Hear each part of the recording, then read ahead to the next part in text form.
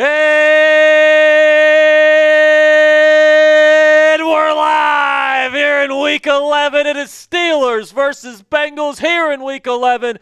Steelers ready to bounce back this week, baby. And I can't wait to share game day with you guys, Steelers Nation. Thank you so much for joining the Steelers Talk Watch Party for Week 11. I'm your host, Jack Sperry. In about 15 minutes, we are going to be kicking things off at Acrisure Stadium as the Pittsburgh Steelers get ready to take on the Cincinnati Bengals at home, essentially trying to end the Bengals season today because they'd be going to 3-6 or 3-7. That'd be a really tough, start to the season to recover from. And if the Steelers can get to 6-4, get a nice bounce-back victory after last week's loss versus the Los Angeles Chargers going into Chicago next week. Certainly, if you can win and win convincingly today, that would bring some positive vibes to the Pittsburgh Steelers. But certainly, this one feels like a big one for the black and gold because if they can't turn it around and bounce back this week and they get swept versus the Bengals without Joe Burrow and without Trey Hendrickson in either football game,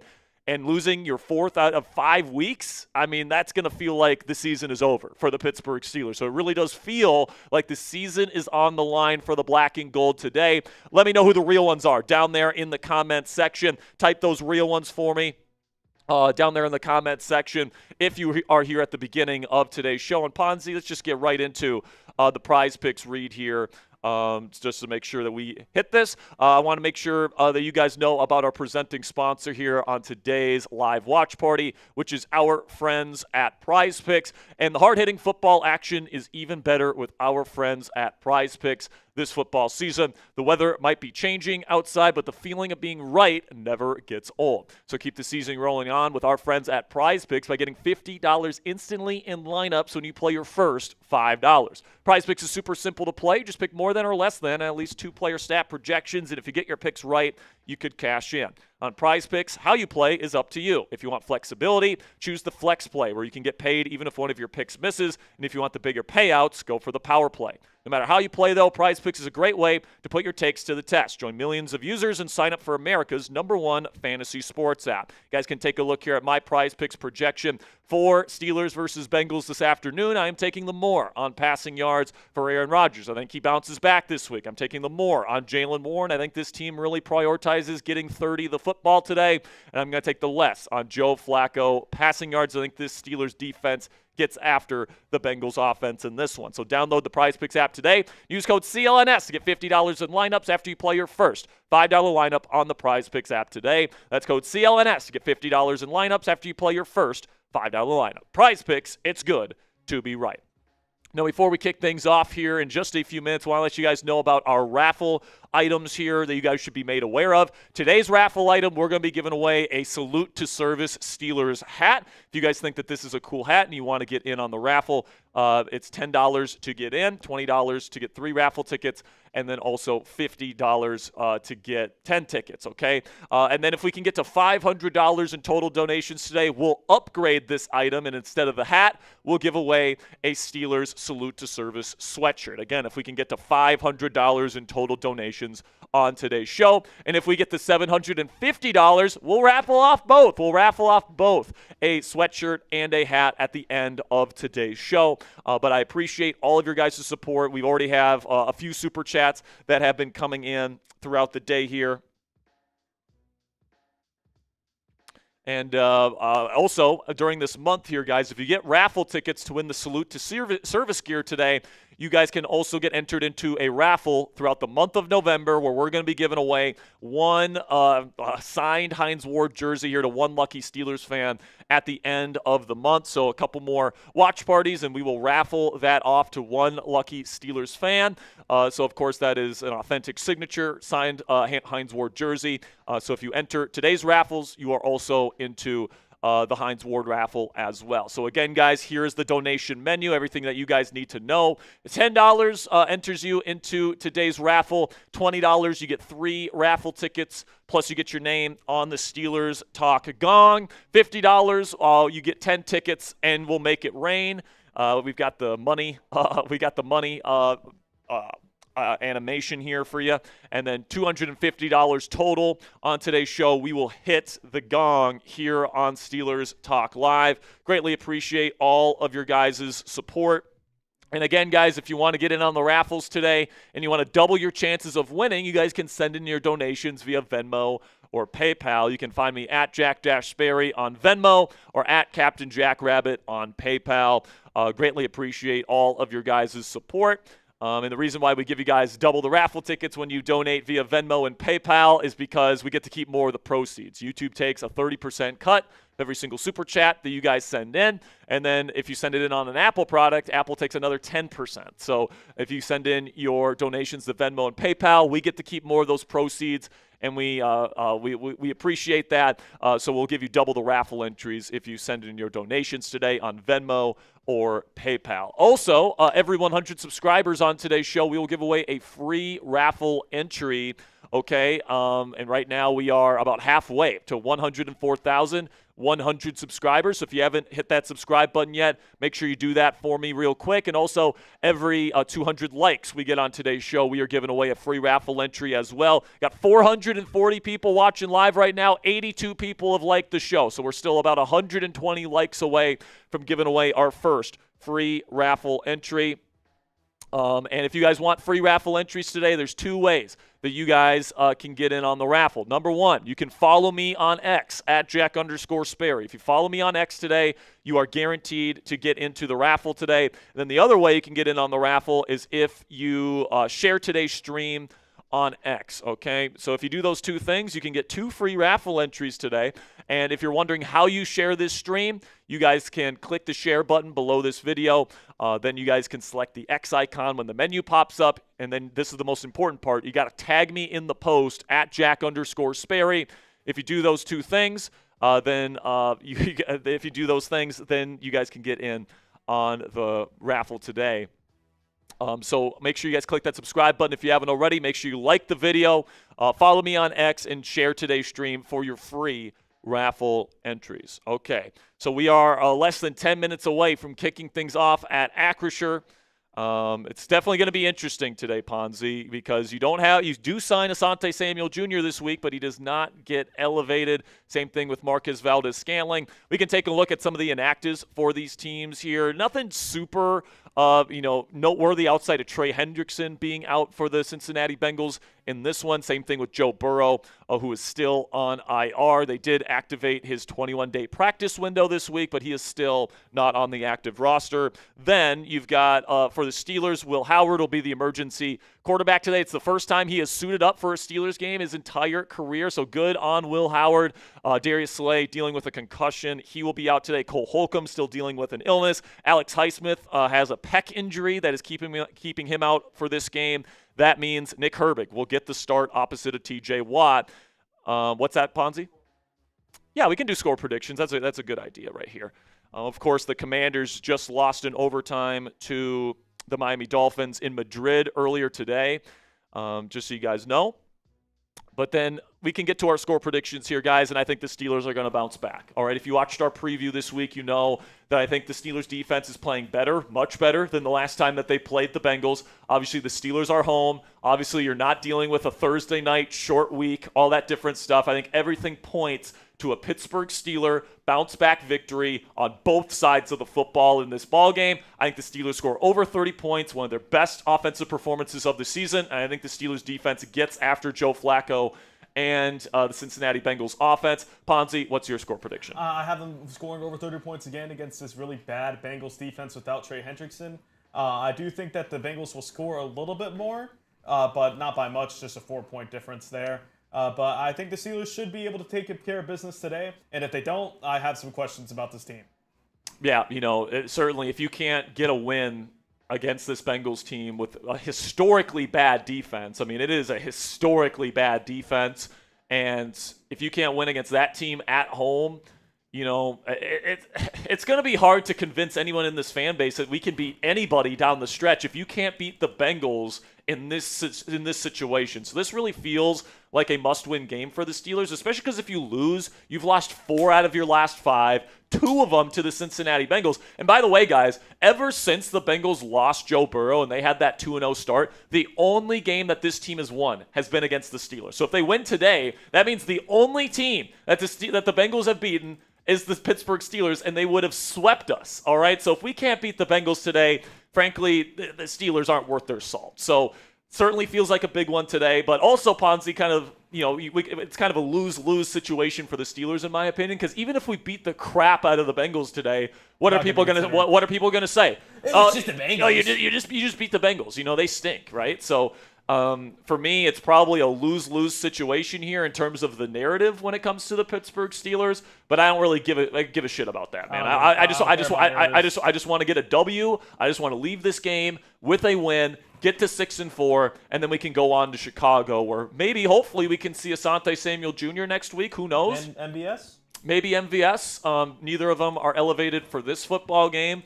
But certainly a lot of stuff to watch out for here in this game. James Pierre is going to be getting the start at outside corner today opposite of Joey Porter Jr. He's played very well over the last 2 weeks, 6 pass breakups in just the last 2 games alone. So he's played really well. And then Nick Herbig will be getting yet another start this season with Alex Highsmith out of the lineup.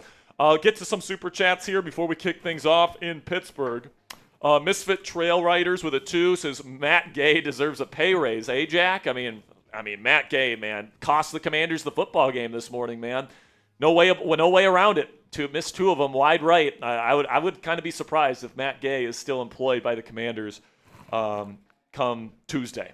That's probably the way that I feel about that. But yes. But I appreciate each and every one of you guys tuning in today. We got 667 people watching live. We're only at 138 likes, though. What I would like is for us to get to 200 likes before we kick things off in Pittsburgh, all right? Let's go, man. Can we get there? Can we get there? Also, every single 100 subscribers we add on today's show, we're giving away a free raffle entry as well. So if you guys want free, informative, and entertaining Steelers content every single day on this channel, we put up 2 videos a day on this channel that are absolutely free of charge for you guys to enjoy. We got injury updates. We've got free agency rumors. We've got everything that you guys could want. Weekly previews, post-game reactions. We have everything on this channel. That's why we are the largest individually run Steelers news program anywhere on the YouTube platform. So if you guys want to click that subscribe button, we are exactly halfway to giving away a free raffle entry, and we are just 4 likes away from giving away a free raffle entry here before we get things kicked off in Pittsburgh. Let's go. Come on. When we just passed 200, spam those me's in the chat. Actually, you know what? Type PIT. Type PIT. If you want the Steelers to win, type those PITs for a chance to get a free raffle entry. Here we go, Steelers. Here we go. Here we go, Steelers. Here we go. Here we go, Steelers. Here we go. Spam those PITs. We got Paulie, Gravity, Brian Hagen's here, Eric, Electric Divergent, Troy Phillip Abuga, Chris Riggs, Shane Boone, Josh Amy. Come on. Who's all here? Let me know. Who's ready?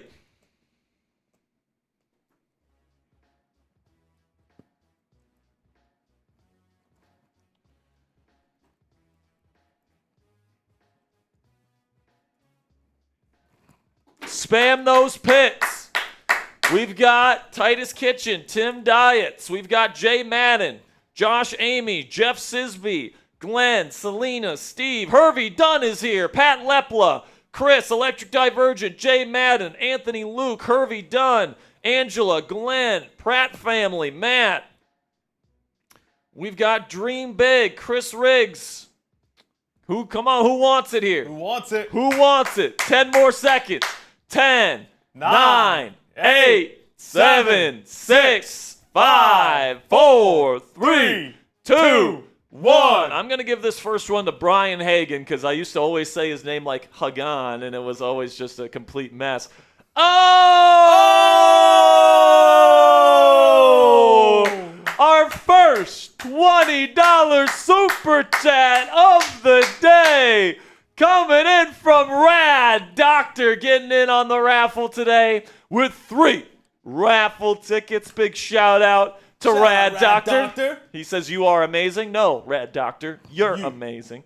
But now, man, we're getting ready to kick things off with over 800 people watching live, Ponzi, and this one feels like a big one. Aaron Rodgers stunk it up last week, multiple overthrows, not managing the pocket particularly well. This offense was 0 for their first 10 on 3rd and 4th down situations last week.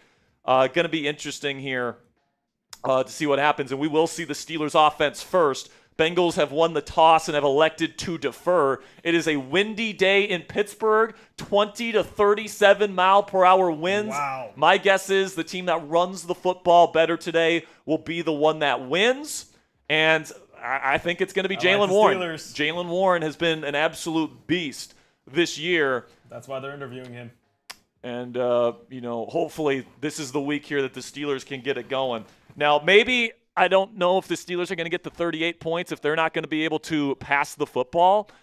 Maybe my score prediction won't be that high. And I do think that the win today certainly is an equalizing factor for the Bengals, all right? Because they did run the football extremely well against the Steelers defense. So I think Mother Nature is giving a little bit of an advantage here to Cincinnati, even though I still do think the Steelers should come away with the victory despite the conditions. All right, a packed Acrisure Stadium as McPherson lines up the kick.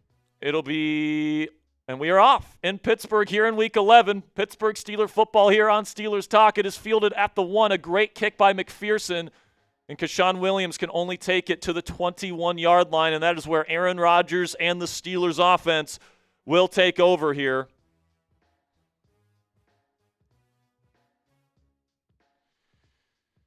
And it looks like they're going to come out in jumbo personnel. No, they're not. My mistake.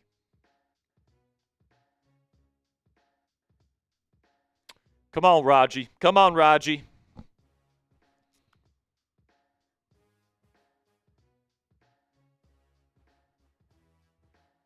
So now Rodgers comes out. Shotgun, quick snap, fake toss. Rodgers looking, nothing there. Rodgers still looking, and he has to throw it. It is caught by Metcalf, and he will pick up about 5 yards.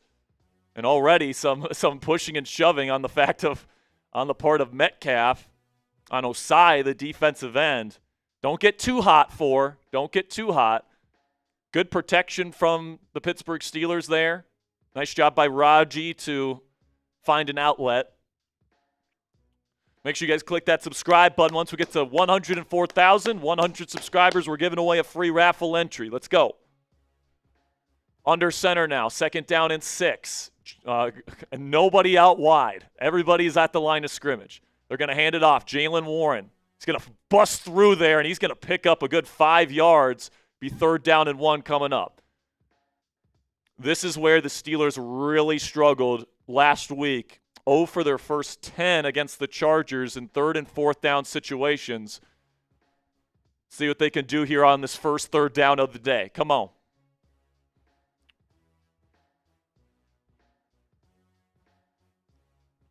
By the way, Isaac Seumalo is active, and now a tush push for the Steelers. They pick up the 1st down.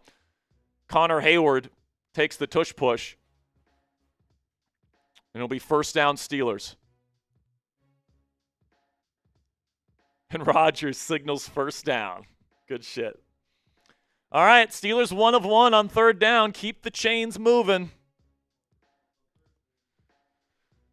And usually when the Steelers get 1 first down, Ponzi, they get in a little bit of a rhythm, and it can be a very successful drive. So hopefully that's exactly what this team needed to feel good about themselves. 2 tight ends out there, Darnell and Jonnu.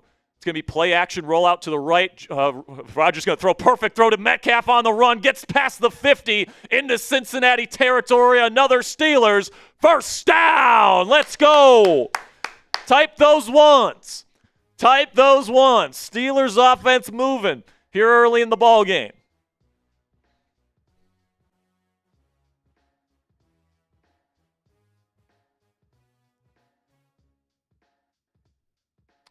Pat Leplo, we did send you your jersey. It is on its way. First down and 10 now at midfield. Toss play to Warren. He cuts it outside. Now cuts inside. He's going to pick up about 3 yards. It didn't look good to start. Not a lot of push. But as Jalen Warren tends to do, he gets a positive gain out of what looked like nothing. Be second down and 6 coming up. Well, look at that sub-counter move, baby. We are getting close. Less than 25 subscribers away. And we're almost halfway on likes as well, guys. We've got over 1,200 people already watching around the world. Thank you guys so much for spending your Steelers game day with us here in Week 11. Rodgers under center. Now in Cincinnati territory. Another toss to the left to Jalen, and he's going to cut upfield. And there he goes. He's free, and now he's going to break inside to the 30. He's still going to the 25. He's going to try and hurdle man to the 20. Stays on his feet. Down to the 13-yard line. First down, Steelers. This man is incredible, Jalen Warren. Let's go, man. Get those JWs in chat. Get those J-dubs in the chat. Beautiful contact balance. Terrible tackling from Cincinnati. And Warren stiff arms a man while trying to hurdle him at the same time. Stays on his feet. He didn't pull an AB where he kicked him. And now it's first down and 10. Now in the Prize Picks red zone. Download the Prize Picks app today. Use code CLNS. Get $50 in lineups after you play your first $5. Toss play to Kenneth Gainwell. He will pick up a yard or two on first down, get close to the 10-yard line. Just not the same when Warren's not out there, man. It's just not the same.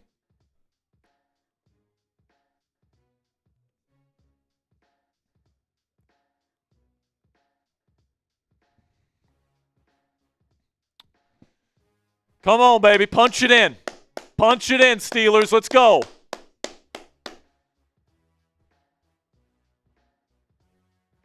Shotgun here for Rodgers. Condensed formation. Takes the snap. Raji looking. He's got time. He's going to dump it off to Gainwell. He's got the advantage, and he's in. Touchdown, Kenny G.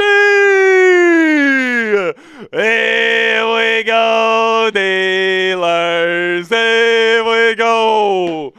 Here we go, Steelers. Here we go.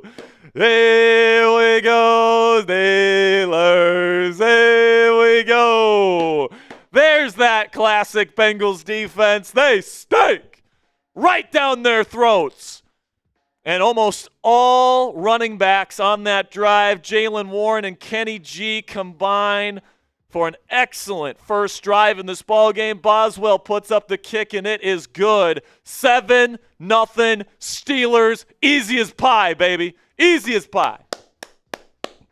Great shit. Great shit, man. You know what else is great? Our friends at Prize Picks. The hard-hitting football action this football season is just getting started, and it's even better with our friends at Prize Picks. The weather might be changing outside, but the feeling of being right never gets old. So keep the season rolling on with Prize Picks by getting $50 instantly in lineups when you play your first $5. Prize Picks is simple to play. Just pick more than or less than on at least 2 player stat projections, and if you get your picks right, you could cash in.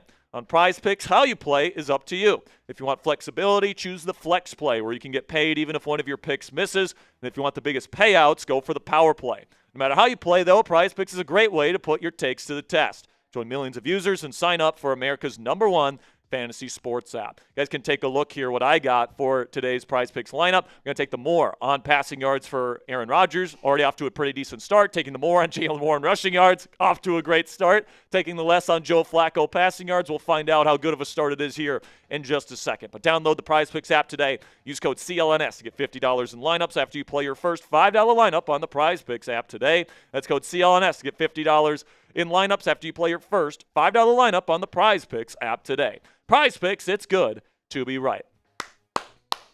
That's what I'm talking about, Steelers Nation. That's what I'm talking about. That's what good offense is supposed to look like right there. It also looks like bad defense, but that's what good offense taking advantage of bad defense looks like right there, Ponzi. And thing of beauty. You execute on a third down. You move the chains. You use play action. You get the ball to Jaylen Warren. Good things happen, Ponzi. You said it. You said it in the pregame, a very short pregame. But whoever runs the ball better today will most likely win. And the way Jaylen Warren ran that ball, I'm feeling pretty good about the Steelers' chances tonight. Also, it's just very obvious. This Cincinnati defense, it stinks. It's so bad, man. It is so bad, man. It's hard to come up with words to describe how bad this defense is. It really is. I mean, that linebacker play, terrible. Can't tackle, slow. Don't get any pressure. The Steelers just ran circles around those guys through that first drive. Now, Steelers defense has a chance to kind of build off the momentum here. I'm going to predict it, 3-and-out. Oh. I'm going to call my shot. Let's go get a 3-and-out, folks. Let's go get a 3-and-out. Let's go. We need the dartboard for both of us where we put our predictions on a board every time we're right. Okay. Well, make sure you guys click that subscribe button. We're just 10 subscribers away from giving away a free raffle entry, and we're only 50 likes away as well. We got 1,600 people watching live. Thank you guys for watching the Steelers Talk live watch party. We are live for every single Steelers game. So if you guys want to come hang out with us, get live analysis of the game, this is where you guys can get that coverage. Good kick from Boswell, putting it right at the goal line. Now Charlie Jones is going to be brought down by special teams captain Peyton Wilson. Brings him down at the 28-yard line. And that is where Joe Flacco and the Cincinnati Bengals will take over.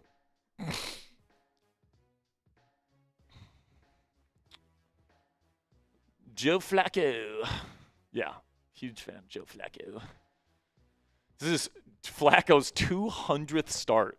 Wow, he's just ancient. Shotgun here for Flacco. He'll take the snap. He's looking for the quick option. It's not there. He's going to take the check down to Chase Brown, and TJ Watt is there to bring him down for the TFL. They drop TJ out in the coverage on the first play, and he brings down Chase Brown for a loss of 1, second down and 11. And there's what we've been looking for, Ponzi. We've been waiting for this defense to take away Flacco's first option, which was Ja'Marr Chase there. He goes to his check down immediately, and TJ Watt is right there with his own coverage to bring him down, and now they're behind the sticks. Second down and 11. Shotgun for Flacco. Takes the snap. He's looking. He's going to throw it to his check down. Brown again. He's brought down really quickly again. This is James Pierre getting the start today, and it's going to be third down and very long. My 3-and-out call is looking pretty good right now, Ponzi. Come on. Span those threes. Get them off the field. Down. Come on. If you've got a towel, wave it. Third down and 11 on a windy day in Pittsburgh, PA. They'll go empty with Flacco. Trips right. Single receiver Chase to the left. He's going to take the snap. Flacco looking. He throws middle. It is caught at the sticks. I think it's going to be first down. I think that's where they're putting it. Yeah, first down. Gets it to Yoshivas. It was Tampa 2, and you found the little soft spot there. The veteran Flacco moves the chains, and that is a sight that we have seen too much from the Steelers defense this year, giving up a third down and very long. They go tempo, shotgun, Flacco looking, nothing's there. He throws middle, and it's knocked away. That is Joey Porter Jr. on Ja'Marr Chase. And it's going to be second down and 10.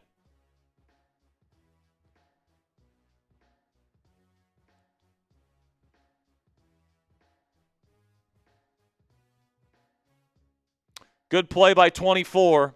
He's been pretty darn good in coverage this year, but he obviously, once again, is getting too many penalties. Very physical corner. He's exactly the type of guy that should be going up against Ja'Marr Chase. Get in his face. Now, is this a timeout? Stoppage of play here. I think they're respotting the ball. What? Yeah. But we had to get off. Yeah. I might do one at halftime here on Steelers. Maybe we'll do that. Maybe that's probably the best way to do it from now on.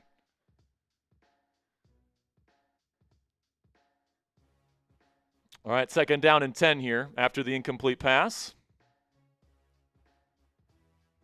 Bengals have the ball at their own 39-yard line. Press coverage from Pittsburgh. Going to take the snap. They will hand it off. First run of the day for Chase Brown. He's not going to get much. He might get 3. Be third down and long coming up. Another opportunity to get off the field. Actually, he got 4 yards there, so it's third down and manageable. But still, third and pass coming up. Got to get him off the field here. Let's go. Let's get him off the field. Type those 3s. I need all 2,000 of you guys in the chat right now. Spam your 3s. We got Glenn, Tristan, Mike, Eric, Ruthless. We've got Chuck. Come on. They go empty again with Flacco. Now, Porter wants a false start on Higgins. Definitely a false start on left tackle. Not going to call it. Throws it over the middle. Yoshivas picks up barely the first down again. Every time they get right to the sticks, and every time it's Yoshivas. First down Bengals as they keep this drive alive again. Looked like James Pierre got picked, leaving Yoshivas open, and he just gets enough to pick up the first down. Now under center at midfield. Flacco will take the snap. He will hand it off to Brown. He gets contacted in the backfield, and he's going to fight forward here for about 2 yards. Come on, defense. Get a stop. Get some confidence here. Get a stop. Telling you, man, Flacco's not a bad QB, man. I still think he's probably a top 30 guy in the league, especially when you combine him with the talents of the receivers that they have. He put up over 400 yards passing their last game against Chicago. Like, this guy can put up some serious numbers.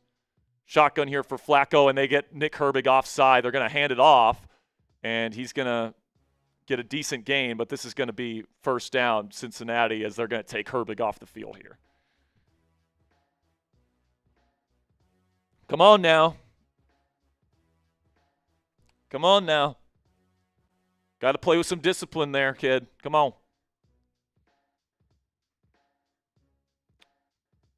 Be second down and manageable coming up here. Second down and 3.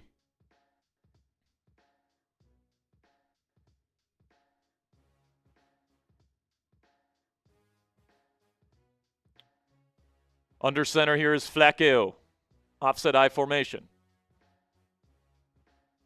And he's going to hand it off to Chase Brown. Good push, and there he goes. Gets to the 30, and he's brought down to at the 29-yard line. And now the Bengals offense is moving. They're now in field goal range. Jalen Ramsey is the one to clean it up on the back end. Once again, playing safety this week. Looked like Keanu Benson was getting pushed backwards there. And Patrick Queen, what the fuck are you doing? What are you doing, Queen? What is that arm tackle attempt from Queen? That is embarrassing. Now inside the 30, under center is Flacco. Flacco sees something in the Steelers defense, changes the play. 5 seconds on the play clock, kicks the leg, takes the snap. He's got time, lots of time, too much time. Flag on the play. He's going to launch downfield. Caught Higgins in the end zone. Touchdown Bengals. But let's see what the flag is. I think it's going to be brought back.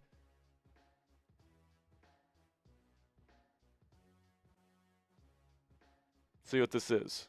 Now Cincinnati's celebrating. Legal hands to the face on defense. Penalties declined. Touchdown Bengals. They had Jack Sawyer out in coverage versus T. Higgins. That's not a joke. Embarrassing first drive for the Steelers defense, giving up 2 third downs. It may not be a joke, but it is a joke. And honestly, the pass rush, I think, is to blame on that one. The pass rush just didn't get home. And like the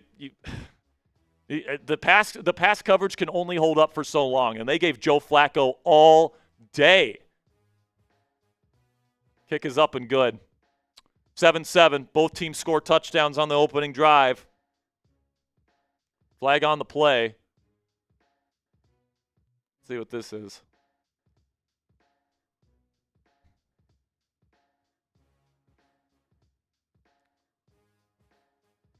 Personal foul on the Steelers.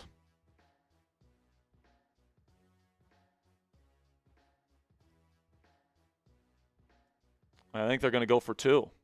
Yep, they're going to bring the offense out.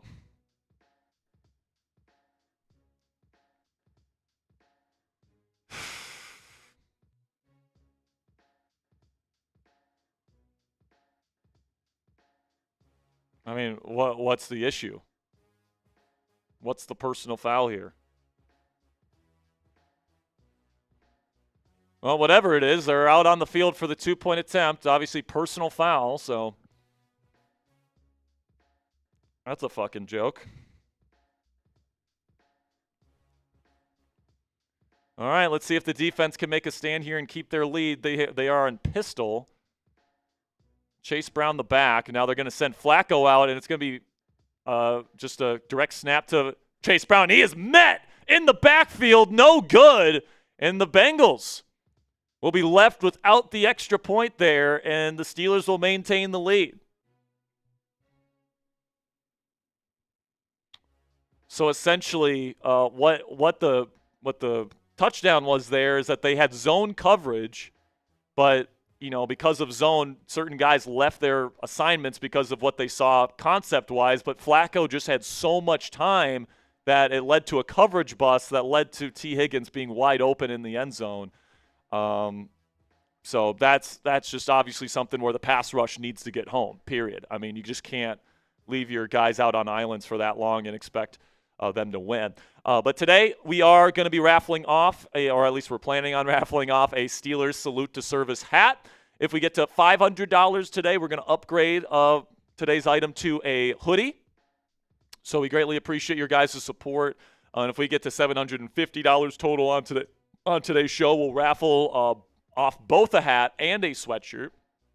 And then, of course, if you get in on today's raffles, donate to the show, you guys get in on a raffle to win a signed Hines Ward jersey at the end of the month of November. So not only do you have a chance to win Salute to Service gear if you get in on the raffles today, but you also have a chance to win a signed Hines Ward jersey at the end of the month. So we greatly appreciate all the Super Chats, Venmos, PayPals, all that stuff. $10 gets you in on the raffle today. $20 get 3 raffle tickets plus your name on the Steelers Talk Gong. $50 $50 you get 10 tickets, plus we'll make it rain for you guys. $250 total. We'll hit the gong. And, of course, we'll double your raffle entries to win the raffle items here if you Venmo or PayPal. So you can find me at Jack Sperry on Venmo or at Captain Jackrabbit on PayPal. Greatly appreciate your guys' support. By the way, we passed over 104,127 subscribers. We also passed 400 likes, so let's give away 2 free raffle entries. Spam those me's in the chat for a shout-out. Spam those me's. Whoever spams me the most in the next 60 seconds is going to get one of the free raffle entries. We got Donna Elliott. We got Eric Dexter. We've got Nate Bell. We got Seville. We've got my lovely fiance Cassie Voth in the chat as well. Everyone say hi to Cassie. We got Crispy. Got Nate Bell, Troy Philip Abuga. We got Cassidy, Damian, Trevor, Cole, Derek, Gravity, Brenton, Pop Sport. Keep them coming, folks. Come on. We are back in Pittsburgh, so I'm going to give the first one here to Jake Zion and the other one to Nate Bell. Best of luck to you guys. The kick is away, and it's going to be fielded in the end zone, but he's going to be taking it out and brought down before the 20. That's a bad play by Steelers special teams. And that is number 38. That is Deshaun Jameson, recently called up from the practice squad.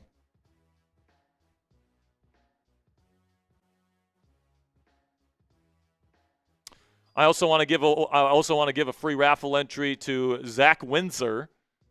He is a Army veteran, and he had 3 deployments. So big shout out to Zach. Salute to your service, my friend. You will get a free raffle entry today. You got that, Ponzi?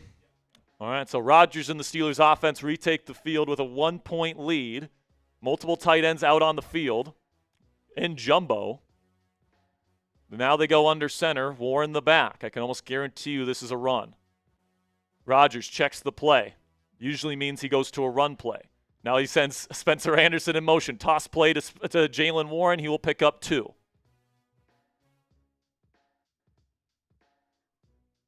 That's crazy, man. Aaron Rodgers has now thrown touchdown passes to 10 different Steelers this year. Double digits. Oh, definitely. 2nd down and 8. Keep in mind that the deep passing game probably not going to be as effective in this one because of how windy it is. Shotgun here for Rodgers. 3 receiver set. Well, one of them's Gainwell. It's actually pony personnel. They're going to get it out to Gainwell, who catches it. He's got some room to run. He's going to get close to first down yardage. They're going to give it to him, I think. First down Steelers. Kenneth Gainwell with a good start to this ball game.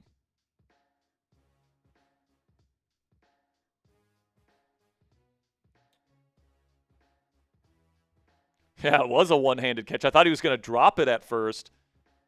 I don't know if that was a backwards pass. Oh, Jaden says, oh, that's right. I owe a shot here because someone sent in a 20. Yeah. Somebody sent in a 20. By the way, every super chat that's $20 or more today, I got pickle juice shots. First one down the hatch. Here's the pickle juice, by the way, the jar that I'm using. Play action here for Rodgers. Has time to step up. Now he does. Still looking. Now he throws. Incomplete. Darnell, he was contacted. No, it's kind of like the Shaq rule there. It's not a foul because he's bigger. Incomplete. Bengals took away Rodgers' deep shot. It looked like they tried to go deep there.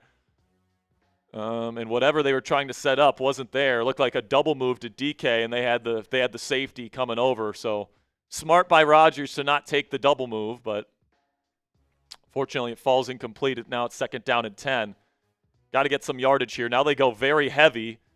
Everybody at the line of scrimmage. Now they get the defense to jump. Nice job with the hard count from Rodgers. And it's encroachment on the Bengals. That'll give them a free 5 yards.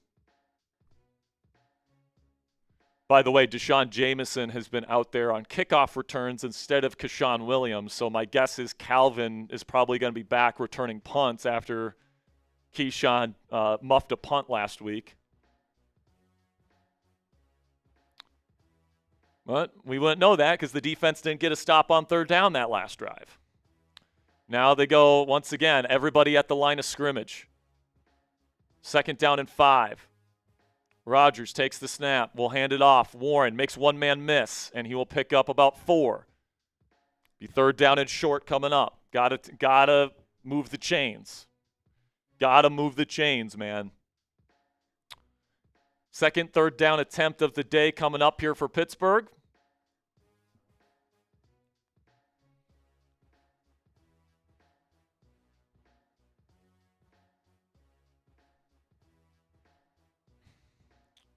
See if the Steelers can stay on the field here. Possession down football is key. Multiple tight ends out on the field, 2 receivers. Looks like Roman is the number 2 receiver right now. Shotgun Rodgers. They'll hand it off to Gainwell. They don't get enough push. Why are we running it? 4th down and 1. I think Rodgers wants to go for it. I highly doubt Tomlin does. Rodgers is staying out on the field. Will this be tush push? They take Roman and Jonnu and Metcalf off the field here. They have their tush push alignment out there, so I'm guessing they will go tush push here on 4th and 1. This is a long 1 yard, man. I don't like this. And they're going to take it, and it's close. I think they're short. And they're saying first down. Looks like honestly, it looks like the Steelers are pretty clearly not there, but the refs are indicating first down. I think they're gonna ask for a spot. This was a long 1 yard, man. It's close. I just don't know how you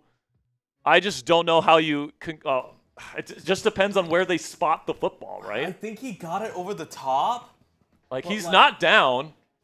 So Zach Taylor is challenging this. They're going to challenge the spot. I don't know how you change the call. Yeah, like, honestly, the Steelers are very fortunate that it was called a first down on the field. Because, I mean, I said it before they snapped the ball. It was a long 1 yard, man. That was a long way for a tush push to go. Show another replay over here. And it's not like Connor had a great head start. Well, the good thing going for him is that he has that upfront arm extended. So they're gonna review it. Was it a first down? Type Y for yes or N for no. Let us know what you guys think. I think you have to go with the spot on the field. I don't think that there's any conclusive evidence that he didn't get there. I understand why the Bengals are challenging, though, because they could get the ball here in Steeler territory and have a chance to take the lead, but I don't think they're going to get it. I think it's a first down. Yeah. Despite the initial reaction on the field, I think maybe he got it over the top. It's just really hard to officiate with those plays because you really can't tell where the ball is sometimes.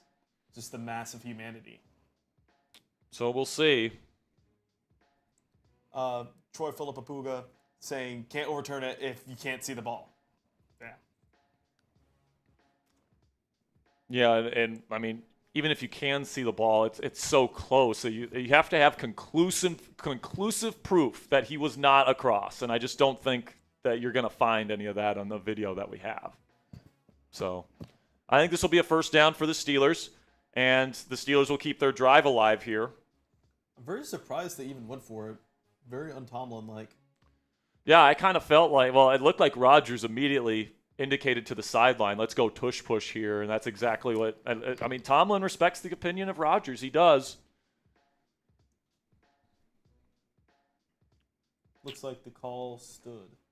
Call stands? Yeah, that's what I see in my software, too. Yep, I'm seeing it too. Plays called stands as called. So will be a first down for Pittsburgh. The drive stays alive. They will maintain with having the football at their own 39.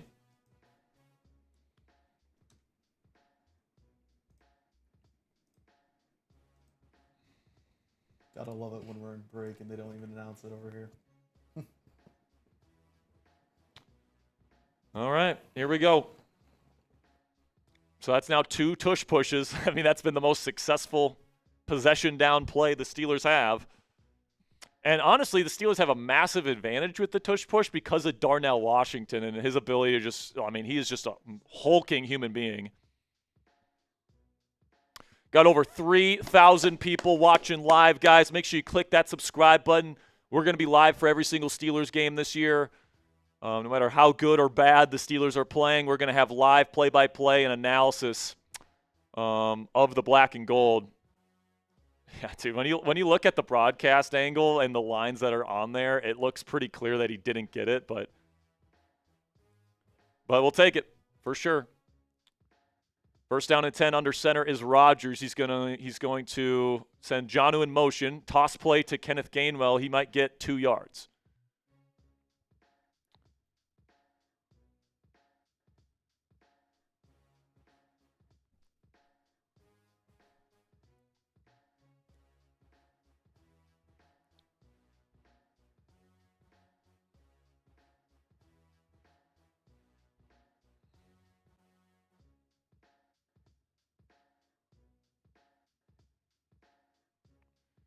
Second down and 8. About a minute to go in the first quarter. Rodgers in shotgun. Skoranek out there as a receiver with Roman and Metcalf. Now play action. Rodgers looking over the middle and incomplete, but there's a lot of contact on Metcalf. No call. Another non-call on contact on DK Metcalf. We saw multiple last week. He was in the slot here. Rodgers tried to get the ball to him on a slant, and he's hooking his hip. Might have been a little ticky-tack. Rodgers looking for it. I mean, it's like the Shaq theory, man. He's just so much bigger than everybody that people are just allowed to hack him. Now it's third down and long, and Rodgers is going to have to dig him out of here. They put Calvin out onto the field. Why is Jonnu Smith on the field? Why? Put Roman Wilson out there. Shotgun Rodgers takes the snap. He steps up. He's going to throw, and it's short of the sticks to Calvin, and it's going to be fourth down. Steelers will have to punt. God, I'm pissed. I think Rodgers just threw that a little low.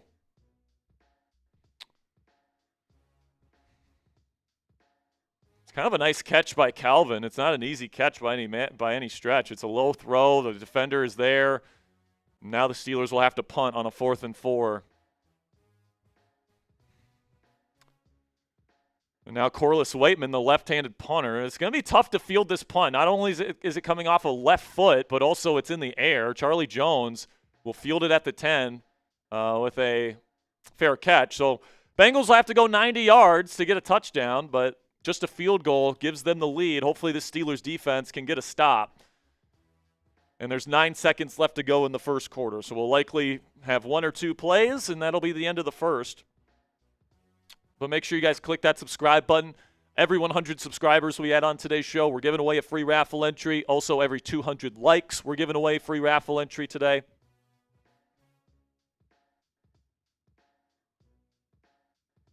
We do have one Venmo here.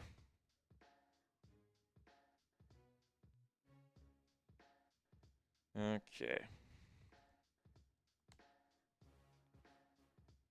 There you go.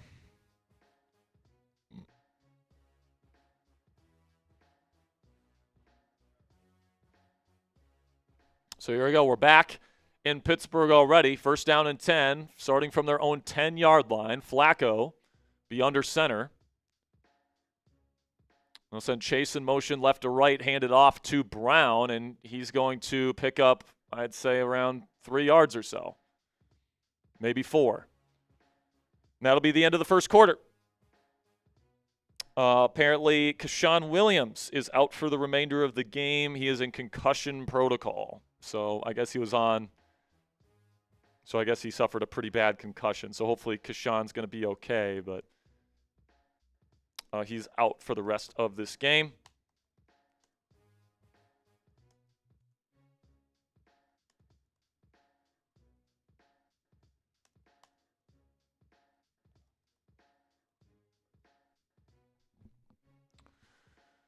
So, obviously that drive, not exactly what we wanted to see. We did pick up a 1st down, but then, Rodgers threw, a contested ball to DK, and he gets a little bit hooked on the hip, but no call. And then he throws a ball low to Calvin Austin on the outside. I don't think it would have mattered where the ball would have been, though. It probably would have been. But, hopefully the defense can come up with a stop. Elevate LTs coming in with a $1 Venmo here. Says, did know I was watching a zebra show. Already want to turn this garbage off. So hard to watch. I mean, yeah, man. I mean, first drive was good. Obviously. On the script, it was about time the Steelers offense started hot on offense. And, not getting off the field on those 2 third downs. I mean, if it's not one side of the ball, it's the other side of the ball, losing possession downs, right? You got to play complementary football. So hopefully on this set of downs here and on this possession, the Steelers defense can play better. But we'll see. I mean, I will say I agree with your hack-a-shack prognosis with the refs because, I mean, it's every week now. I mean, it happened with Darnell on the one incompletion to Darnell where they were all over him, no call, and then it happened to DK where they hook his hip, and which is against the rules, should be DPI, no call because he's huge. And we saw it last week. Like, there was the most obvious DPI I've ever seen in my entire life with Derwin James literally tackling DK Metcalf on a 3rd down, ends the drive for the Steelers. And then there's another one on a 4th down to the end zone where, clear contact on DK, not getting your head around, not letting DK make a play. So, I don't know, man. I guess sometimes size is a blessing and sometimes size is a curse when it comes to getting these calls. Apparently Jordan Love went to the locker room. Well, hopefully he's okay. Make sure you guys click that sub button. We're only 8 likes away from giving away a free raffle entry. So if you're one of the 3,000 people that haven't clicked that thumbs up icon yet, let's get that done. 1st down and 10 here. Handoff. No, never mind. This is 2nd down. They did just the graphics wrong. It's going to be about a gain of 2. And it'll be about 3rd down and 4 coming up. A chance to get off the field here for Pittsburgh.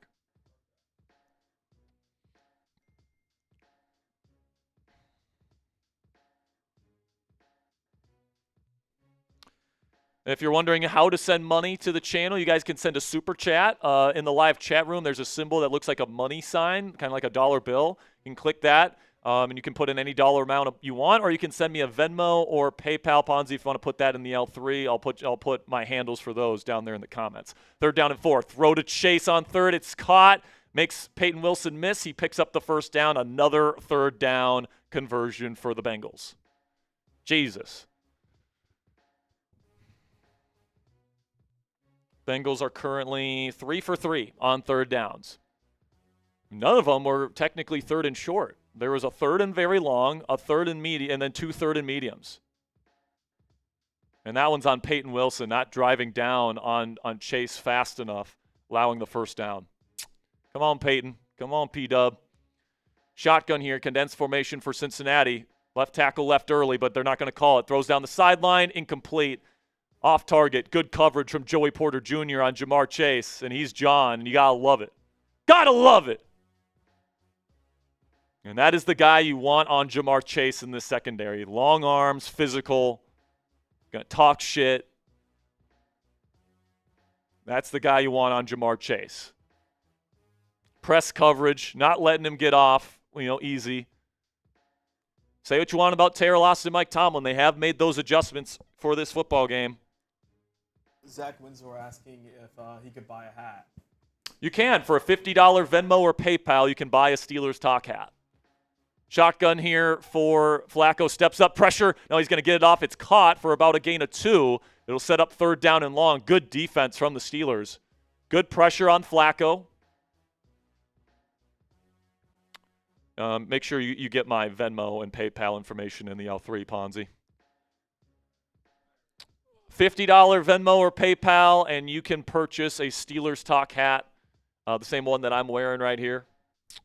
I know that's a little bit of a hefty price, but it helps out a small channel here. We got to pay bills and stuff like that, and we appreciate all of your guys' support. 3rd down and 8. We only have a limited supply, so that's another reason why. Empty formation, 3rd down and 8. Flacco, pressure on him with Herbig, can't get him. Now he's still going. He gets up in the air, and it's a complete flag on the play, though. I think they're gonna get defense. Oh my goodness, are they gonna go roughing the passer here? Finally, the Steelers pass rush gets home, and Tomlin's saying that the ball was tipped, and it was.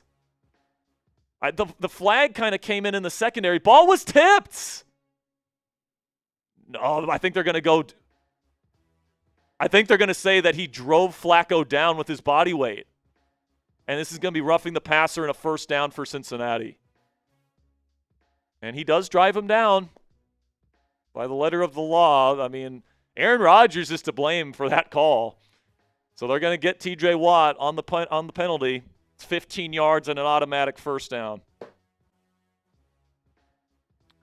I mean, Aaron Rodgers' collarbone injury in Week 1 versus the Vikings is the reason why we have that rule. And now, right when the Steelers were about to get off the field, the Bengals have the ball at the 40. Huge, massive shift in this game. And Watt's not on the field. And they're going to hand it off to their number 2 running back, and he will pick up about 5 yards. Their number 2 running back today was Samaje Perine out. It's number 25, Taj Brooks. TJ getting a little bit of a breather here.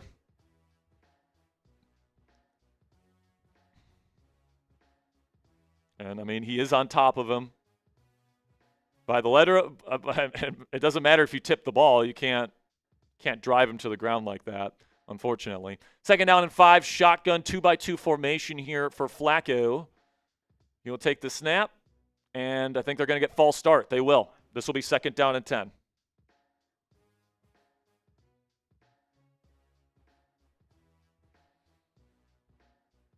Oh, no.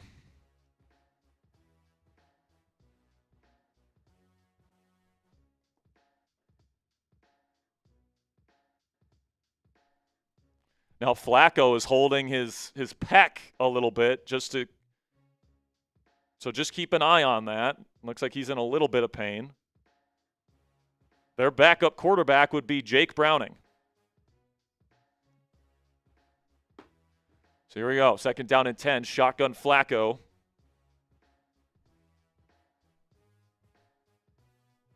And they will hand it off. This is Chase Brown, who cuts up field, and he will be tackled by Peyton Wilson and Patrick Queen after a gain of around 4 or 5. Be 3rd down and Schmedium coming up. Official designation will be 3rd down and 6. We haven't gotten off the field yet. Let's do it right here. Also, what a throw by Malik Willis for the touchdown in the Giants game, in the Packer game. Malik Willis, man, cross-body. Is he the next, like rehab quarterback in the league? I had a huge draft crush on him. 3rd down and 6. Come on, get off the field here. Steelers threatening pressure. They only send 4. Flacco looking. He's got time. He launches down the field, and James Pierre knocks it away. He was guarding Ja'Marr Chase, and James Pierre with another PBU.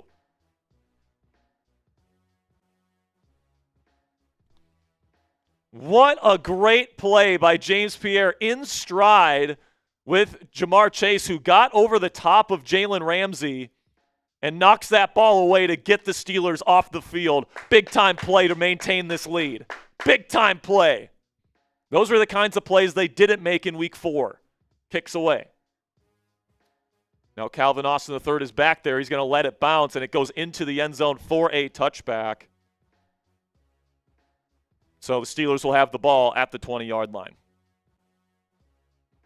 All right, man. Well, obviously last offensive drive didn't end the way that you needed to, but the defense did their job, got off the field, which is good news.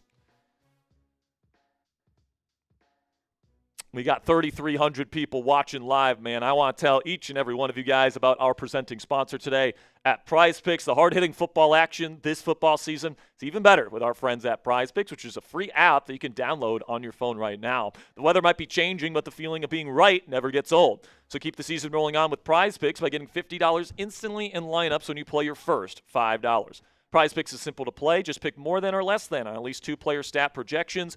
If you get your picks right, you could cash in. On Prize Picks, how you play is up to you. If you want flexibility, choose the flex play, where you can get paid even if one of your picks misses. And if you want the biggest payouts, go for the power play. No matter how you play, though, Prize Picks is a great way to put your takes to the test. Join millions of users and sign up for America's #1 fantasy sports app. Today, I took the more on Aaron Rodgers passing yards, the more on Jalen Warren rushing yards, and the less on passing yards for Joe Flacco. So if you guys want to download the Prize Picks app today, use code CLNS. Get $50 in lineups after you play your first $5 lineup on the Prize Picks app today. That's code CLNS. Get $50 in lineups after you play your first $5 lineup. Prize Picks, it's good to be right. All right, folks, we are just 6 subscribers away from giving away a free raffle entry for the Salute to Service hat that we're going to be giving away at the end of today's show. So make sure you guys get those super chats, those Venmos in. And we're 6 subscribers away from giving away a free one. So, again, every $20 donation or more, I have to do a shot of pickle juice. Got the pickle juice shots right here, so I'd appreciate it if you supported the channel. Get in on the raffles. Again, it's not just the Salute to Service hat that we're giving away today, guys. We're also going to be giving away the Hines Ward signed jersey at the end of the month. So if you guys want to enter both of those raffles today, make sure you guys get your donations in. Just $10 to get in, $20 for pickle juice shots and 2 extra raffle entries. And then, of course, $50 to make it rain and 10 tickets, all right? So appreciate your guys' support. This is what the hat looks like. You've got the Army colors there with the American flag branding there on the side. Pretty cool hat, if I do say so myself. One of you guys is going to be walking away with that at the end of today's show. Make sure you guys donate to the channel. We greatly appreciate all of your guys' support. All right, man. And, again, if we get to $750 total in donations today, we'll raffle both the sweatshirt and the hat off today. All right. We got a nice super chat here that we'll get to here in just a moment. Shotgun here for Rodgers. Connor Hayward in the game. Takes the snap. Rodgers looking. Nothing there. Now he's going to find his check down option. Jalen Warren, and he's got some room to run out in space. He'll pick up 6. Jalen Warren is unreal, man. He is so good. And by the way, this is the Icy Hot Bowl 2.0. And by the way, thank you guys. Thank you for getting us there. 104,200 subscribers. Again, guys, we go live for every single Steelers game. We get 2 free Steelers videos out on this channel every single day for you guys to enjoy. Live community posts. We go live every Tuesday and Thursday to talk Steelers ball. If you love Pittsburgh Steelers football and you want a community of over 100,000 Yinzers to enjoy this game with, make sure you guys click that subscribe button. Now a toss play to Jaylen Warren. And, of course, our thing is buffering here, but then Jaylen will pick up a gain of 1. It'll be 3rd down and 3 coming up.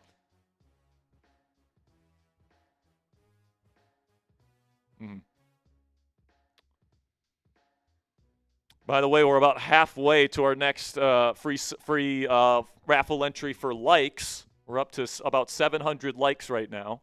So we're about 100 likes away, and we're still 100 subscribers away from adding another one, but we will for sure be giving one away next commercial break.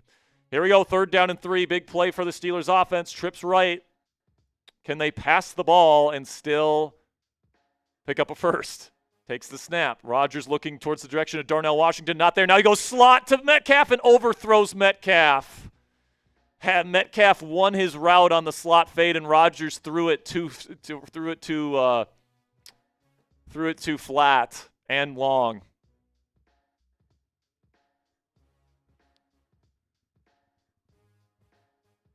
And my guess is they're going to have to punt. That's on Rodgers.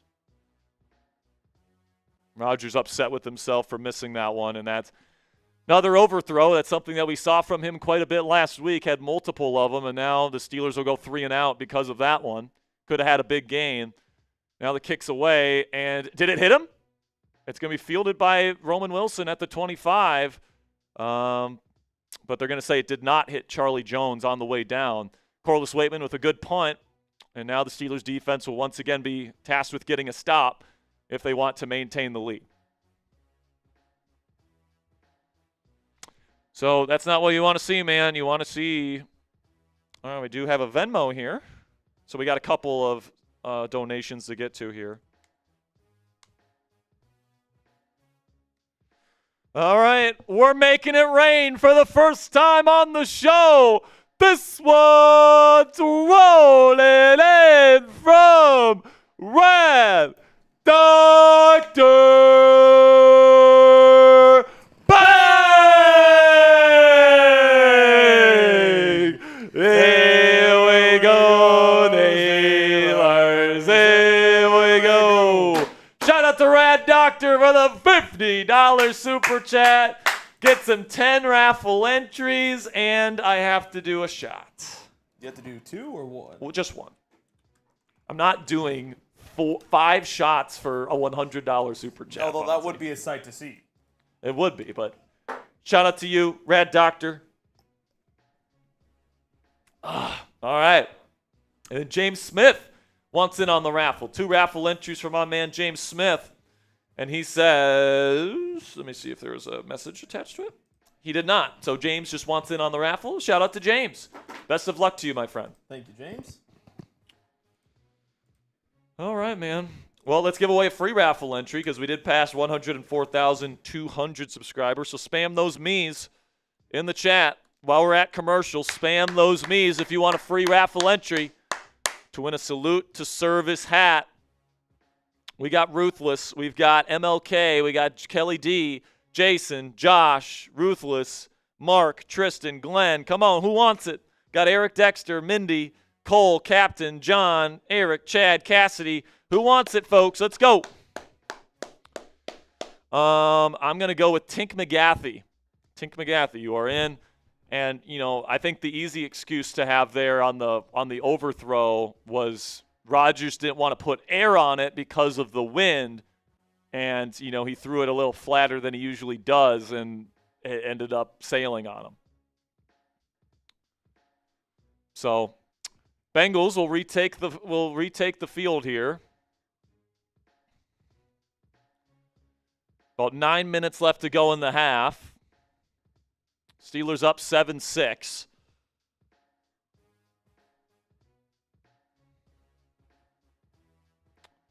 Let's see if the Steelers defense can get a stop. They start in single high safety, and the Bengals will start with 2 tight ends. Takes the snap, 5-step drop, pressure getting to Flacco. He has to throw it over the middle. It's tipped, and Ramsey just shoves over Ja'Marr Chase. Love to see that, 5. Let him know what's up. Don't go over the middle of the field, or else. Love it. Good pass coverage from the Steelers. Good instincts from Ramsey. Would have been one-on-one with Higgins over the top. And what a hit by Ramsey. That'll make him think twice about going over the middle again. That's why you love having Ramsey at safety. He's an absolute enforcer with the physicality he plays with. Now they go shotgun, 2nd down and 10. Let's force a 3rd and long here. Now 0, delay a game, and they do shut the play down, and they will go delay a game. That'll back them up 5 yards. Let's go.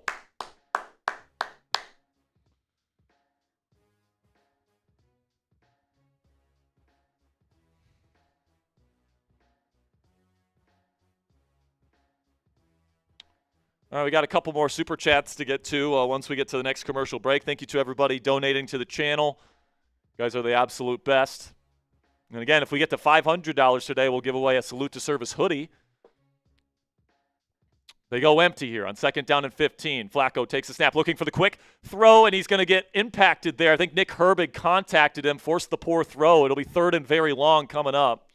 So close.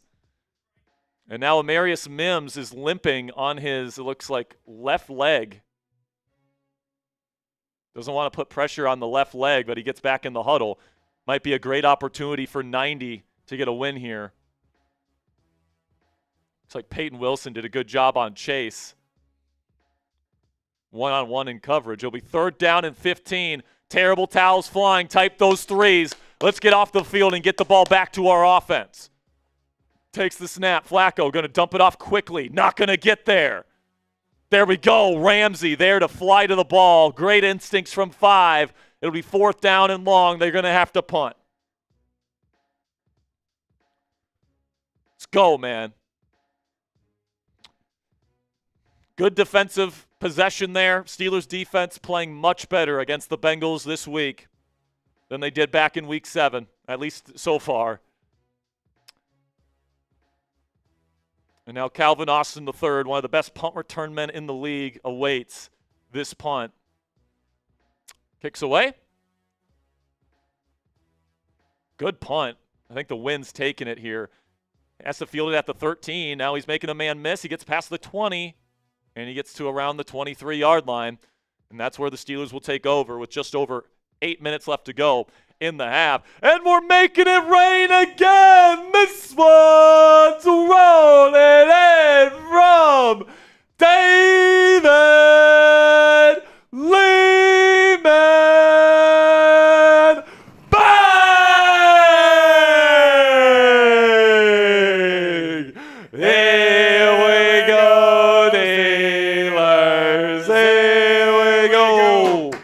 Here we go, Steelers. Here we go. Shout out to David with the 50. Says, driving home from Tennessee. Kids in the car. We appreciate the clean commentary, brother. I appreciate you, David.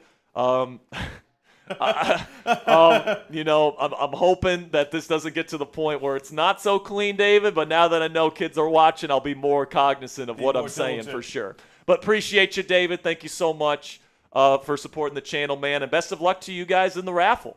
$20 for Timothy here. Says, have some pickle juice on. By the way, I owe 2 pickle juice shots. Great. There we go. Let's keep it rolling, guys. I might have to go get more pickle juice at halftime. I'm starting to run out, but we got the jar. That one is for David. Oh God, it tastes so bad. And then number 2 for Timothy. He says, you're the best at what you do on these chat streams, Jack. I appreciate you, Timothy. I do my best. Wild comment, Marshall. Wild comment, Marshall. Marshall? There's a Marshall in chat. He just made a wild comment. Okay. I'm not going to look.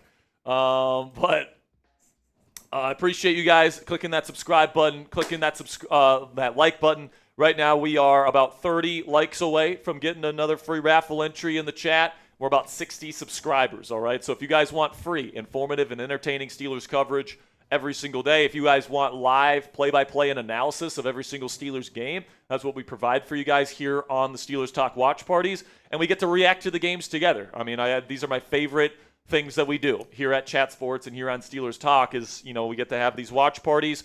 And the community that we have built here on this channel has been phenomenal. Right now we got over 3,300 people in this chat room. That's a testament to Steelers Nation, why this is the best fan base for any sport in any country on planet Earth. So I really do appreciate all of your guys' support. Did we give away that free raffle entry? For 600? I don't think we gave the last one away. So I'm going to give one to Robert Kirkpatrick here because he's always sharing our videos and our streams. So I want to give a big shout out to Robert Kirkpatrick. He's a real one. It is pretty chilly and windy in Pittsburgh today, and now the Steelers take over.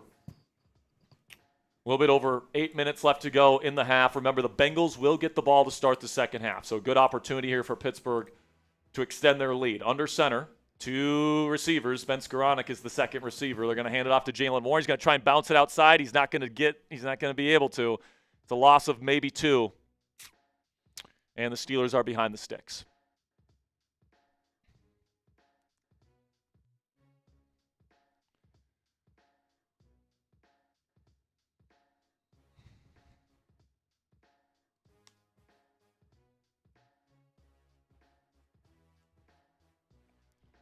Second down and 11.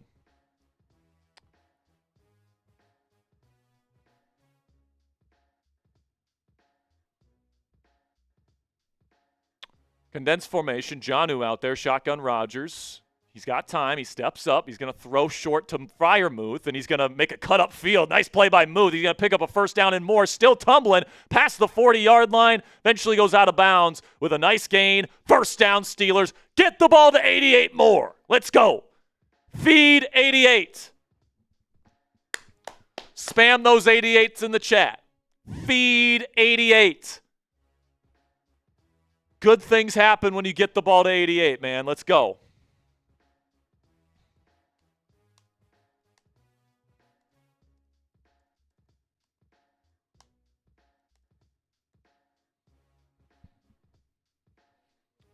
First down now past the 40-yard line. Shotgun Rodgers.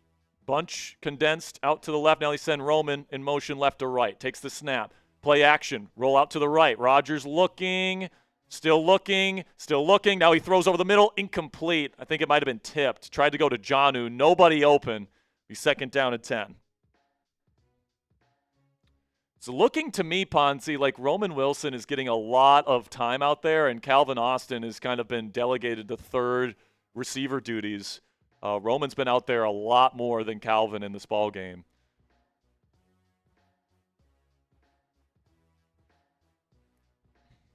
Let's see. Was somebody open here? Oh, Roman Wilson might have been open, and he didn't pull the trigger. He was looking for DK, and he wasn't open. Picked the wrong guy to look at. Could have gotten to Roman Wilson there. Shotgun for Rodgers. He's got trips right. Takes the snap. Bobbles it. Now he has to throw it. Now he's rolling out to his left. Nothing there. He's got to take a sack. Got to get rid of it, 8. Got to get rid of it, Aaron. Be third down and forever.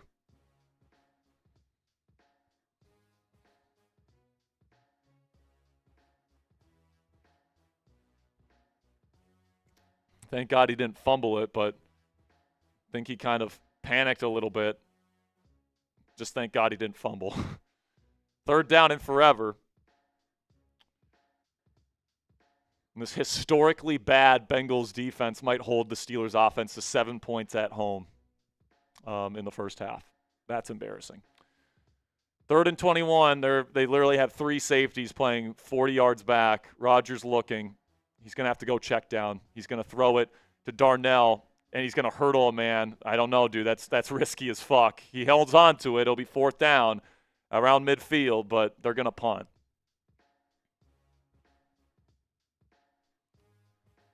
And for the people saying put Mason or Howard in, it's not going to happen, man. Until the Steelers are pretty much out of playoff contention, you can save your breath.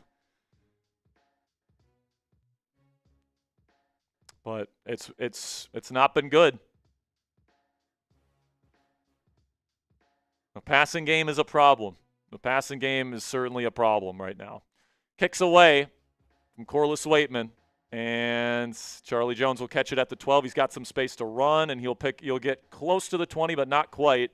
Either the 18 or the 19. Another long field. Now these two offenses are kind of trading long fields. 5 minutes to go in the half. The Bengals have the field here. If they go and make this a long drive, a methodical drive down the field, could very easily have a double dip opportunity here where they can score twice before the Steelers have a significant snap again. So hopefully the Steelers defense comes to play here. They've been doing great throughout this first half, pretty much. I mean, they gave up that first drive touchdown, but outside of that, they've played pretty well. Once again, it's the offense that, despite their really great first drive, has just not done anything. And once again, I think the two big issues we can point to are, A, the receiving weapons are just not good enough, and B, Aaron Rodgers is not good enough. Or at least he's not playing well enough right now. So hopefully they can get it turned around. But again, guys, if we get to $500, we are going to be doing a Salute to Service hat raffle at the end of today's show. If you want to get in on that, it's $10 to get in, $20 to get 3 raffle tickets, $50 to get 10 raffle tickets. But if we can get to $500 in total revenue today, we'll upgrade our raffle item to a hoodie. So appreciate your guys' support. Make sure you guys get those Super Chats and Venmos and all that great stuff in. If we can get to $750 total today, we'll raffle off both items, all right? We'll raffle off both the hat and the hoodie if we can get to $750 total today. All right, so make sure you guys click that subscribe button. By the way, we passed 800 likes, so let's give away a free raffle entry here. Spam those me's in the chat. Just got a Venmo, by the way.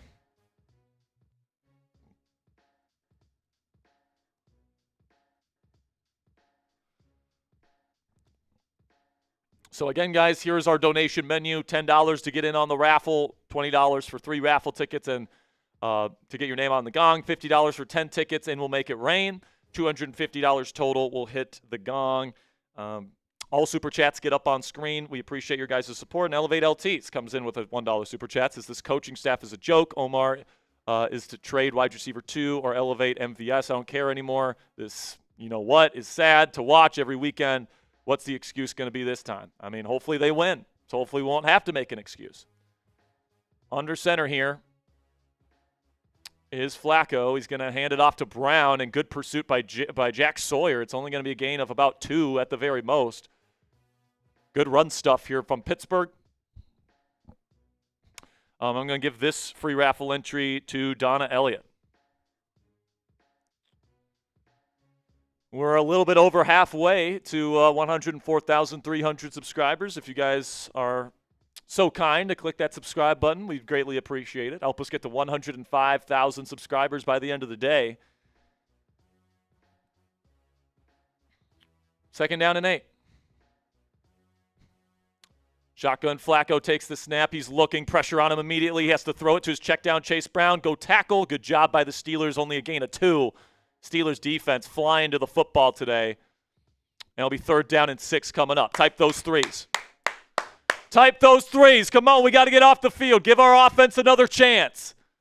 Come on, give our offense another chance to put up some points. Come on, defense. This is going to have to be, it looks like this might have to be a day where the defense has to show up. Come on. 3rd down and 6. Shotgun here for Flacco. Takes the snap. They send 5. Pressure starting to get around the corner. It's going to be thrown to Brown. It's caught, and he's going to break a tackle, and he's going to get to around the 40-yard line. 1st down, Bengals. Steelers sent the blitz, and I think that's the worst possible thing you can do there, Ponzi. You're good enough there. It looks like TJ Watt was responsible for going out in coverage on Chase Brown. And once he chip blocked, he thought that he was getting double teamed, and Brown was able to slip it. So that one's on TJ. And why do we have TJ Watt as the guy responsible for covering the running back on a third down? That makes no sense. That's coaching right there. So now, first down at the 38-yard line. Clock will continue to tick. That was a big play. Flacco takes the snap, pressure on him immediately, and he stays on his feet, throws it towards the sideline, incomplete. TJ Watt nearly got to Joe Flacco, but the veteran stayed on his feet somehow and got the ball away. He was out of the tackle box, so no, and I think there was a receiver in the area as well. TJ's got to finish that, man. He gets paid $41 million per season to finish that tackle on a 41-year-old or 40-year-old geriatric quarterback. Come on, TJ. I don't care about pressures. We got to get to the quarterback. We got to put his ass on the ground. Come on, man. Second down and 10. Oh, I'm sorry. Oh, I am sorry. There are kids watching. I apologize. Handoff here to Chase Brown. He will get about, I'd say, 3 or 4. I'm very passionate about the Steelers, so I'm sorry to all the kiddos out there. Can't help myself sometimes. All right, third down. Come on. Another opportunity to get off the field. Come on.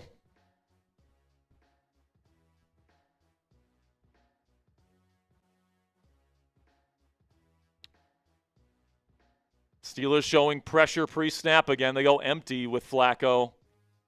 Looks like James Pierre on Ja'Marr Chase one-on-one. Flacco looking nothing there. Now he has to throw middle, and it's almost intercepted. Probably could have been returned by Kyle Duggar for a pick 6. But he wasn't able to locate the ball, but the Steelers do get the stop. Another dropped interception opportunity for the Steelers defense this year. Just great instincts from Duggar to cut this in-breaker, tried to go to Chase Brown. Good coverage from Peyton Wilson as well. You know what they say, Sperry. And, you know what I'm going to say, Ponzi. If he could catch, he'd be playing offense. I know. But good coverage from both Duggar and Wilson. That would have been a hell of a play if Duggar would have cut that and got that interception. But it's another punt for Cincinnati. And now it's going to bounce. Calvin's going to receive it at the 5. He's going to have to make a guy miss. And now it's going to be down at the 8-yard line. Not a great play by Calvin. Let it keep bouncing. Dude, what are you doing? That would have gone into the end zone. What is Calvin doing? And now the Steelers have the ball with a 2-minute drill. I mean, the best you're hoping for is a Chris Boswell field goal with 17 to 32 degree wind gusts.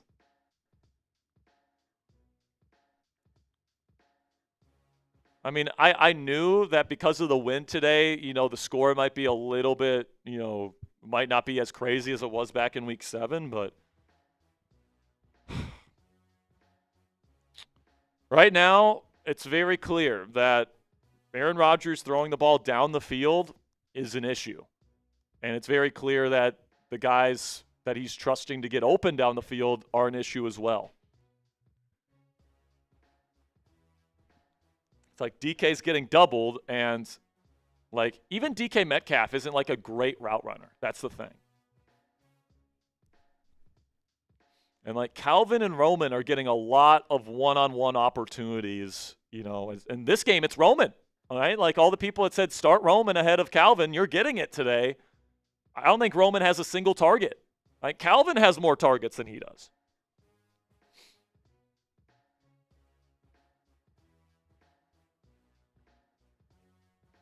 Some super chats here. Mexamander with a 5 says, I can't wait for Asante Samuel Jr. with Joey Porter Jr. I mean, James Pierre's playing great. I mean, at this rate, there's no rush to get Asante Samuel Jr. out there. He says that's a squad, but for Scantling, he should play as a 2 and not drop balls. I mean, at this rate, with the way, Roman apparently isn't getting enough trust from Rodgers to get the ball, and Calvin hasn't done enough this year, it won't hurt to give MVS opportunities in the future. And, I mean, with Calvin, you want a new contract, buddy? And you're going to do that on a punt return? What are we doing? Let that thing bounce into the end zone. Christopher with 2 says, don't forget that this is a windy rivalry game. Yeah, I will say that the wind does play a factor. and throwing the ball down the field, it's going to affect that for sure. But if that's the case, why are we throwing the ball constantly? Get the ball to Jaylen Warren. I mean, what worked in that first drive? It was getting the ball to the running backs. We've gone away from that. And Jaylen Warren right now only has 7 carries. Can we get him a little bit more here before the half? Toss play to Kenneth Gainwell here on first down, and he will lose yardage. Well, maybe get back to the line of scrimmage, but nothing doing. I mean, there's no push on the offensive line. And this is and now there's going to be a face mask on the Steelers. Drive killing mistakes, putting you behind the line of scrimmage. And that one's on Jonnu Smith. Jonnu Smith can't block, can't get open, can't run routes, can't catch the football, and he's underwhelming as a yak threat. Why does this cat play so much?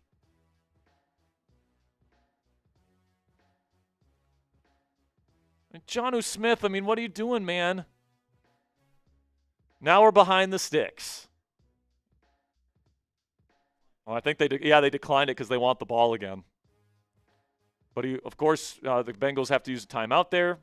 It's now under center. Roman Wilson, the lone receiver out there. No DK Metcalf on a second down and long. They're going to hand it off to Jaylen Warren, who, in Jaylen Warren fashion, will pick up 5 or 6 and put this into manageable territory.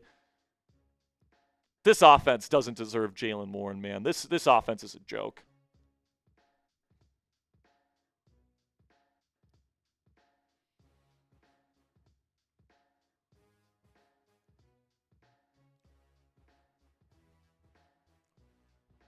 And now third down, and they'll bring Gainwell out.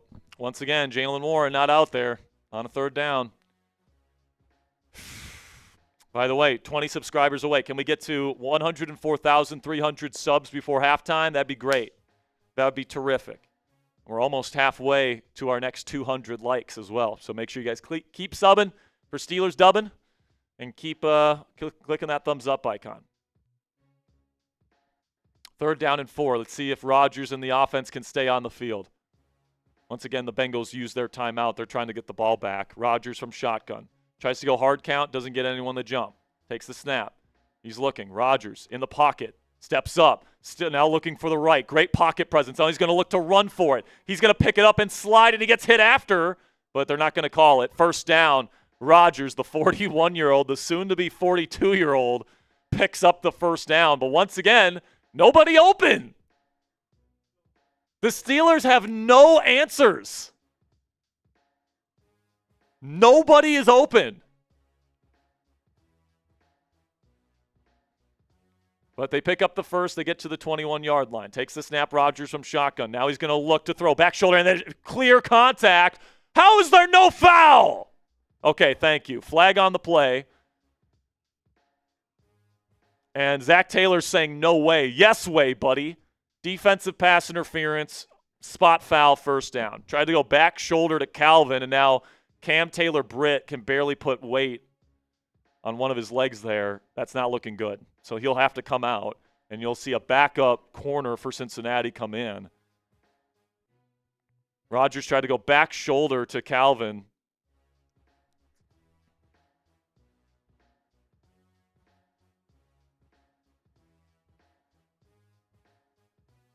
That ball was not the best ball by Rodgers either. I don't think that was particularly accurate. Shotgun for Aaron. He'll take the snap. He's looking. He's going to throw to Muth, and he overshot him, but a flag in the secondary. This is going to be pass interference. Jordan Battle held on to Muth, but another kind of I don't know if you attribute this to the hold, but another throw from Rodgers where he's overshooting his guy. Oh, no, they're going offense pass interference on Metcalf.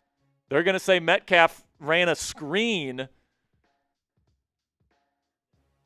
And he's clearly, I don't know, man. I think they're saying because he moved backwards to hit him. Like he puts his hands up right as he's hitting him like he's trying to run a spot route. But now it's first down and 20. Great. Still have all 3 timeouts, though, so let's see if Rodgers can give us any magic here at the end of the first half. Shotgun takes the snap. Rodgers will step pressure in his face, throws it incomplete, tried to go to Gainwell. Flag on the play. I think they're going to I think they're going to get the Bengals for hitting Rodgers. It is a penalty on Cincinnati. Roughing the passer, I believe. First down, Steelers. Did they hit him in the head? No, they hit him low. Yep, can't do that.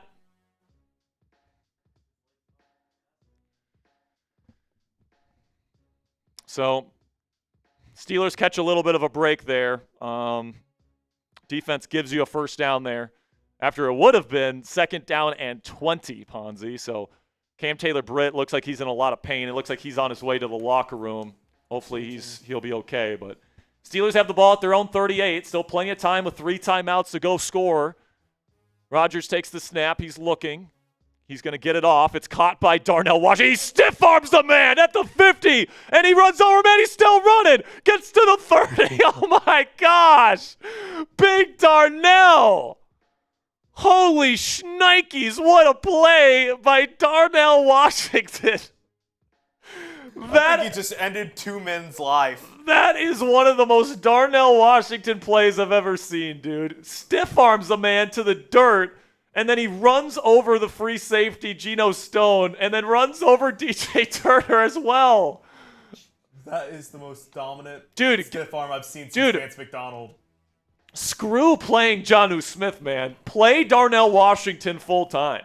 My goodness. Now in field goal range, they'll hand it off. Lots of room for Gainwell. Will cut up field. He'll pick up 12. Good run from Gainwell. First down Steelers. Call timeout. Timeout Steelers with 34 seconds. Darnell Washington providing the spark that this Steelers offense needed. What a play by 80, man. Dude.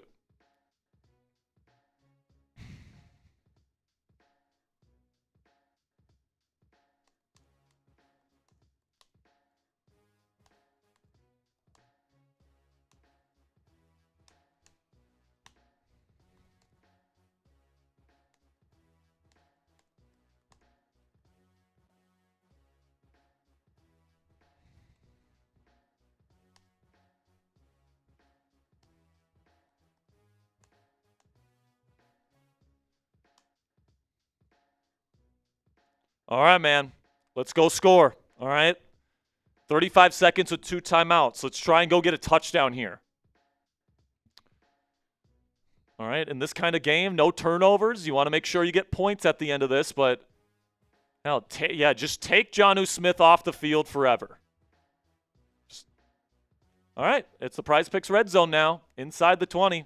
Download this Prize Picks app today. Use code CLNS. Get $50 in lineups when you play your first $5 lineup. Play action. Rodgers looking. He's got time in the pocket. He's going to try and find his check down, and it's completely covered. Incomplete.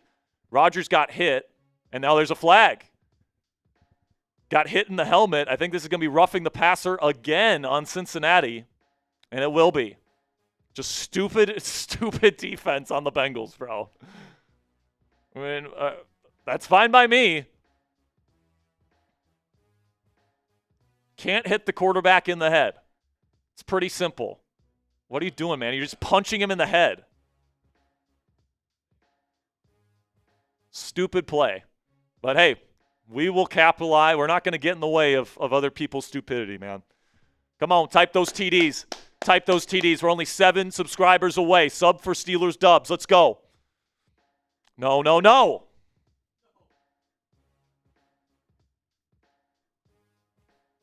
Come on, come on, come on.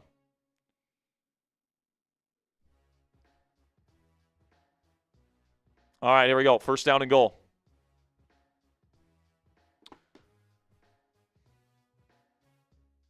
Come on. 30 seconds to go in the half with 2 timeouts. They're going to go toss play to Kenny Gainwell. Get out of bounds, man.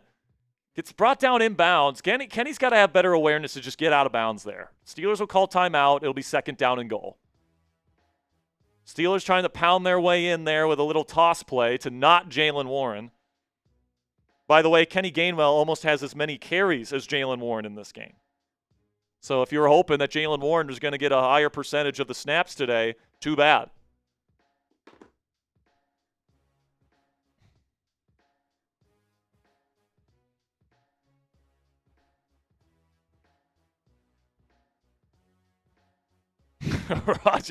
Rodgers, I mean, his face when he got hit in the face, dude.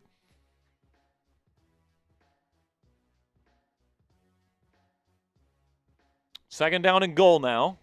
25 seconds left. The Steelers, the one thing this offense is actually pretty darn good at is it's finishing drives here in goal-to-go situations. Rodgers from shotgun takes the snap. He's looking. Pump fakes. Now he's trying to escape out to his left. Nothing there. He throws it up into the end zone, and it's caught, but didn't get the feet down. What a catch by Kenny Gainwell, but it's going to be out of bounds. Dangerous throw from Rodgers, man. I mean, in these kinds of games where it's windy and it's a kind of a weather game, I mean, there's really nothing open. Once again, man, putting a bunch of big personnel guys out there and wondering why no one's getting open. I mean, it's third down and goal. Now Rodgers holding his wrist. Great. Fuck. Are we going to have to see Mason Rudolph come in here?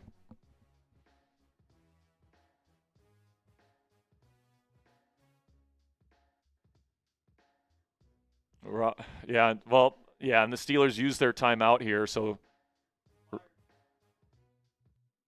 if there's a sack, you got to be ready to have Boswell run out. Does Rodgers get his wrist hit here?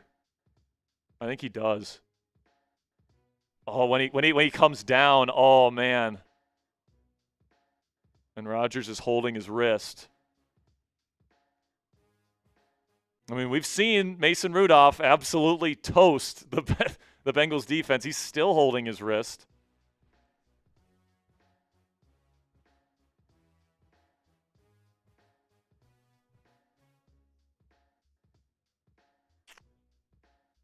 Oh, but yeah, it's his non-throwing wrist. So if anything here at halftime, I think they might put a brace in it. But this will be third down and goal. His throwing hand is still fine. Got three receivers out there: Metcalf, Roman, and Calvin. Throws Roman out route. It's caught short of the sticks. Why are we throwing it short of the sticks? Makes no sense. That is a stupid, stupid play. I'm sorry, it is.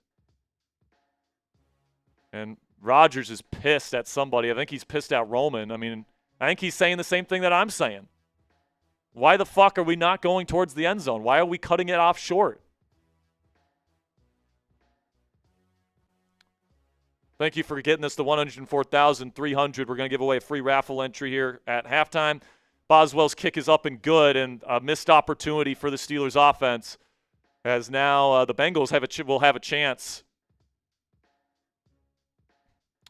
The Bengals offense will have a chance to take the lead coming out of the half. Now Rodgers immediately going down into the Steelers locker room, my guess is to get some sort of x-ray or to get some sort of brace or tape on his wrist.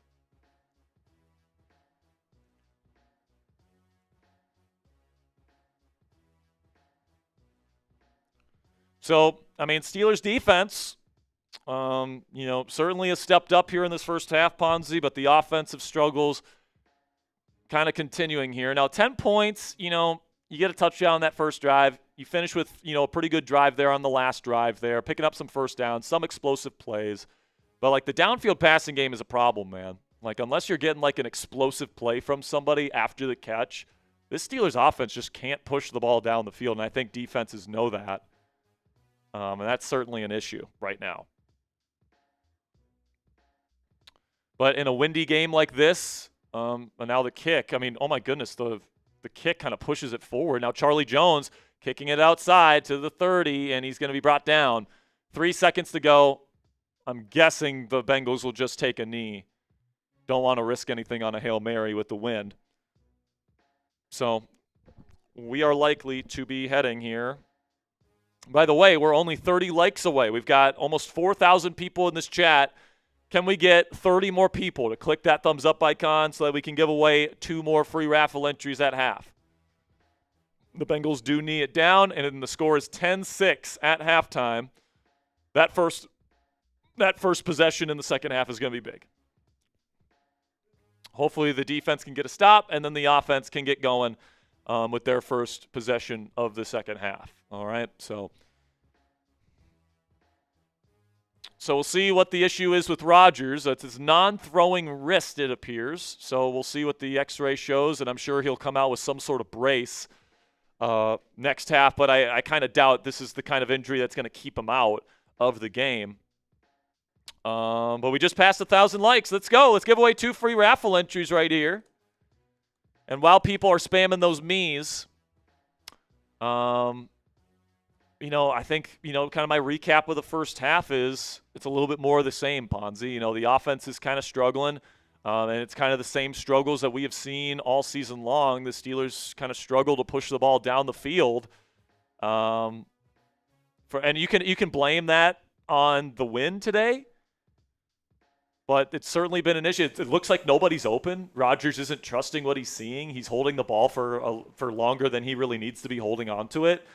And outside of, Jaylen Warren and Darnell Washington giving you 2 explosive plays in this game, Steelers offense really hasn't done all that much. But then on the other side, the defense, especially the pass coverage, so much better in this game. They're playing press a lot more. James Pierre is kind of locking down Ja'Marr Chase. Joey Porter Jr. has done a good job on Chase today. I think Chase only has, 1 catch, if I'm not mistaken? 1 catch for 9 yards. He picked up a first down when the Steelers were playing zone. And that's it.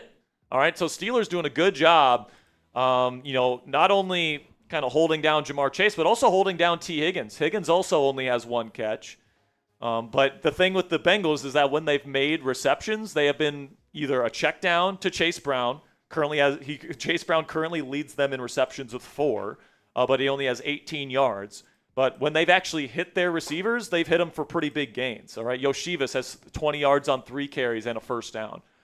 T. Higgins has 1 catch for 28. Ja'Marr Chase picked up a first down and 9 yards on his lone reception. So, distributing the ball a lot more. Yeah, it's not just take 3 steps and look, Ja'Marr Chase is wide open anymore. Like James Pierre appears to be the missing piece in that cornerback room for the Steelers, at least to this point.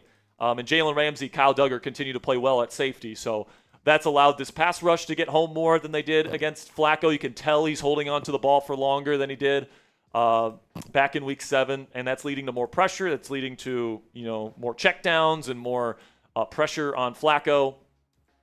And when you look at the stat comparison here,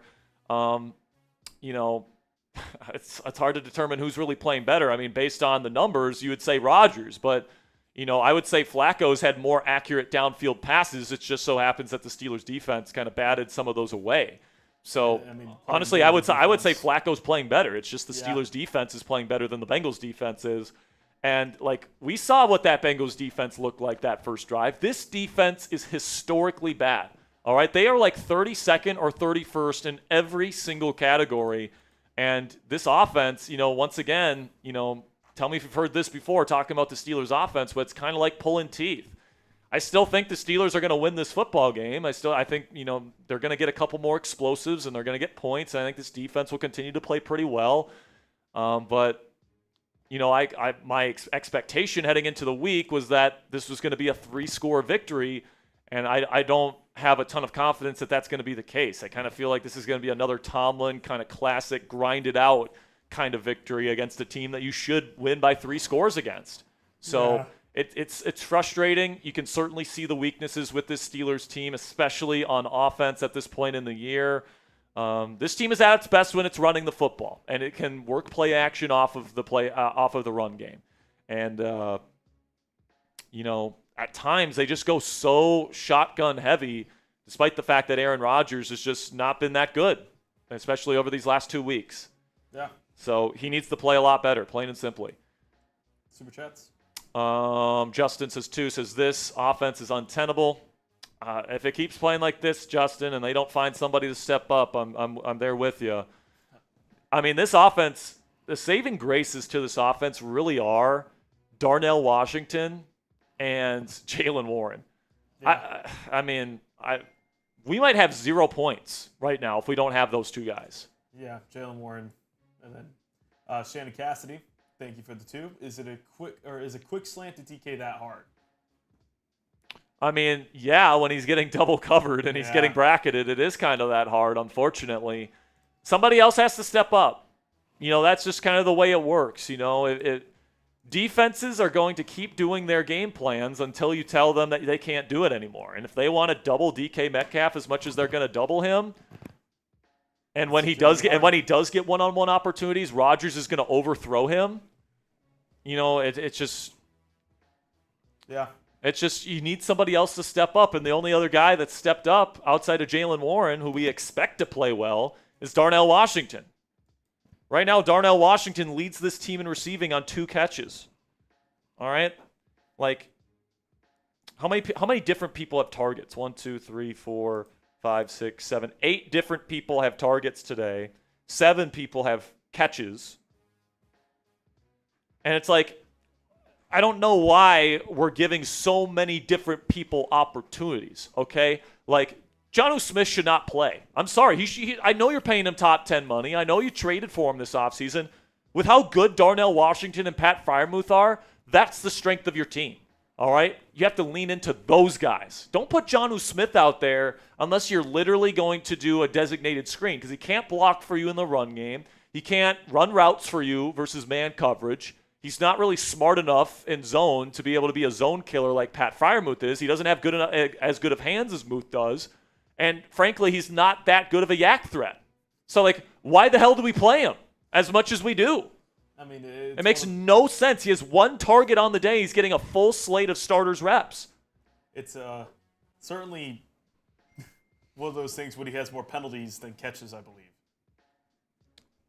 Yeah, that is true. He has 1 target, no catches, and he has a penalty. So, why does Jonnu Smith play? Honestly, Arthur Smith, give me a good reason why. Because he loves Jonnu Smith, though.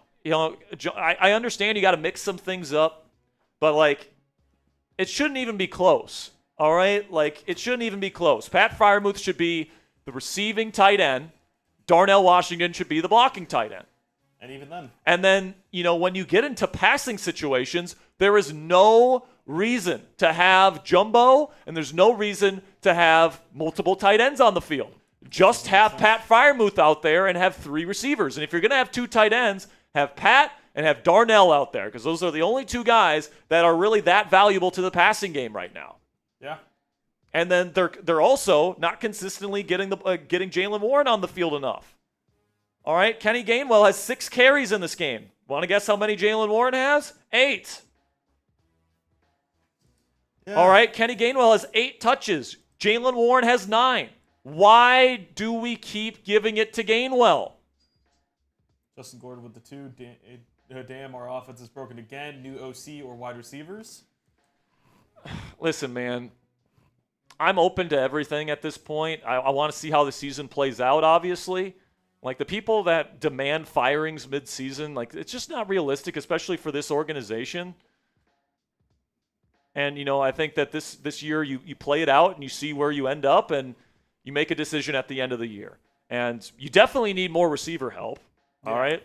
I hate to say that because I wanted to believe in Calvin Austin III and I wanted to believe in Roman Wilson and I wanted to believe that the faith that they put in those guys was a sign that they were going to be stepping up in a big way this year. But no, they haven't. And then they play Jonnu Smith as a number 2 wide receiver and he never gets open. He doesn't catch the football consistently. He's not smart enough against zone. And yet they play him a full starting, slate. It makes no sense to me, man. Yeah. And then to use Kenny Gainwell as much as they did in that first half, I don't get it, man.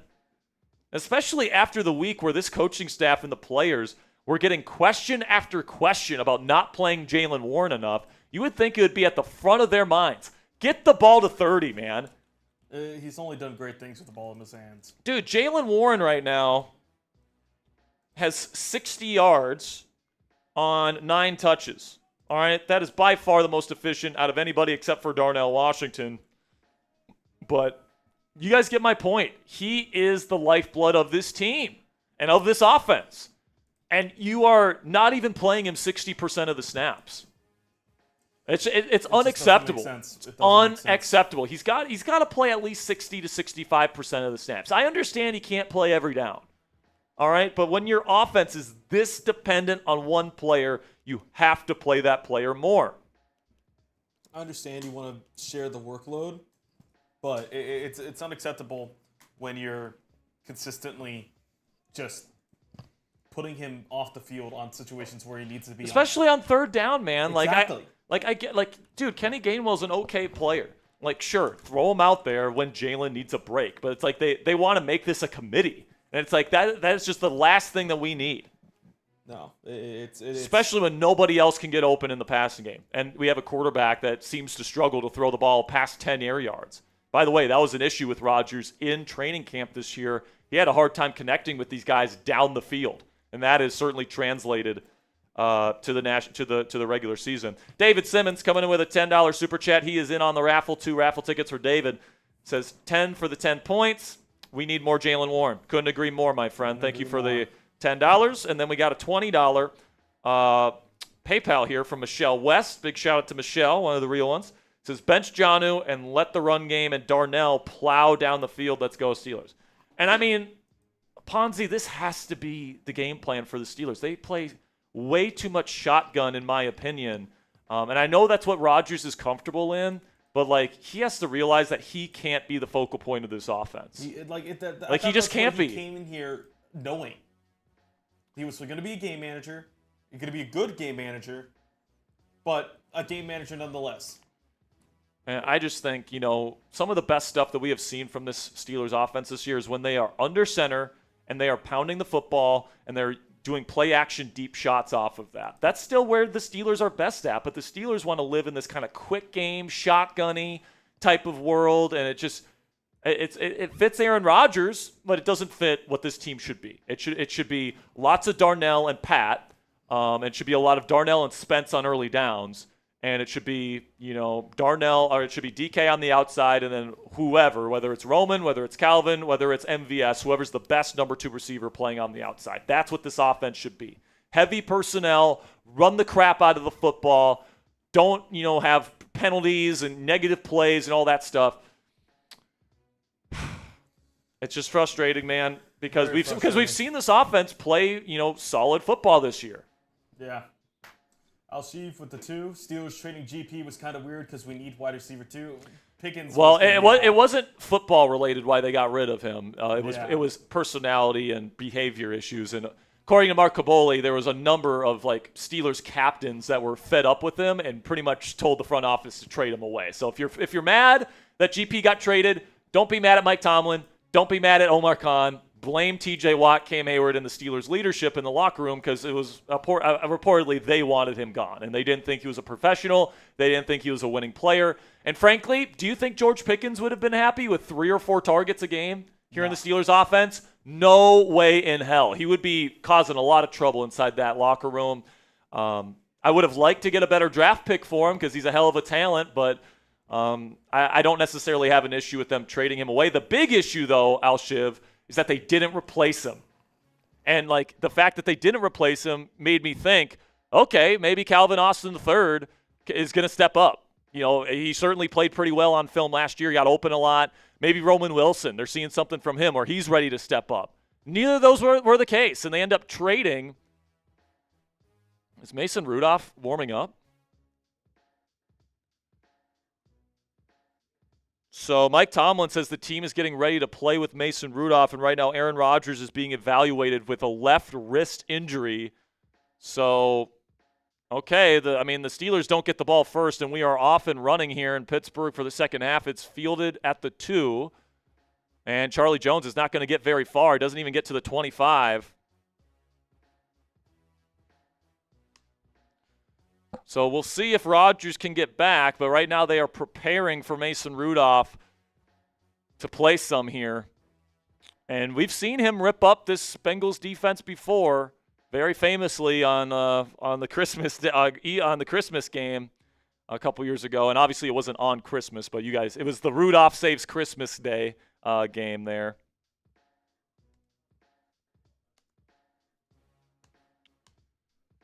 So here we go, first down. Under center is Flacco.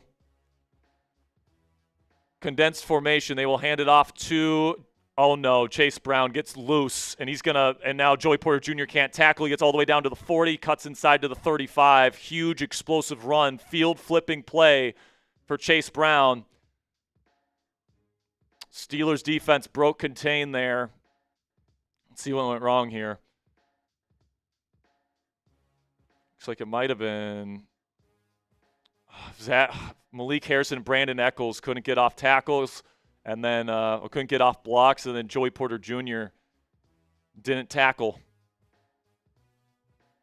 Come on, man. Shotgun for Flacco. Takes the snap.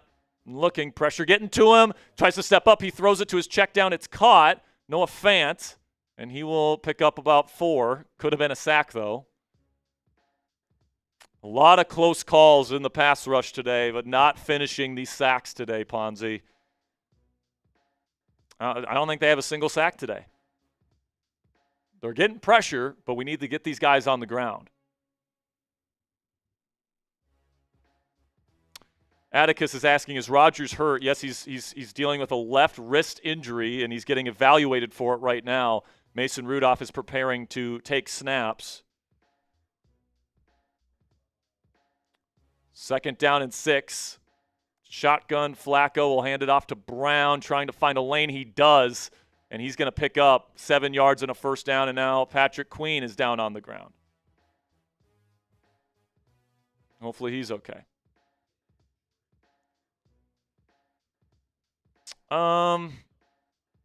He might return here in just a second. Yeah. If he's declared out, I can do a quick short. I'll let you know. Yeah. Appreciate you.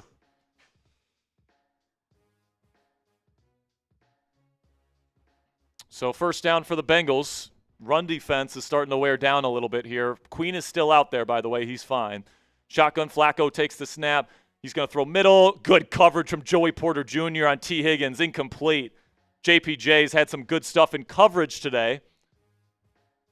Telling you what, man, JPJ is good in coverage. He gets way too much flack. Now, I know he does have his fair share of penalties, but today he's played a really disciplined. They've been playing him a lot in press, which he is really good at. And JPJ is definitely in his element in this type of ball game. 2nd down and 10 here for the Bengals. Again, Bengals need a touchdown to take the lead. And now Flacco is in shotgun. They send Chase in motion left to right into the slot. Takes the snap. Flacco looking. Steps up. He throws to Chase. It's deflected. I think it was deflected at the line of scrimmage. Incomplete. 3rd down and 10. Or did it hit Fant? It looked like it might have been hit Fant, and it was kind of a. Let me see the replay here. I'm not exactly sure what my eyes just said.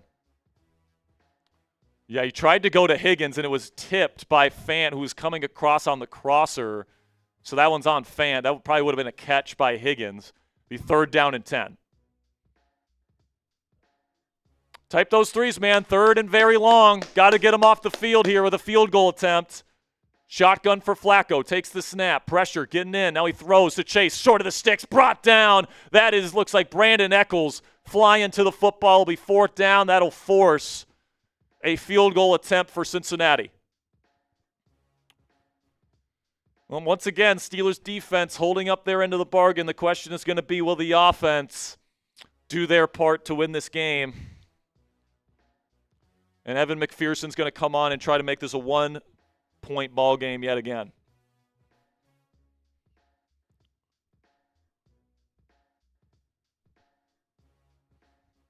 .43-yard attempt, but it's in the wind. Everyone type miss in the chat. Type miss. No penalties here. Kick is up, and it's right down the middle. Good.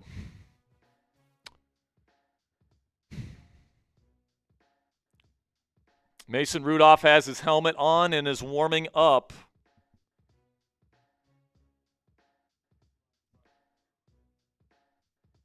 All right, I'm going to film a quick short here, Ponzi. You don't have to come on screen or anything. I'll just do it here.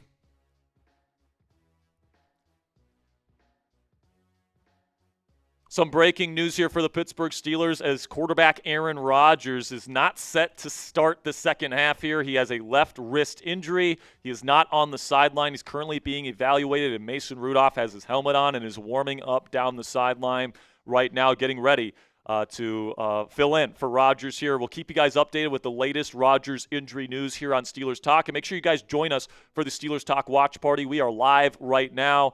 So to get the very latest surrounding Aaron Rodgers and to see potentially how Mason Rudolph does in this football game, make sure you guys click that subscribe button if you haven't already and join us on the Steelers Talk live watch party going on right now. All right, I'm going to send this to Durham. So, I mean, what will be interesting here is if Rudy comes in and plays really well and, like, this team wins by 3 touchdowns, then you have a conversation about, do you put Rodgers back out there next week or do you go with the hot hand? I mean, famously, Mason Rudolph finished the 2023 campaign after leading this team to a 3-game win streak to finish the regular season. And we might need to bring the Rudolph song out, man. We might.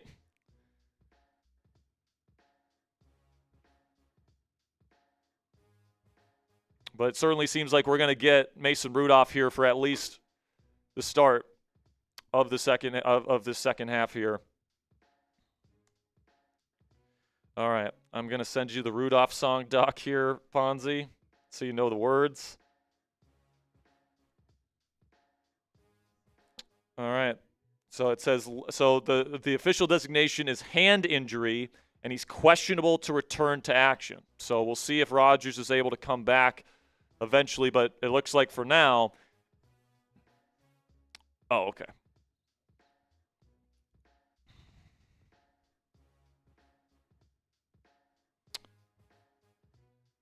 All right, we are back. Getting ready to kick things off. All right, first Mason Rudolph song of the season, Ponzi. You ready? And Rudolph, the third string QB, finally got a chance to play. And if the NFL tests him, they are gonna have to pay. All of the other QBs took the reps and called him names. Tomlin never let poor Rudy play in any football games. Then with the season on the line, Tomlin came to say, Rudolph, with your throws of might, won't you guide my team tonight? Then all the Yinzers loved him, and they shouted out with glee, Rudolph, the third string QB, you'll lead us to victory. Speaking of that, the Steelers will start at the 27, toss play to Jaylen Warren. He's going to cut up field, and he will pick up about 5 or 6, successful run for Pittsburgh. I'll tell you what, for as long as Mason Rudolph is in this game, every single $20 super chat that comes in will sing a Rudolph song, all right? Every $20 super chat, as long as Rudolph is in the game.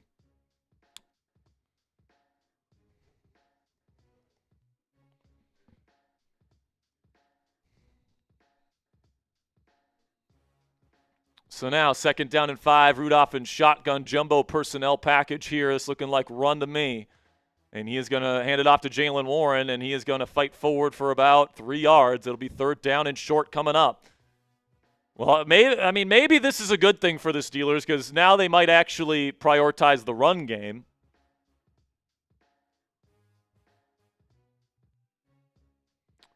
It'll be 3rd down and 2. I feel very comfortable with Mason Rudolph in this ball game, by the way. He's more than proven his ability to be a good backup quarterback. And he has certainly proven that he can beat the Bengals. Shotgun here for Mason. He's going to check the play at the line. It certainly seems like Mason is going to throw this. Takes the snap. He's looking. He's going to throw the flat. It's caught by Gainwell. Picks up 1st down yardage. First throw of the season for Mason Rudolph in any significant sense is completed for a 1st down. I said significant. It was garbage time.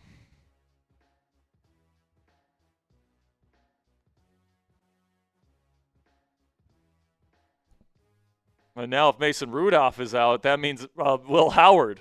If Mason Rudolph goes down with injury, God forbid, that means Will Howard, the rookie out of Ohio State, would get in the game. Shotgun, Rudolph looking, flag on the play. No, never mind. Sorry, that was garbage. He's going to dump it off to Jaylen Warren. Got to cut it upfield there, Jaylen. He loses 2 yards trying to cut it outside. Second down and long. Now Warren is hobbled. You got to be kidding me. That might be the season if he can't play. Warren's limping, and that's the lifeblood of your team right there.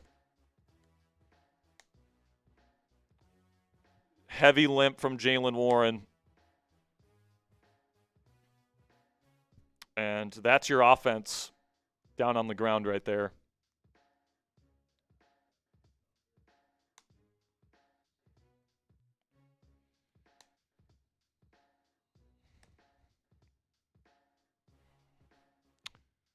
Yeah, he got twisted really bad. Oh, he got twisted really bad, dude. I really hope that's not an ACL or something bad. Fuck.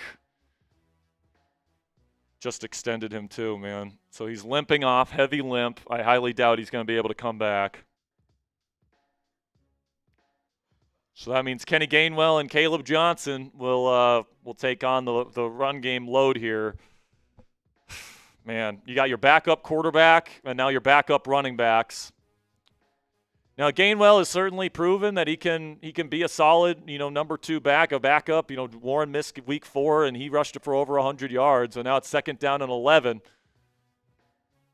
And now you go empty with Rudolph. He takes the snap. He's looking. Nothing there. Still nothing there. And he's going to have to just dump it off incomplete in the area of Jonnu Smith, third down and 11.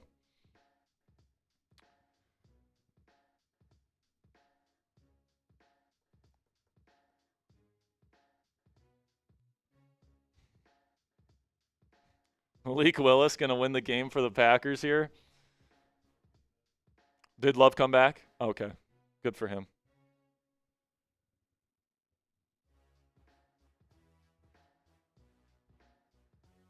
Well, the good news is Warren was able to walk off by himself, so hopefully it's nothing too serious. But now Rudolph on third down and 11 is going to have to dig you out of this here. Takes the snap. Rudy looking for something downfield. He throws wide open. Roman Wilson, it's caught for a first down into Bengal territory down to the 46. There we go. All right, mate. All right, Rudy. That's what I'm talking about, Roman. I will say they have the chemistry from the preseason. They do. They did have quite a bit of time to play with each other in the preseason. Good job by Rudy to identify Roman getting open there on the sail. First down Steelers, and Roman will take a little bit of a break here. They'll go heavy personnel here. They'll put out Scotty Miller and Ben Skoranek. Wonder what this is going to be. Toss play to Caleb Johnson, and he is going to get a decent probably 3-yard gain here. Looked like Rudolph threw that with some anticipation there. Knew he was going to be coming open. Good job by Rudy. One of the better backup quarterbacks in the National Football League, in my opinion. I think Rudy is probably top 40 quarterback in the world, probably. Definitely, top 50, but, he is more than capable of holding his own on an NFL field, and he showed that back in 2023. It's great to see him back playing for this team in a regular season game, and it's in a game that actually matters. 3-receiver set here for Rudolph. About 8 minutes to go here in the third quarter. They send Gainwell in an orbit motion. Play action. Rudolph looking. Steps up in the pocket. Throws middle. Incomplete. Tried to go to Jonnu Smith. No separation created because he sucks. Why is Jonnu Smith on the field, Art? Why?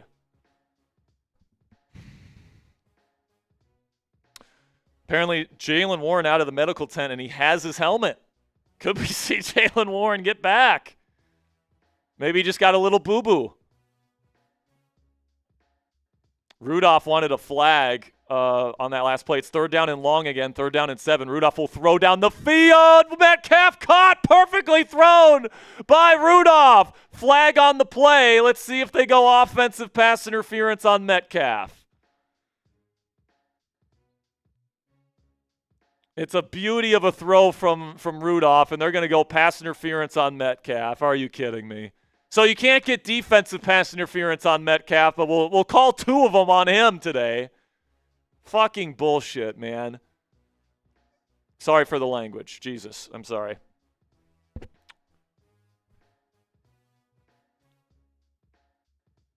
I don't know, man. I think that is such ticky-tack. I think that's the best downfield pass any Steelers quarterback has made today. And pretty clear push-off, I'd say.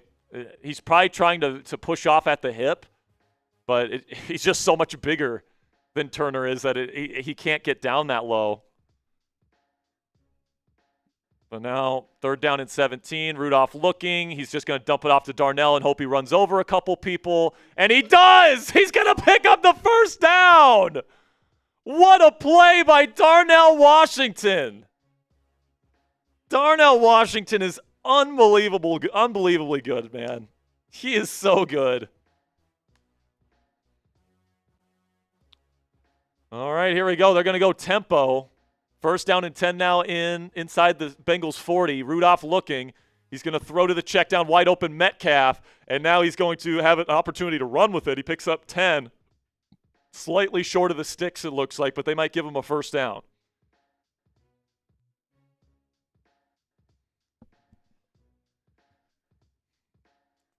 I mean, what a play by Darnell to stay on his feet.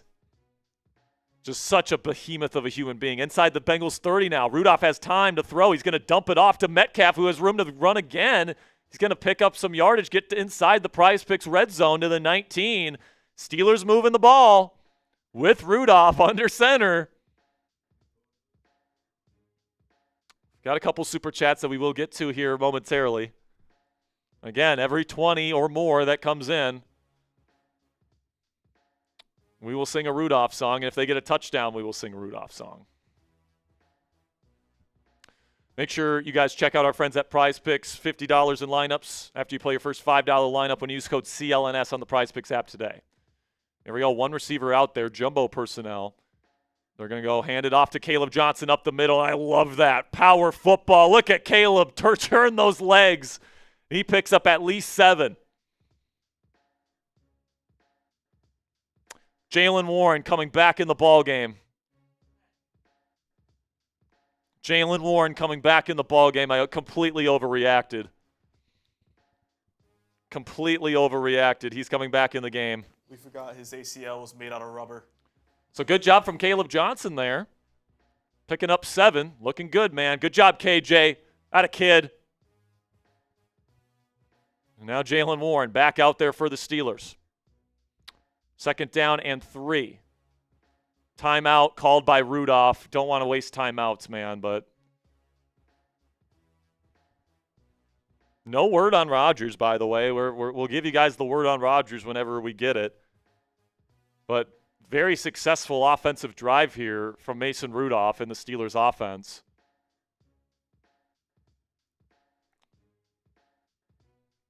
I gotta say, man, the level of execution from Rudy, it just never goes unappreciated on my end, man. Never goes unappreciated on my end. He just executes the offense the way that it's supposed to be executed. He's not going to give you anything out of structure. He's not going to give you any crazy arm talent throws. He's not going to be the guy dissecting defenses with his brain like Rodgers can. But, I mean, can he give you a little bit more consistency than Rodgers? It's not impossible, man. 2nd down and 3. Can he deliver a win in a crucial AFC North matchup? I think so. Toss play to Caleb Johnson. He's not going to get much. No blocking in front of him. He gets maybe a half a yard. 3rd down and short coming up. Jaylen Warren was about to go in, and then he got taken off the field. So we have not seen Jaylen back out there. 3rd down and 2 coming up. In this kind of game, man, I really want 6. I really want 6.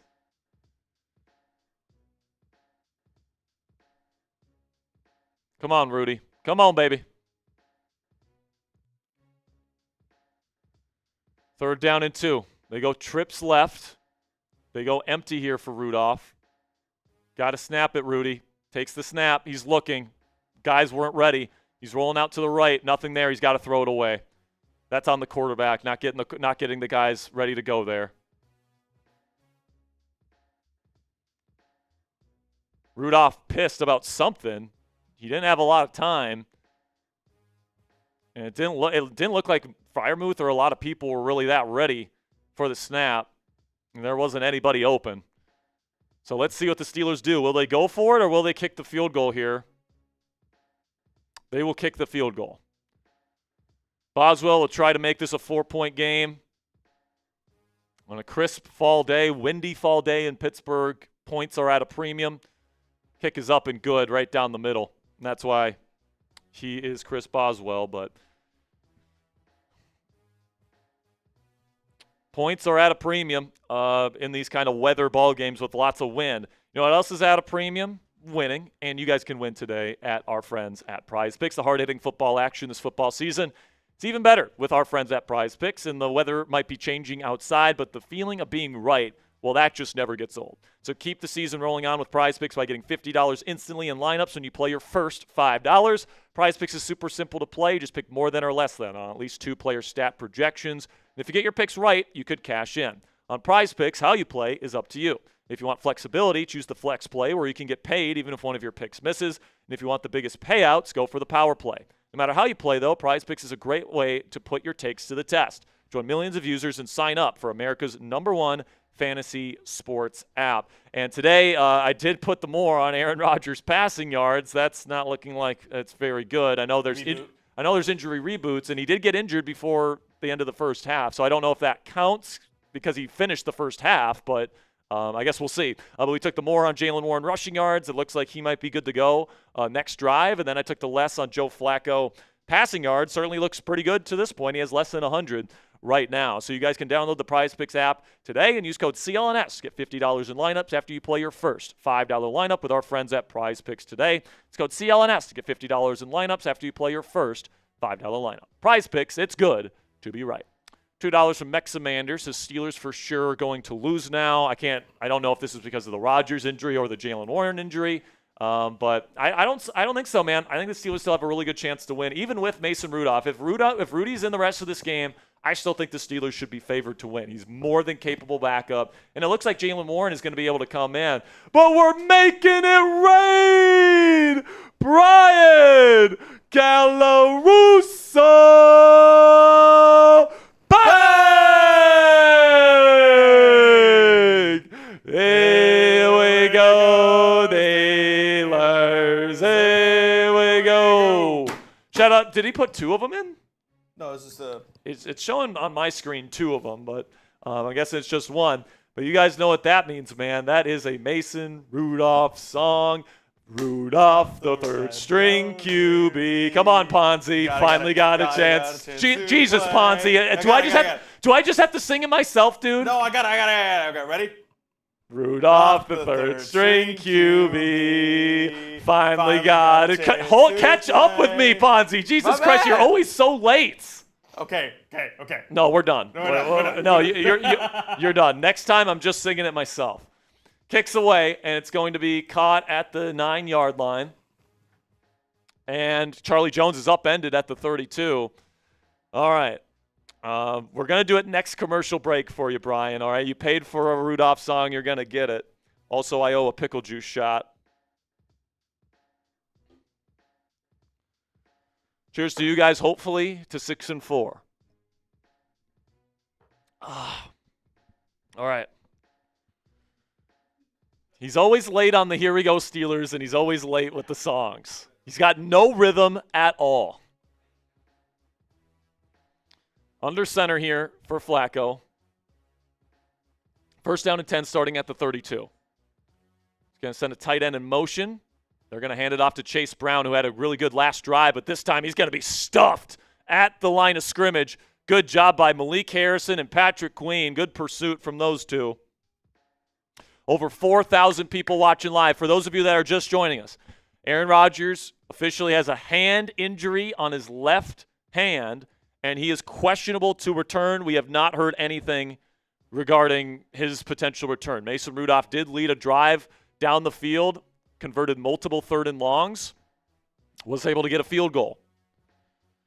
And right now, I think we're in survival mode here in Week 11, trying to avoid the sweep versus the division rival Bengals, and improve to 6-4. Shotgun here for for Flacco. He's going to throw quickly. It's caught by Yoshivas, and ball's out, pick it up.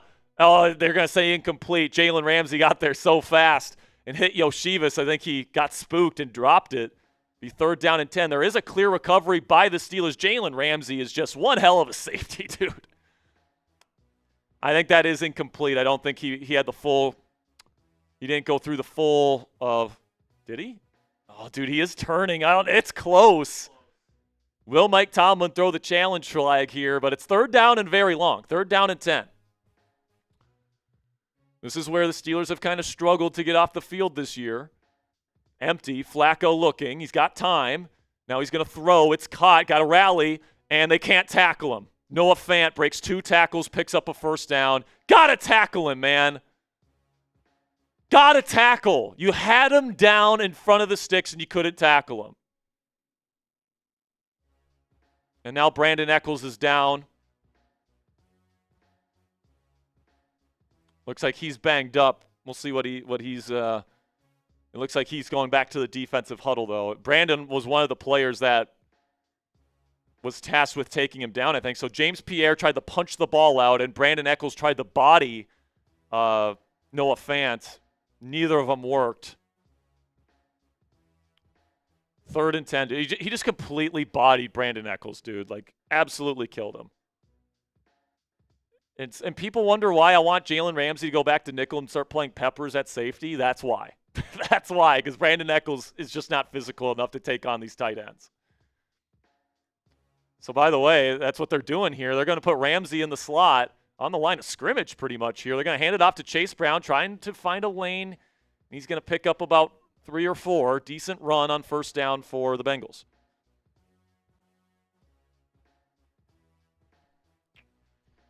I mean, listen, man, this defense has got to know. We got the backup quarterback in. You got to play your best football here in the second half. But now Brandon Echols comes back in.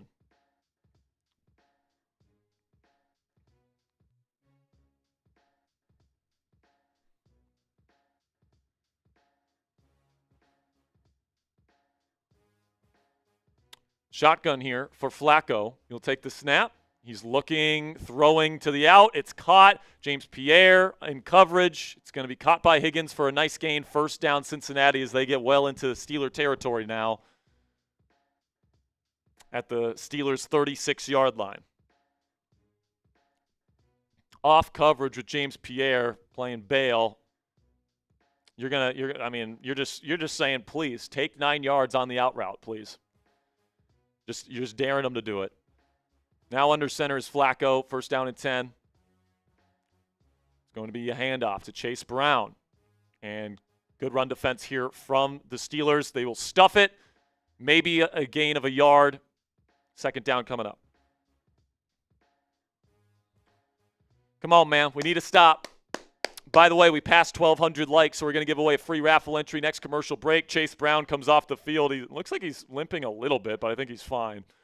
And we just passed 104,400 subscribers, so 2 free raffle entries next commercial break. And they go empty here on 2nd down and 9. Takes the snap. Flacco looking, throws middle, tipped, and incomplete. Tried to go to Chase. Jalen Ramsey was on him in coverage. Looked like he had that quick drag that he loves to get the ball to Ja'Marr Chase with. Y.A. Black, the rookie out of Iowa, got his big paw on that football. Oh, never mind. It was T.J. Watt that got his hand on it. Good job by T.J. Attaboy, 90. 3rd down and 9. We got to get him off the field here. Sack would be huge. Sack would be huge. The terrible towels are flying. If you've got one at home, wave that towel. Come on. They got Nick Herbig out on the field, along with Jack Sawyer and T.J. Watt. Their NASCAR package. Flacco looking, throwing, middle, intercepted. It's Kyle Duggar, and there he goes. Go! Go, Kyle, go! To the 20, 10, 5, touchdown Steelers! Here we go, Steelers! Here we go! Here we go, Steelers! Here we go! Kyle Duggar Wheeler with the pick 6 on Joe Flacco on 3rd and long. The defense shows up with the impact play. Steelers up 2 scores. Yes. Woo-hoo-hoo-hoo. Yes, sir. Yes, sir. All right, JD, I got Durham on that one. Let's go. Huge defensive play. Turnover culture shows up. And Kyle Duggar, by the way, post-snap rotation, it looked like a cover 1 robber look. Started in too high, bring down Kyle Duggar into the middle area. Flacco thought he was getting man free. Nope, we got a guy in the middle this time. Pressure forced Flacco to get rid of the ball. Let's go. All right, you guys know what we're doing here. Ponzi, you're not singing. I'm not singing, I'll just clap. Rudolph, the 3rd string QB, finally got a chance to play. And if the NFL tests him, they are going to have to pay. All of the other QBs took the reps and called him names. Tom will never let poor Rudolph play in any football games. Then with the season on the line, Tomlin came to say, Rudolph, with your throws of might, won't you guide my team tonight? Then all the Yinzers loved him, and they shouted out with glee, Rudolph, the 3rd string QB, you'll lead us to victory. Let's go. Give it up for Brian Colarusso with the $50 super chat. We got any more super chats to get to here, Ponzi? We have one in a Venmo. Let's go, man. Let's frickin' go. Jagger with, I love how Pat Freiermuth kills the Bengals, but they don't use him. Nope. Yep, I think he has 1 catch today. It's just ridiculous. They play Jonnu Smith instead. I mean, I can't explain it. It's just terrible, terrible coaching. Terrible coaching. Okay, Horrible. Then we got a Venmo. Let's see. Is it from Trent? Yes. Did we get to Michelle's? I think we did. Yeah, we did. Pretty sure we got to Michelle's. Trent with a $5 Venmo says, I hate to be the one to say it, but damn, man, I think Aaron needs to be put on the bench. Not a fan of the inconsistent throws, but also what kind of plays is Arthur calling? I don't think I've seen enough from Rodgers to bench him yet. I know it's been a little rough these last 2 weeks for him, and now he's injured. But if he's healthy and good enough to go next week, I still think, he's the guy you go with. 1 drive from Mason Rudolph I don't think is enough. Now, if Rudy, puts up like 2 more touchdowns to finish this game, maybe we can have the conversation. But, Rodgers is this team's QB1, at least for the time being. The kick's away. It's going to be fielded at the 9-yard line by Charlie Jones. He's going to try and kick it outside. Clear holding. Thank you. Flag on the play. This is going to be brought back. Finally made a good call.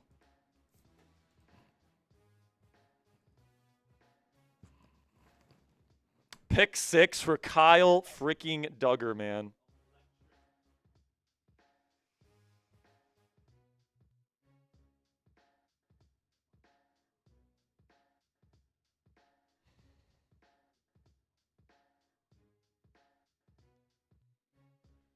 All right, let's see what this defense can do now. All right, this is usually when the Steelers defense piles on. Terrible towels flying. 2-score lead now. Let's go. Let's go. Shotgun here for Flacco. Takes the snap. He will hand it off.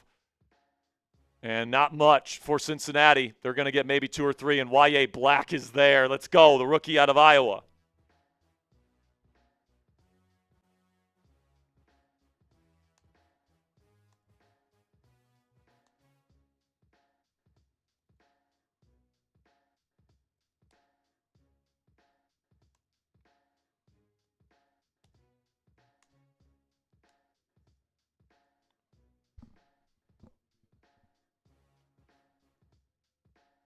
All right, that's going to be the end of the third quarter here, folks.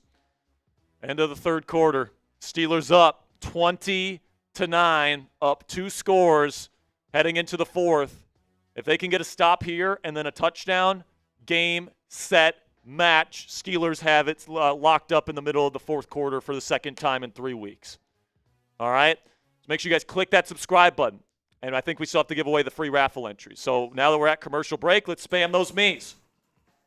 While you guys are spamming me, let's go over what we got for you guys for the raffle today. All right? Today we're giving away a Salute to Service Steelers hat unless we get to $500 on today's show, which right now we're at about $300. I think that we're about $200 away. I don't know what the exact number is.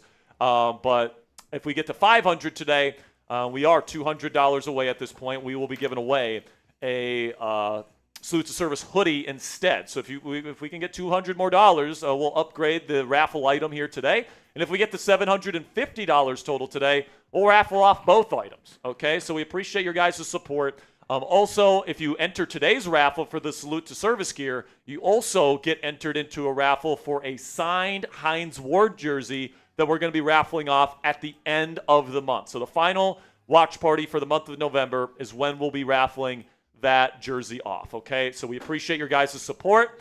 Make sure you get your super chats in. $10 to get into all the raffles, okay? So both raffles, today's and the month-long raffle, okay? 10, enter today's raffle. 20 gets you 3 tickets plus your name on the gong. And by the way, you might not see me putting names on the gong, but we have our helpers here putting the names on the gong as the game goes on. So if you don't see me put the name on the gong, that means somebody else is putting it on there during the game. And $50, 10 tickets plus we'll make it rain. And as long as Mason Rudolph is in this game, every $20 super chat or more, we are singing a Mason Rudolph song, okay? Never thought I would be singing a Mason Rudolph song on a Steelers regular season watch party again, man. And are you ready to give away the raffles?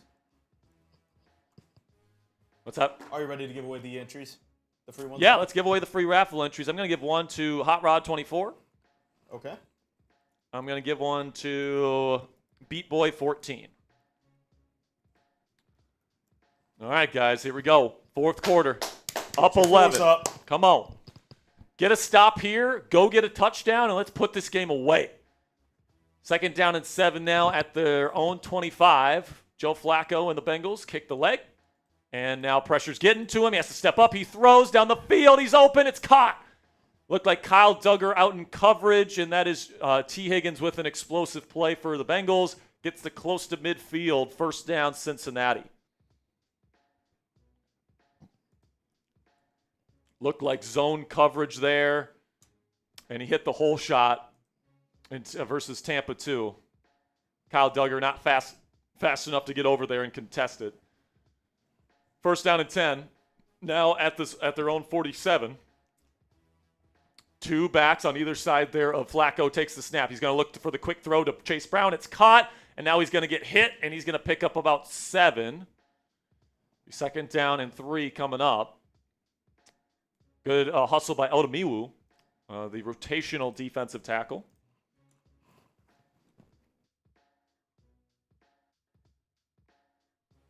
Fun game between Buffalo and Tampa Bay. Second down and 3. And now it looks like there's an injury to Brandon Eccles. And they're looking at his foot.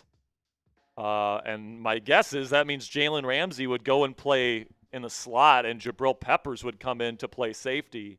It's either that or they put Deshaun Jameson in the slot. Don't think they want to do that. Remember, Darius Slay is out for this game. Asante Samuel Jr. was not elevated off the practice squad.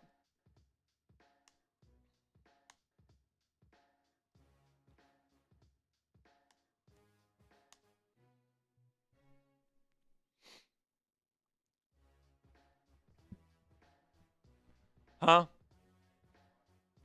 I haven't heard anything on Rodgers, man, but the fact that he's not on the sideline tells me that it's not great. I'm guessing he might have broke his hand. Now it's his non-throwing hand, so is it possible to play with a cast on? Probably not, right? So, like, if it's a broken hand and he has to – what's that? But it's his non-throwing hand. Right, you have to catch the ball from shotgun and all that stuff. So, I mean, listen, man, if Rodgers has to miss a little bit of time here, I'm more than comfortable with Mason Rudolph playing. Mason is one of the better backups in the league. Now, I don't know how much upside he gives you in terms of playoff wins and stuff like that. Like, if you're asking Mason Rudolph to go toe-to-toe with, like, a Josh Allen or a Patrick Mahomes in a postseason game, your defense better be pretty fucking special. That's all I got to say. You'll never believe this. What? Chuck Clark going into the game.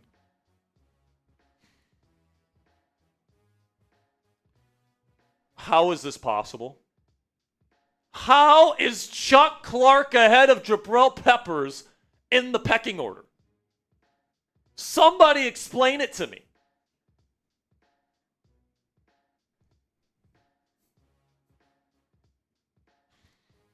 Kids, you might want to cover your ears. This might be the beginning of the end for the Steelers defense. I'm telling you, man, like, you put Chuck Clark out there, it's a lot closer to what it was back in Week 7. A lot closer. I'd rather have Deshaun Jameson play slot corner than put Chuck Clark at safety. Ooh, yeah. And it looks like a non-contact injury for Brandon Echols, too. Hate to speculate. That's not good, pal. They're going to hand it off here to Brown. Did he get it on 2nd down and 3? It's close. And now Jalen Ramsey, I love how much shit he's talking to to Ja'Marr Chase. I think that was Kyle Duggar, too. 3rd down and 1. They're going to say he was just short. Let's get off the field here, man. Impact play. By the way, Chuck Clark getting in there and making the tackle. Get those threes if you want to get off the field. Let's get off the field here.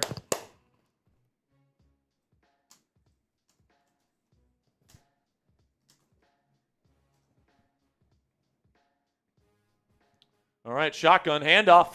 Brown close. Didn't get much. I don't think he got there. I think they're marking him short.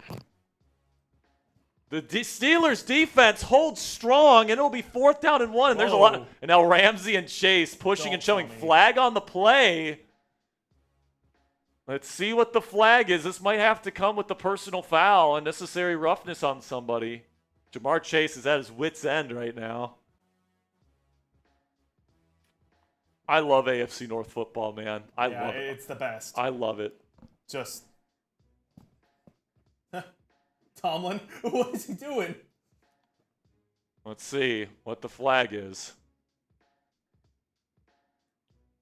And of course, so it's unsportsmanlike conduct on both teams. That's after the play, though. Yeah, and that's after the play. So they're just gonna play 4th down. Well, get your 4s up. Oh, yeah. And Ja'Marr Chase is putting his hands in Ramsey's face mask. How is this on both teams? Well, they both have each other's hands on. You can't see. Oh, Ramsey's. Yeah, you can see Ramsey's on both of them. Okay. If you thought the Minka and Ja'Marr rivalry was good. Go, Kyle, go! Shout out to Coop. Shout out Coop. Shout out to Coop. Under center here, 4th down and 1. Are they going to go tush push with Flacco? Please. I want to see it. They might just be trying to get him off sides here. Going to send Chase in motion. Are they going to snap it? Going to can it again. Steelers ready but not jumping. And they're not going to snap it. Are they going to take a timeout here? I would assume so. I think they called timeout. Let's go. Type your 4s if you want to get off the field. We got 4,300 people in the chat right now. Let's go. Brandon. Whoa. Now there's more pushing and shoving. Hold up. By the way, Brandon Echols has an ankle injury. He's questionable to return. Oh, Chase has his helmet off. And now Jalen Ramsey and Ja'Marr Chase continue the jawing. Let's see what this is here. Are they gonna? Mike Tomlin keeping Jalen Ramsey in check because I think this is going to be on Ramsey.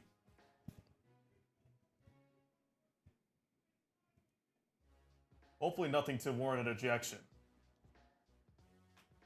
See what this is. Because this would be a second personal foul, actually.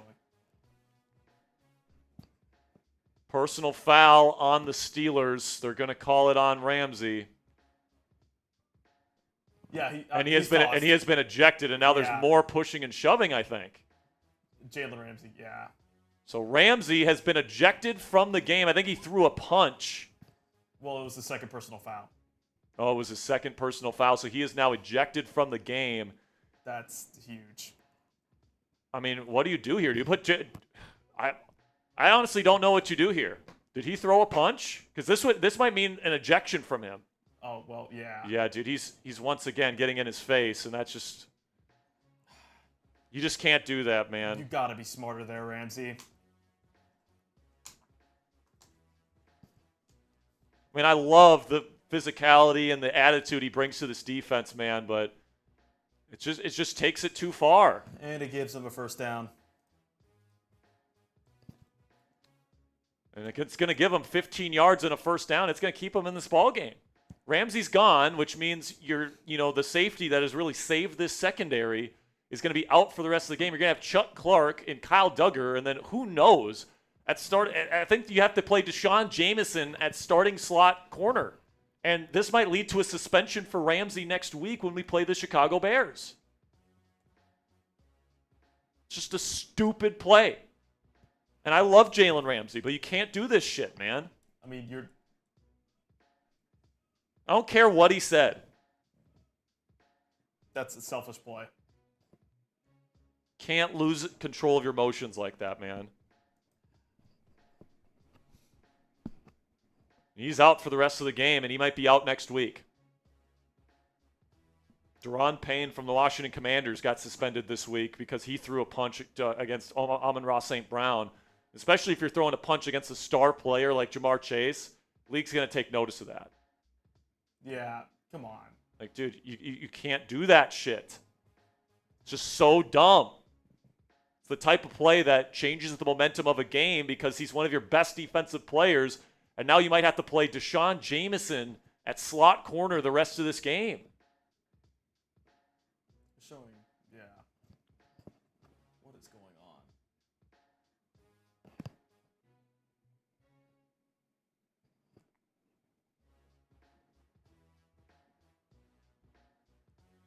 This has been such a long pause in action here. Come on. Let's get this thing going. Let's get this thing back on the road. Let's get a stop. Type those stops in chat. All right, here we go. First down and 10 for Cincinnati now inside the Steelers 30. Looks like the Steelers are playing base personnel here. They're choosing not to go to nickel because they probably don't have a nickel that they trust. With Brandon Echols out and now Jalen Ramsey out, you're starting to be pretty thin. They're going to throw over the middle, and Kyle Duggar lays the wood on Kyle Fant. Still can't come over the middle. Not against Duggar, you're not. 5-yard gain, so still a successful play. But Duggar sending a warning saying, yeah, just because Ramsey's not here, we still got plenty of hard hitters. So the question is, will they start playing Deshaun Jameson? And if you're Cincinnati, you just play really light, and you kind of force the Steelers to play with their nickel corner. But they're playing, they're just refusing to play Jabril Peppers. Like they just do not want to play him. And now timeout Flacco. I think that was their first.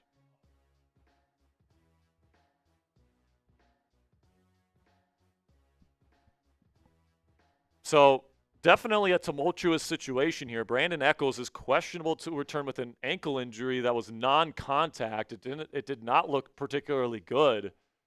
And are we into the fourth quarter? We are.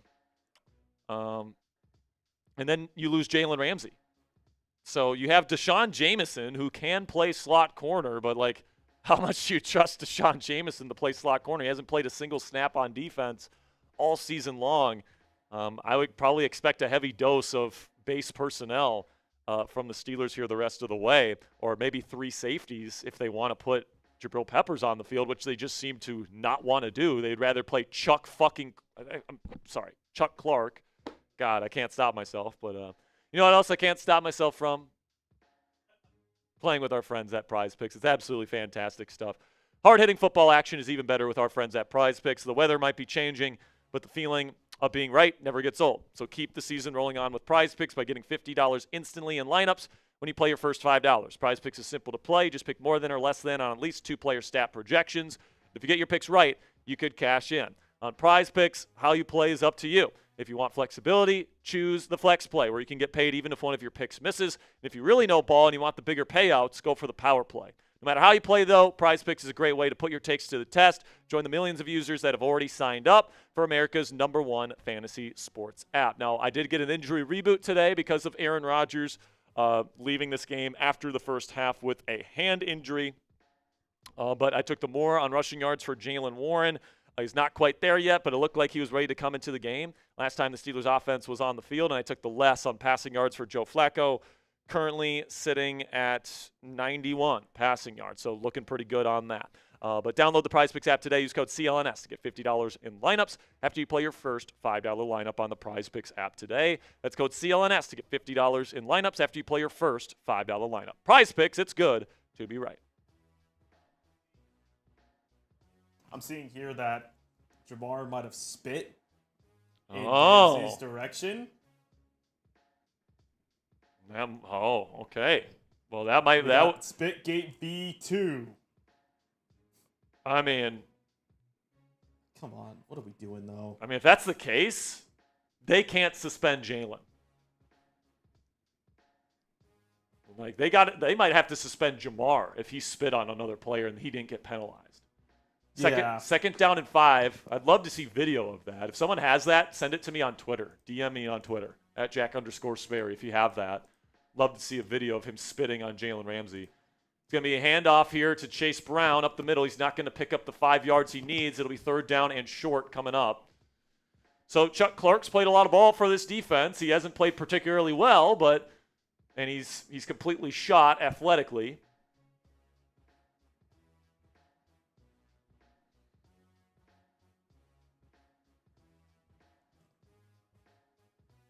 I think Alan Saunders has a good video of that. Okay.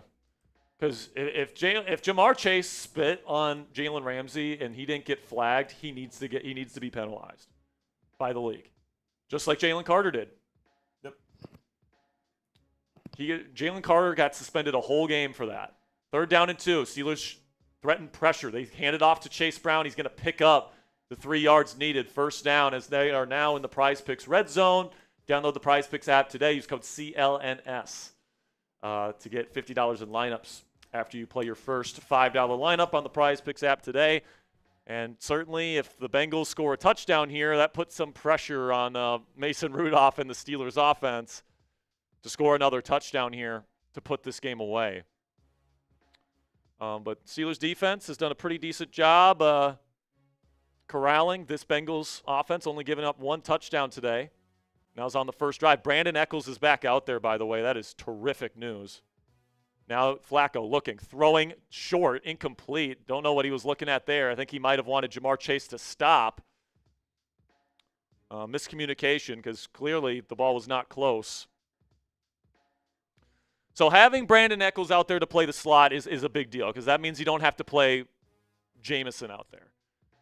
And as much as I loathe Chuck Clark, he can be at least serviceable. He at least knows what to do out there.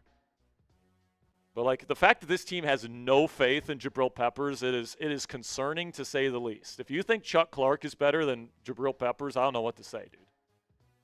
So here we go. They go empty with Flacco on 2nd down and 10 from the 19. Takes the snap. He steps up, and he's going to be sacked. Oh, man, Herbig. I was looking for the strip sack fumble, but Herbig comes around the edge and beats Zeus Brown on the left tackle spot for the sack. 3rd and 17 coming up. It's what you love to see from 51. It's what you love to see from 51. Just absolutely destroyed Zeus. Ran right around him. And by the way, Keanu Benton also there for the pressure. He probably would have had the sack if Herbig didn't get there first. Let's go. 3rd and 17. Empty formation. Trips right, Twins left. Steelers playing with guys back. Now false start on Cincinnati.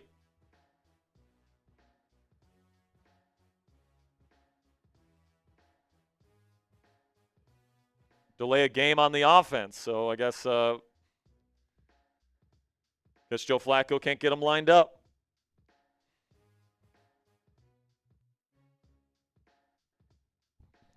Herbig is one of the best pure speed rushers in the league. You can't tell me otherwise, man. 3rd down and 22 after the delay of game. So everybody is saying that Ramsey got spit on. That is a fucking joke that Ja'Marr Chase spit on him and he didn't get penalized. That is a joke. Look at how many Steelers defenders are playing back. They're going to take the snap. Flacco looking. Here comes Herbig again. Now Flacco stepping up, going towards the end zone. Incomplete. Good coverage by the Steelers. Brandon Echols and Joey Porter Jr. back there, and that's going to force another field goal attempt for Cincinnati. If they miss this, they're still down 2 scores with the Steelers having the ball with less than 10 minutes to go. Type miss in the chat. Type miss in the chat. Type those misses. Come on.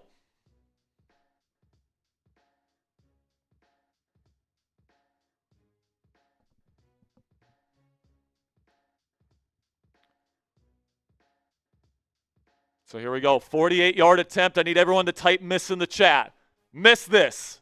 If he makes it, it gets down to a 1-score game. Kick is up. It's curving, and it is just inside the upright. Good. McPherson hit it.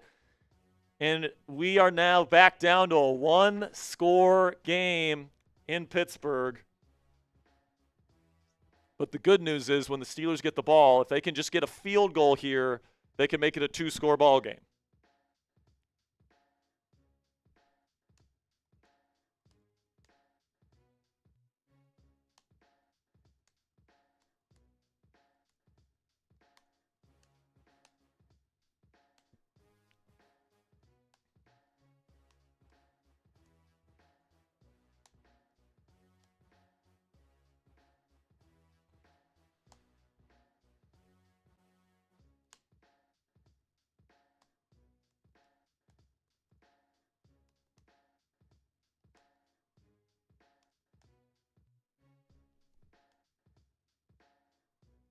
All right.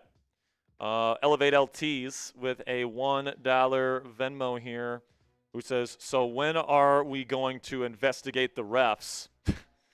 I mean, I don't know if we're investigating anybody, Hat Guy LTs, but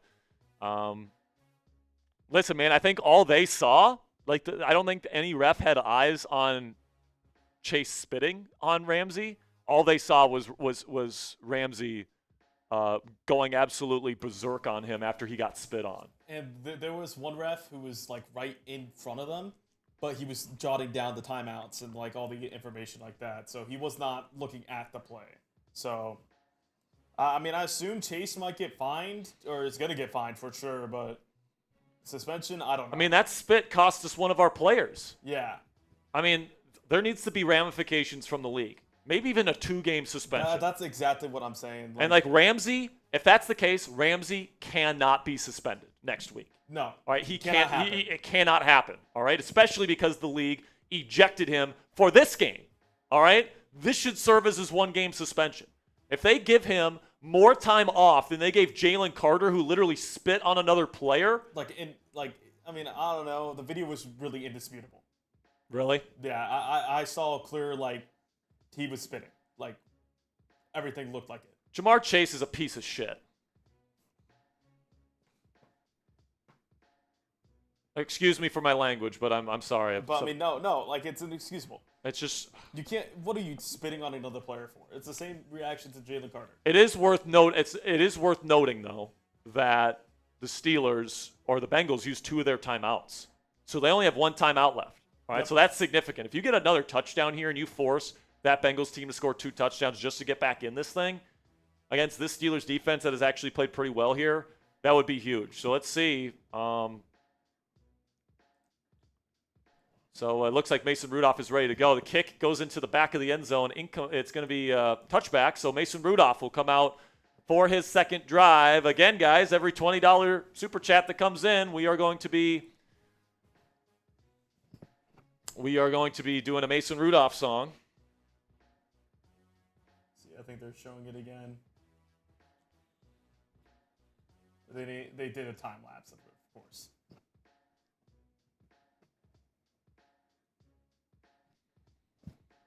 Now 1st down and 10. Over 4,200 people watching live. Let's put the nail in the coffin here, folks. Let's go. Let's take some time off, and let's go get some points. Play action for Rudolph on 1st down. Roll out to the right. He's going to throw it to Gainwell, who's wide open. He's going to pick up 8 or 9. Good play from the Steelers. Let's go, man.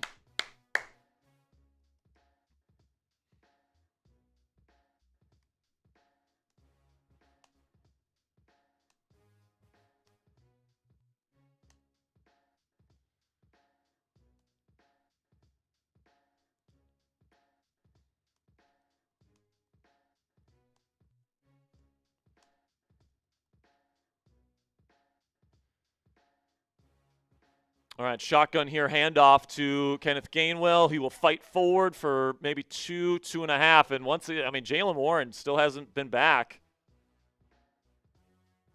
It's been all Gainwell and Caleb Johnson. But the fact that he ran out onto the field and he thought he was good enough to come back is a good sign that it's probably not serious. 3rd down and 1, they'll hand it off to Gainwell for the 3rd straight time. He'll pick up a 1st down. Keep that clock ticking.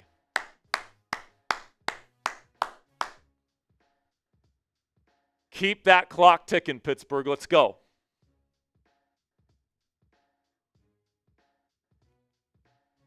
Shotgun here, looking. Rudolph will throw down the field, and he underthrew it to Metcalf.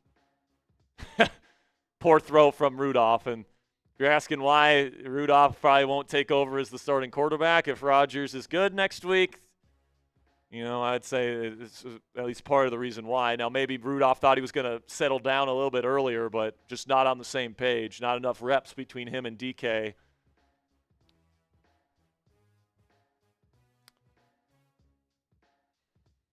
And yes, for everyone asking in the chat, I will try and censor myself. I know kids are watching. I'm sorry.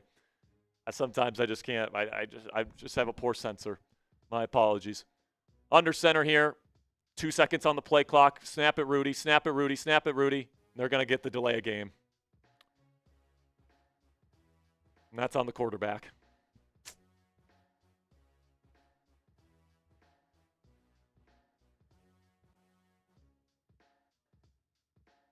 That's going to park you back 5 yards. And after the incompletion, you're now behind the sticks.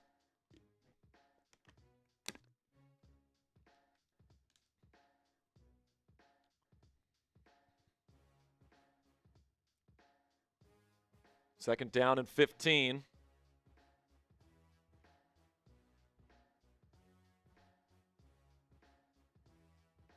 Rudolph from shotgun will take the snap. Quick screen to Darnell Washington. Why not? Let him run over some people. And he's going to take at least 3 people to bring him down. He gets about 4 or 5. It'll be 3rd down and somewhat manageable. Never mind. It was 2nd down and 15. So a 4-yard gain means it's 3rd down and 11. And we are 1 play away from giving the Bengals the ball back with a chance to go tie the ball game on this next drive. Ay. Not good. Shotgun for Rudolph. He has executed on a couple 3rd and longs here. Let's see if he can do it again here on 3rd and very long. 3 receivers out there. Roman, Calvin, and DK. Takes the snap. Rudolph looking. He's going to dump it off to Kenny Gainwell. He's got Darnell in front of him. He's going to try and pick up the 1st down. He does. And he still has feet. And he gets tripped up at the 35 of the Bengals. Huge 1st down for the Steelers. And once again, Darnell Washington proving his worth in this ball game. People are just afraid of him. He's just a hulking presence, man. He is such an X factor. Like, I would say right now, Jaylen Warren and then DK Metcalf is probably number 2 on my list on most important offensive players for the Steelers. So now at Cincinnati's 35, you're in Chris Boswell field goal range with the wind. You definitely want to get more. Hand off Caleb Johnson. Cuts it inside. He's going to pick up 3. Hold on to the ball, KJ. The ball is your life. Hang on to it. 2nd down and 7. And now Jordan Battle, one of their starting safeties, is limping around a bit.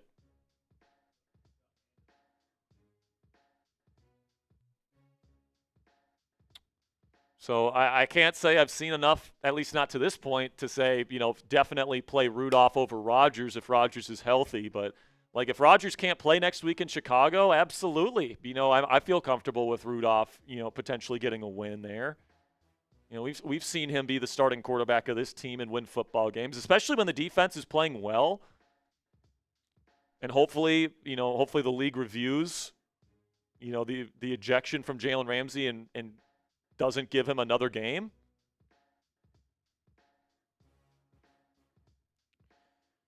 Keep that clock ticking, Ponzi, and put yourself in position to go up 2 scores. Position yourself for victory here.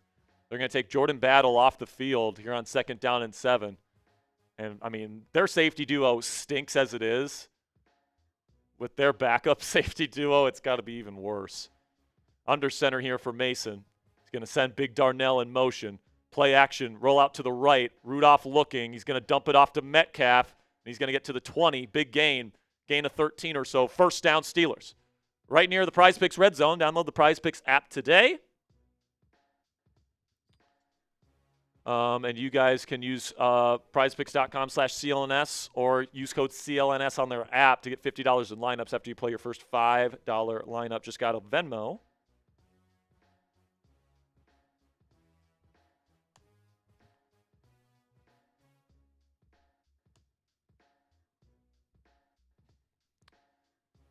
All right, under center is Rudolph, and he will hand it off to Caleb Johnson, who's going to try and bounce it outside. Stiff arm. He's going. There goes KJ to the 10, down to around the 5-yard line. Caleb Johnson and a flag. I think they're going to get him for the face mask.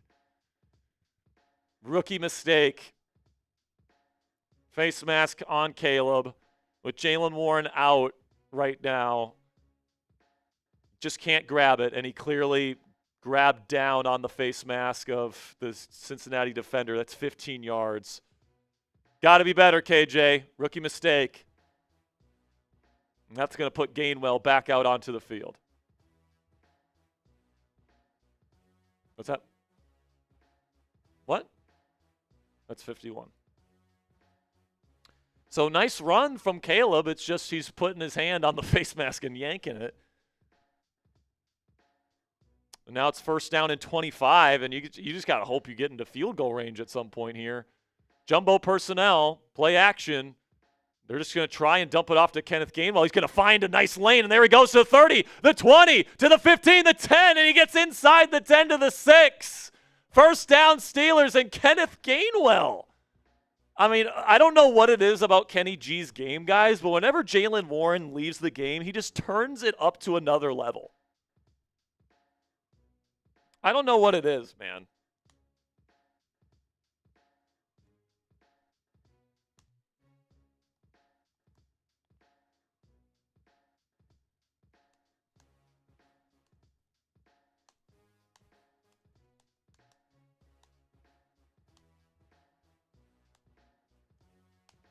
All right, here we go. Mason under center here from the 7-yard line. Offset eye.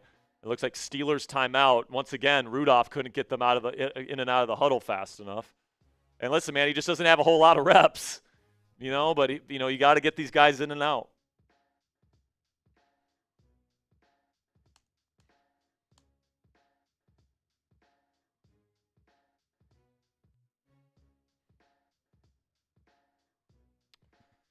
All right, well, we're at this little break. We've got a $51 Venmo from Natasha Lehman.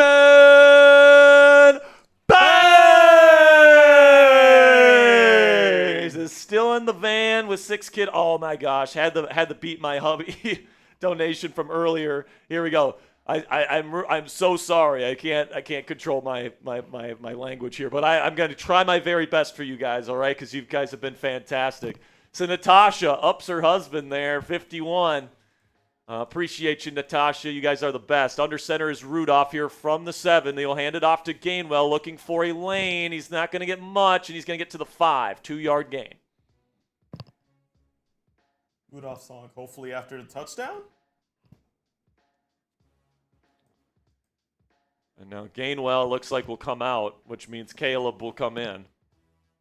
Or maybe not. I think Gainwell's actually going to stay out there.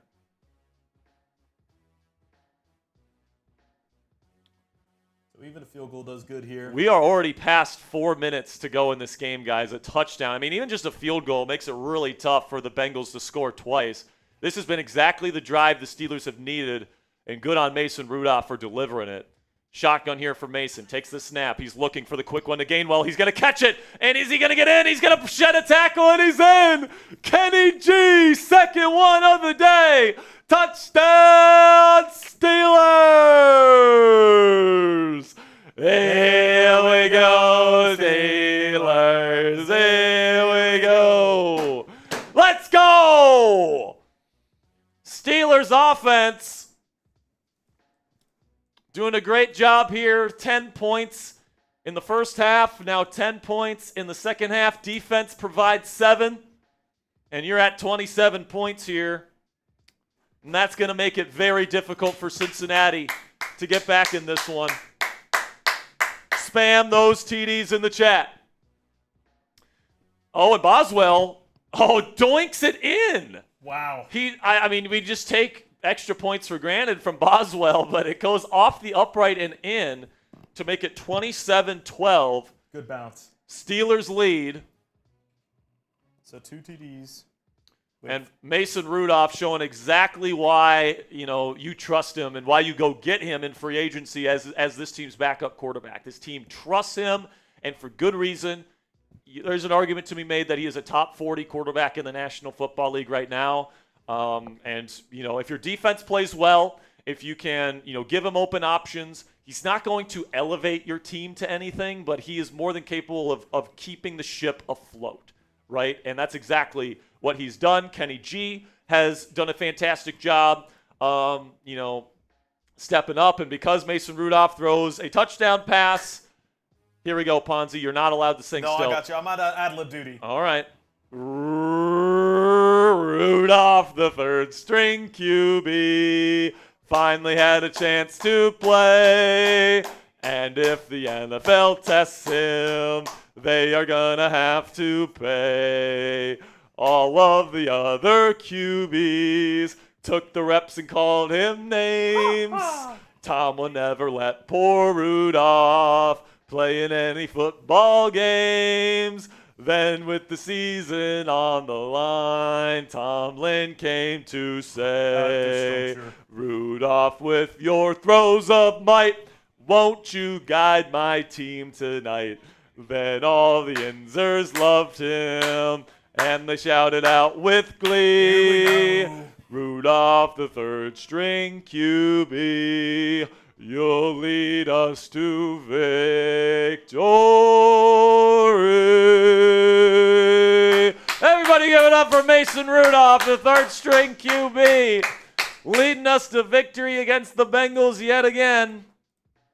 And we'll have to see on Aaron and see if he's all right. He had to leave this game at the end of the first half with a hand injury. We still haven't gotten any real update, but the fact that we haven't seen him on the sideline and this game is almost over. Fantastic job from Mason Rudolph coming in. Nothing super special. He made a couple of good throws, moved the chains a couple times on third down, just exactly what you are expecting, especially when your defense played as well as they did today, stepping up in a big way for the third straight week. And I think the fact that this defense did this here against the team that they completely obliterated, or that this offense completely obliterated this defense, just over a month ago in Cincinnati, this defense is different, especially when Jalen Ramsey's playing safety. So kicks away. And it's going to be caught at the 5. And Charlie Jones, you got to watch out for him. But Jabril Peppers, awesome special teams play. He does an army roll. Fantastic stuff. Dude, play him on defense. I just don't get it. I don't get the affinity for Chuck Clark. I really don't. I think my game balls are probably done, Ponzi. Now, maybe if there's an interception or something. But I think we're probably done there.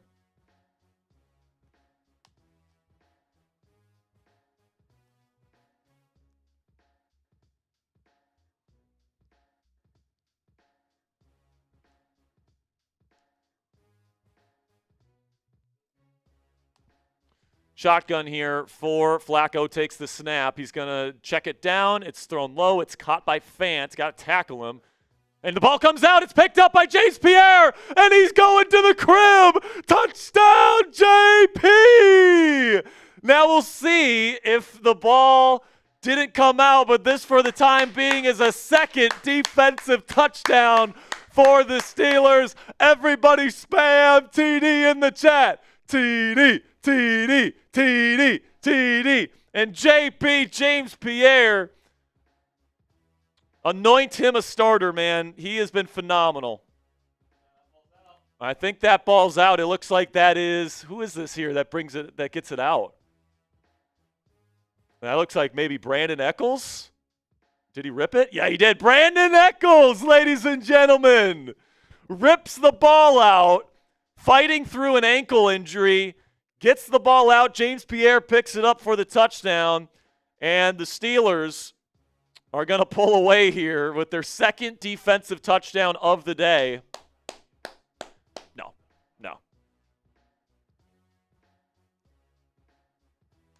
Yeah, this Steelers defense, man. It's for real.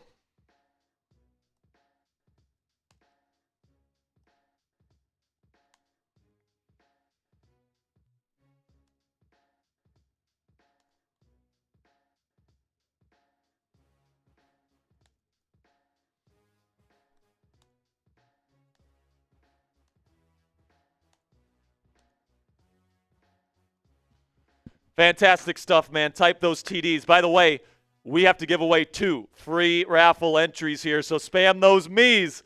Spam those me's if you want a free raffle entry. And you know what, Ponzi, we're going to do things a little bit differently. We're going to actually do the raffle at the 2-minute warning. So get that wheel going. I'll let you know any followers on Twitter. We only have a couple, so spam those me's. We're going to give away 2 free raffle entries. Let's go, man. Kick is away. And it's going to be fielded in the end zone and kneed down. But now it is officially a 3-score game with less than 4 minutes to go. This game is all but over. And next week, man, according to Jerry Dulac, he's not expecting the Steelers to elevate Asante Samuel Jr. anytime soon. So, we'll see if Darius Slay can get back next week. But even if Slay's healthy, I think you got to start James Pierre. He's just been too good these last 3 weeks. Defense is working with this cornerback trio.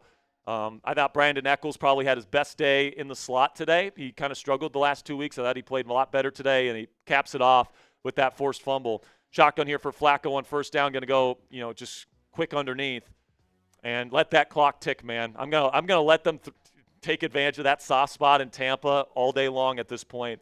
Sub 4 Steelers dubs. Steelers well on their way to 6-4 as they prepare for the Chicago Bears and those frauds next week in Chicago. Bears are losing right now? Shotgun here, draw play. Chase Brown, he's going to pick up first down yardage, just 3 yards on the play.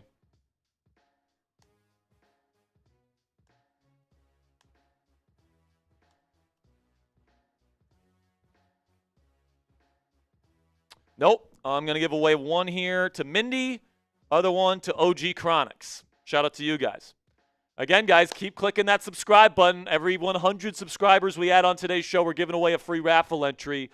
Also, every 200 likes, we're giving away free raffle entries as well. We go live for every single Steelers game, so if you like this commentary, make sure you click that subscribe button. Shotgun Flacco looking, throwing outside Chase, caught. Lots of room. He's going to get past the 40 to around the 39-yard line. Now Joey Porter Jr. wrestling Chase to the ground. And now Joey Porter Jr. getting in their face, being the enforcer. He's learned a thing or two from Jalen Ramsey. Love to see it.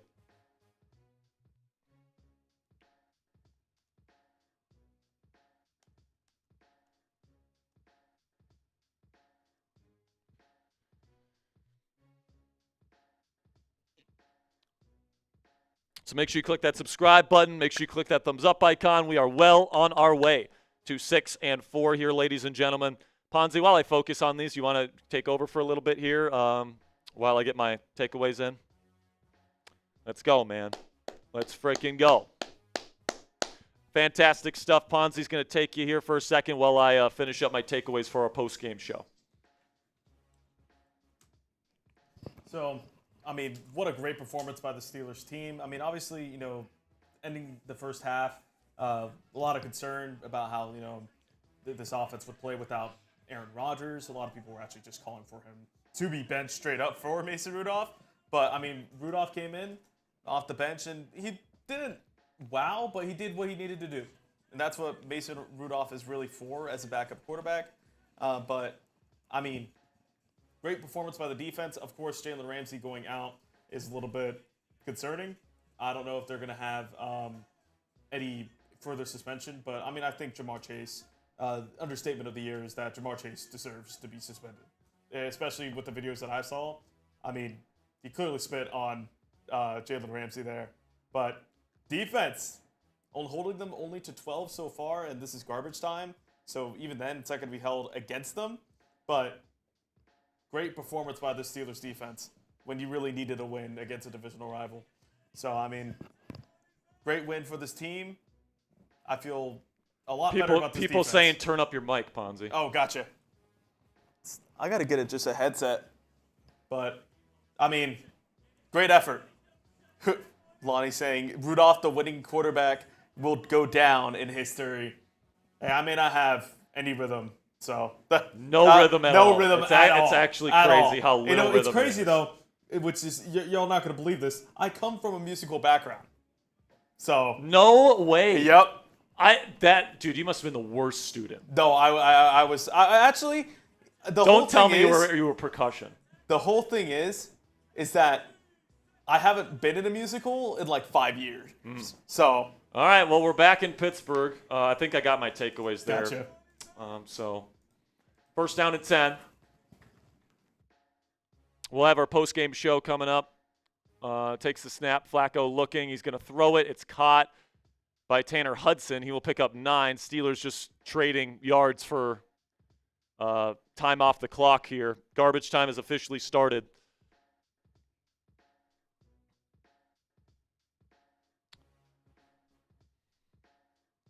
And listen, man, I know that because the Steelers as a team scored 24 points in the second half and they only scored 10 in the first, people are going to take that and say Rudolph needs to start. You can take yourself off screen there, Ponzi. Shotgun for Flacco looking. He's going to dump it off, but it's going to be deflected by TJ Watt. Good play by 90. Has a couple PBUs in this game. Be 3rd down and 1 coming up. But, if Rodgers is good to go next week, I still think you start him just because he can make more – those big-time throws than Rudolph can. But, the offense scored the same amount of points in the second half as the offense did in the first half, right? So I don't know if I necessarily saw anything from Rudolph where, you have to go with the hot hand necessarily if Rodgers is good to go. This is Rodgers' team. So, and Rodgers, wants to play in Chicago next week. So we'll see, man. But handoff here, 3rd and 1. It's going to be Chase Brown picking up a first down. Why is TJ Watt still on the field? Why are we risking him getting injured? Put Jack Sawyer out there, man. Let him get some reps. And now Sawyer was out there, actually. He runs off the field. Now at the 24-yard line, Flacco will dump it off. Chase Brown just outside the Prize Picks red zone, gain of around 3.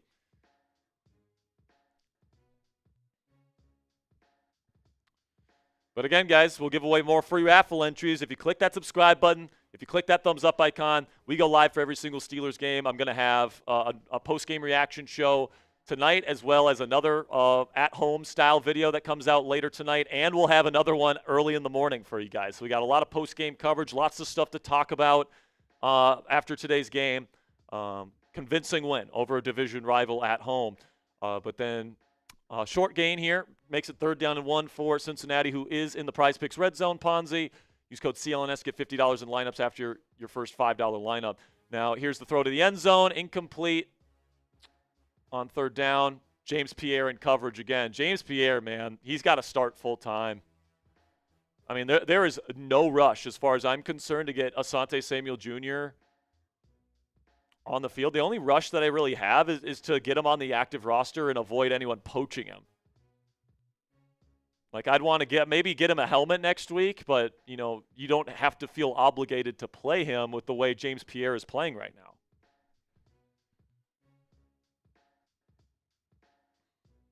Fourth down and 1. This is the game. I mean, there's 10 seconds left in the game, but, like, takes the snap. Flacco looking. He's just going to throw it up. And it is intercepted by James P. Oh, they're going to say incomplete. But James Pierre, once again, with great coverage. It's going to count as a PBU. And James Pierre, man, has just been a revelation for the Pittsburgh Steelers these last 3 weeks. What's that? Yes, they are.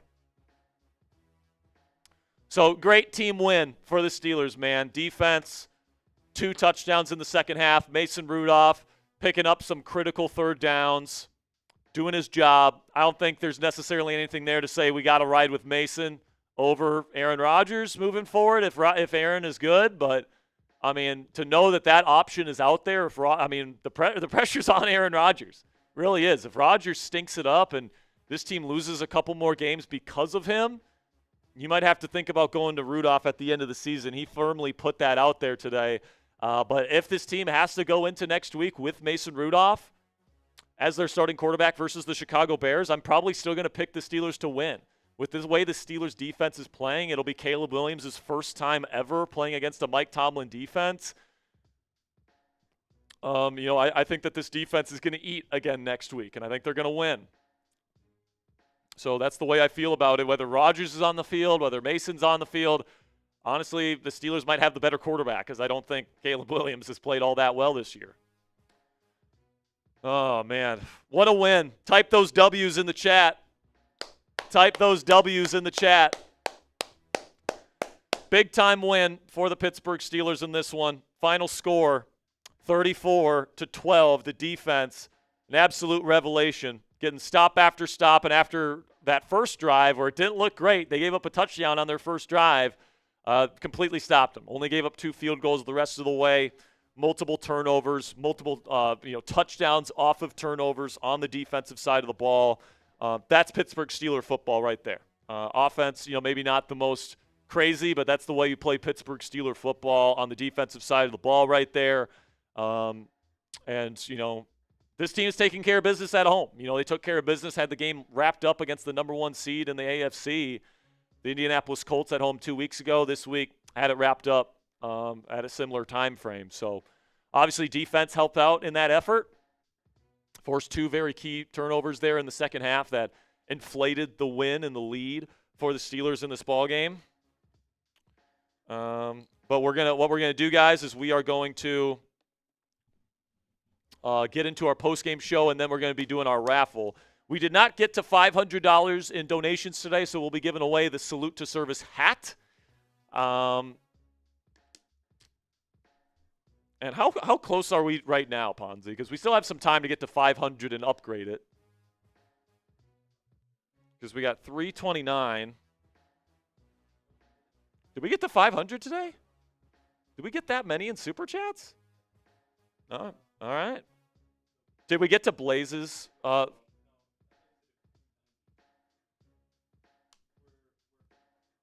We're $50 away, guys. So if we want to upgrade the raffle, another $50 super chat would get it done. Otherwise, we're perfectly fine doing the salute to service hat. We just got a $20 PayPal here. We're only $30 away. Did we get to Blaze and Gerald's? I don't think we got to Blaze's or Gerald's. So shout out to Blaze and Gerald. We'll get you up on screen here in just a second. I'm just going to read these off while Ponzi works on getting those on screen. Blaze says, here we go, baby. From the California rain to the black and gold victory. Much needed win for the Pittsburgh Steelers. I still think that there are issues on this offense that need to be fixed. Namely, you have to find a way to throw the ball down the field, not to a check down option and just rely on Yak. You're going to have to throw the ball down the field more. And you're going to have to find guys that are capable of getting open down the field. And that's going to fall on Calvin, and that's going to fall on Roman, or maybe it falls on MVS. Like, who knows what the answer to that question is moving forward. But, yeah, man, it was fantastic defensive performance today. Complete 180. I mean, if this game doesn't prove to you guys that the Thursday night game was just weird Thursday night voodoo magic, I don't know what will, because, obviously they did make some changes schematically and personnel-wise to the Steelers defense, but they just played so much better today than they did that Thursday night. And honestly, the offense didn't even play that well today. They played worse, I think, than they played that Thursday night against the Bengals. Certainly Rodgers did, but it didn't matter because the defense showed up. And today showed that this Steelers defense needs to be the reason why this team is good. If this defense plays the way they did today, against a team that, can move the football. They got multiple really good weapons, and they got absolutely spanked. Their season might be over now after today's game. The Steelers can beat anybody in the league when their defense plays this way. They really can. Then Gerald comes in with a $20 donation. I don't see a message attached to it, though, Gerald, so I appreciate the 20. Gets them in on the raffle. And make sure they get their raffle entries there, Ponzi.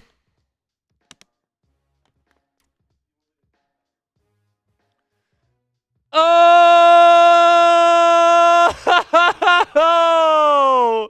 we're making it rain and we're upgrading to the salute to service hoodie for the raffle here. And this one's rolling in from Real Black Pilot. Bang! Here we go, Steelers. Here we go. That's not the right super chat there, Ponzi. I don't know what you did. But Real Black Pilot says, great content. Keep up the amazing work, brother. Go Steelers. Let's go Steelers, man. We'll be back next week for the Chicago Bear game. My prediction is Steelers win that ball game as well. Defense dominates again. This team is sitting at 7-4 this time next week. That's my prediction. All right, so make sure you guys come back next week. We're not done just yet, though. Make sure Real Black Pilot gets his 10 raffle entries for the Salute to Service hoodie. We're going to be giving away a hoodie on today's show, thanks to you guys, so thank you so much. PZ Western is asking, is Rodgers out for the season? We don't know. It's a hand injury, so I can't imagine it's going to take too long. Like, maybe it's another week, maybe another couple weeks, depending on how bad the injury is. I don't know, man. I don't have answers for you right now.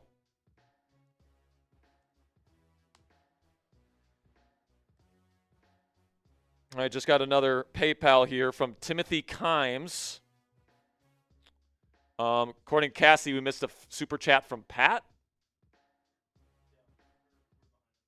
Okay, so we're going to get to some super chats here in just a second, guys, so don't worry. But Timothy Kimes says we play our best ball or win games when it's a 1 o'clock game. Yeah, man, it's just something weird with the Steelers when it's like a big-time matchup or when the nation is watching is when they completely shrink. $2 from Ray Zilla says, who run the North? Here we go. Let's go, baby. Love it, Ray Zilla. $2 from Noise Cars says, how do we play down to the extra teams? Extras teams? I mean, we played, a bad team today, and we didn't play down to them. We played well today. So not sure exactly what you mean by that. I mean, they've lost to, let's count the losses, right? You did lose to the Bengals, but that was kind of like Thursday night voodoo kind of BS.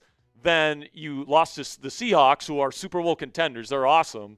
You lost to, remind me here, God, I'm the Chargers, the Packers. I mean, all these are playoff teams, right? So I don't know why the narrative is we play down to these teams. I mean, we're losing the playoff teams. $5 from Justin says over 4,500 watching at over a quarter and only 1.3 likes. We're better than that. Come on, Steelers Nation. Hit that like button. It's free. 100%, guys. We got over 2.1 K watching right now still, so make sure you click that thumbs up icon. We are 15 likes away from giving away another free raffle entry, by the way. So click that sub button. Click that like button. We're here for every single Steelers game. And then we got Anthony Jensen coming in with a 10. Says, I know it isn't just Rodgers that the issues, but last week at the start of this week, as well as how the offense came alive with Rudolph, there is going to be a lot of talk about a switch. I mean, sure, people can talk all they want, but, like, why was the offense successful in the second half? Would it be because Rudolph was, like, throwing darts down the field and, like, elevating the offense? No, I would say it's because he got the ball to playmakers out in space, and they've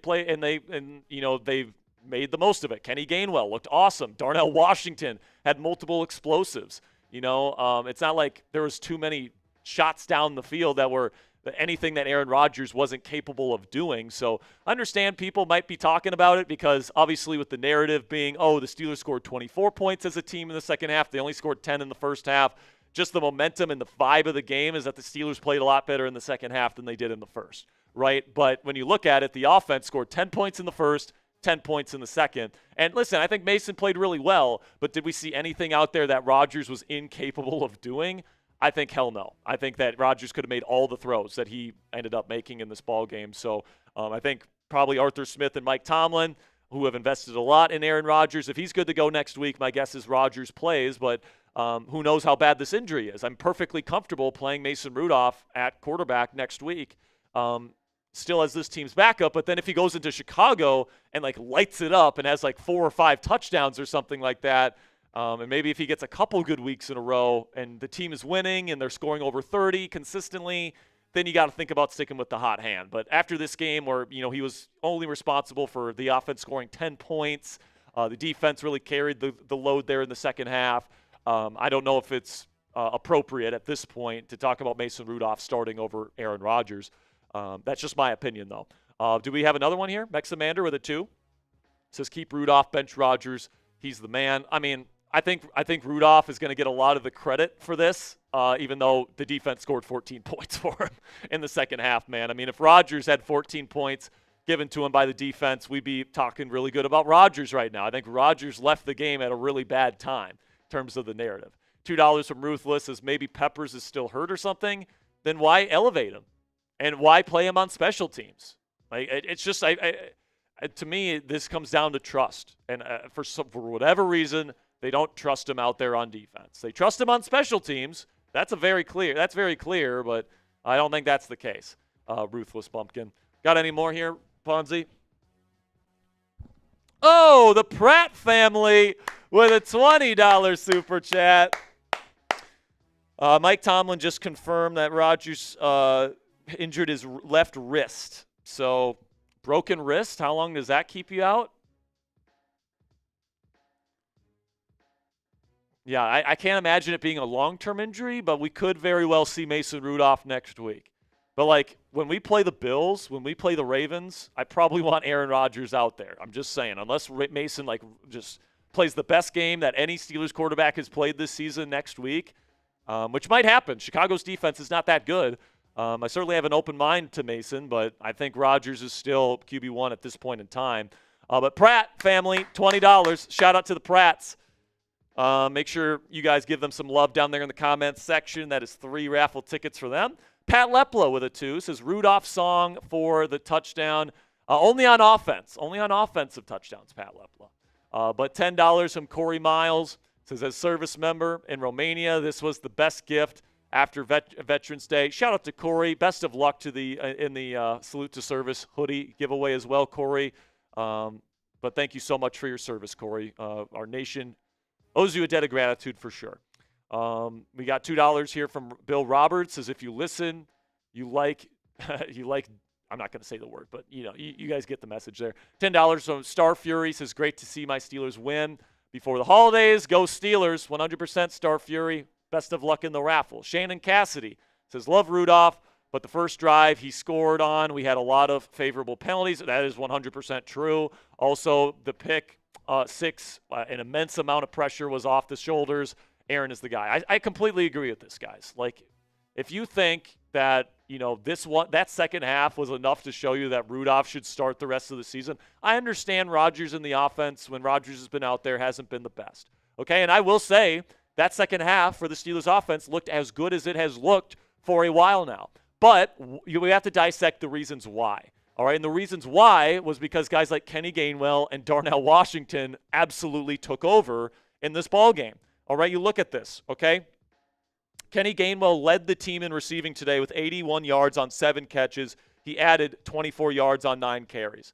All right, so Kenny Gainwell, that's a lot of yak on checkdowns from Mason Rudolph, right? Then Darnell Washington had 67 yards on 4 carries. He was your second best receiver. Okay, DK Metcalf didn't even crack 50 yards today. Okay, Calvin Austin III only had 1 catch for 5 yards on a 3rd down and long. That was a nothing burger. Roman Wilson had 1 catch for 17 yards today. That was a pretty big one, but the issues with the Steelers offense are still the same. I think that, you're still relying too much on yak. I think you're still relying too much on opponent penalties. And, Mason made some nice plays. I'm not trying to say he didn't. That one, the Roman on that 3rd and long, beautiful. All right, beautiful stuff. All right, he executed on those 3rd down situations when, that this team has struggled with Rodgers. But also those caliber of throws were more than capable of being executed by Aaron Rodgers. So it's hard for me to sit up here and say Mason Rudolph is clearly the guy. We got to stick with the hot hand. Now, if Rodgers isn't healthy, I'm 100%, comfortable starting Rudolph next week. But, if Rodgers is good to go, in my opinion, there's no reason to not play him. We got a Venmo here from Timothy Kimes. Shout out to Tim. Let's see what we got here.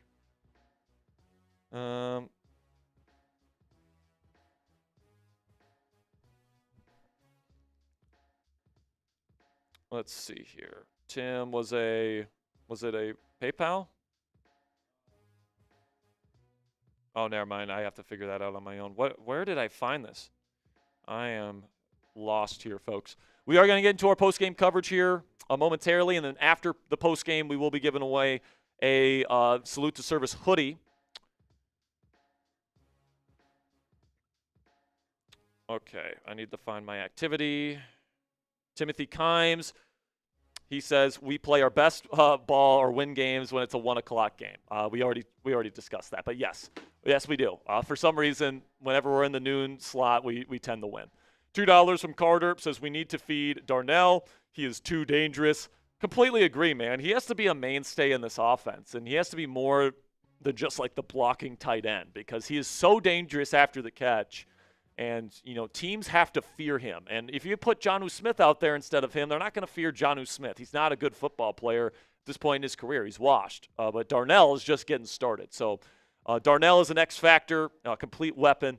One of the best things about your team and your offense that give you a competitive advantage. So I completely agree. You've got to take advantage of him.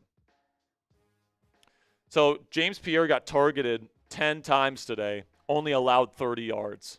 That's 3 yards per target. Unbelievable stuff from James Pierre, man. He has to start full time. He just shut down Ja'Marr Chase and T. Higgins. What else do you have to see? What's that? Oh, yeah, I got to do it. This is why. All right. We're just gonna have to say unfortunate on Commanders. All right, here we go. Why did the Pittsburgh Steelers defeat the Cincinnati Bengals at home in Week 13 in convincing fashion? Final score 34-12. Well, the answer is pretty simple to me. This defense is officially back here in Pittsburgh. Joe Flacco and that Bengals offense have been really moving the ball quite effectively versus everybody over the last month, including against the Steelers defense back in Week 7. But this was a completely different Steelers defense today. The pass rush was better. I thought the pass coverage was way better. The game plan was much better from Terrell Austin, lots more press. And James Pierre, man, what a revelation. He was targeted 10 times today, only allowed 30 yards. He has to be a full-time starter on the other side of Joey Porter Jr., who also had an excellent day. Jalen Ramsey, all I got to say is that he better not get suspended next week by the National Football League. He got spat on, and if anything, Ja'Marr Chase should be the one that gets suspended next week by the National Football League. Jalen Ramsey has already done his time for punching and doing all that different stuff. He should be back next week for the Bears. Can't wait to see what this defense has for us in the future. All right, I'm going to send this to Durham, and then we'll get into our post-game coverage here, guys. For the 1,500 people still watching, I appreciate you guys so much.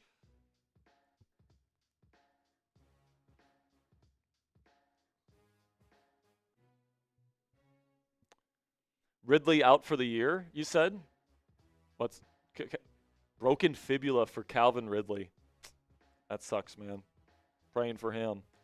All right, we're going to get this short sent to our associate here, guys, and then we're going to get into this post-game show. Lots of good stuff to talk about on today's show. Lots of positive vibes coming out of this one.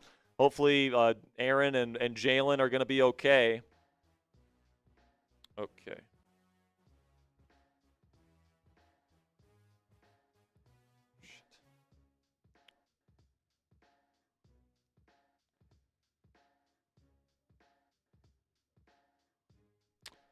So Mike Tomlin said that Aaron Rodgers needs further evaluation tomorrow. Obviously, he was not able to finish the game today.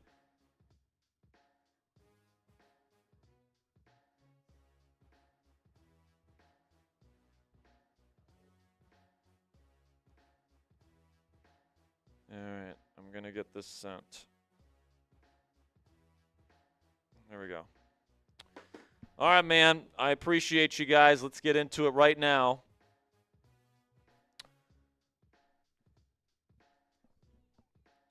Don't go anywhere if you have raffle tickets. We're going to be doing the raffle after the post-game show, so make sure you guys stick around. But in the meantime here, let's get into our post-game reaction for Steelers versus Bengals.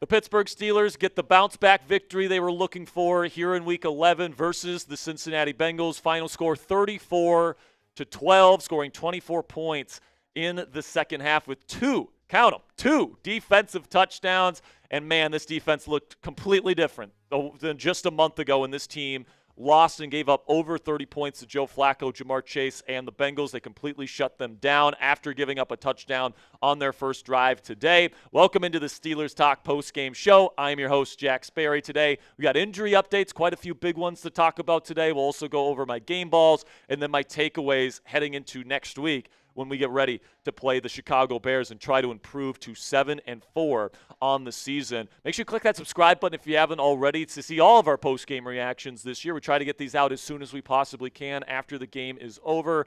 So if you guys want my thoughts, my takeaways, injury updates, all that stuff after Steelers games this year, make sure you guys click that subscribe button if you haven't already to join the largest Steelers fan community anywhere here on YouTube. So final score, 34-12. Now, it was much closer heading into halftime where it was 10-6. And, the Steelers offense, once again, having a little bit of a hard time moving the football, was relying a lot on Darnell Washington and Jalen Warren to, get the ball after the catch, all that stuff. And it was really a lot of the same stuff, even though Mason Rudolph had to come in for an injured Aaron Rodgers. We're going to talk about that here in a second. Rudolph was super efficient. Was able to get the ball to his playmakers out in space. But once again, in the second half, you get two defensive touchdowns, which was really what allowed the Steelers to win this game in blowout fashion. And it was really fantastic stuff from the Steelers defense that came up with a much better game plan. Joe Flacco, not even close to the numbers that he put up back in Week 7. Ja'Marr Chase was pretty much shut down all day by the starting cornerback duo for the Steelers and James Pierre and Joey Porter Jr. They played a lot more press in this one. They forced Flacco to find other options.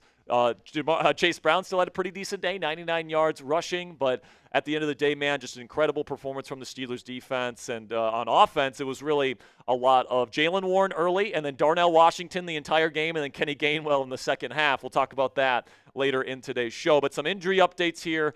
Mike Tomlin just hit the podium in Pittsburgh, and he says that Aaron Rodgers has a left wrist injury and he needs more evaluation going into tomorrow. So really, Tomlin Tuesday coming up here is going to be a big one. Because I'm guessing if he's good to go and if it's nothing too serious, then he will play next week versus Chicago. But as we'll discuss later in the show, if Rodgers needs time to heal, it's nice to have a guy in Mason Rudolph that's capable of executing the offense. And then Jaylen Warren tried to go back into the game with an injury.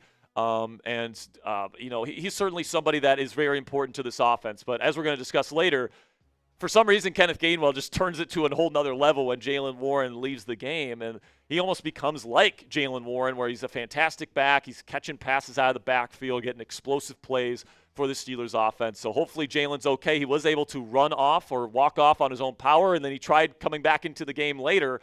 Steelers eventually shut him down. But, the fact that he was able to walk and the fact that he wanted to go out and play again is good news in terms of Warren's and the severity of the injury. I'm guessing he'll be back soon, if not next week. Then Keshawn Williams left this game early with a concussion. He was on special teams, and he took a hard hit to the head.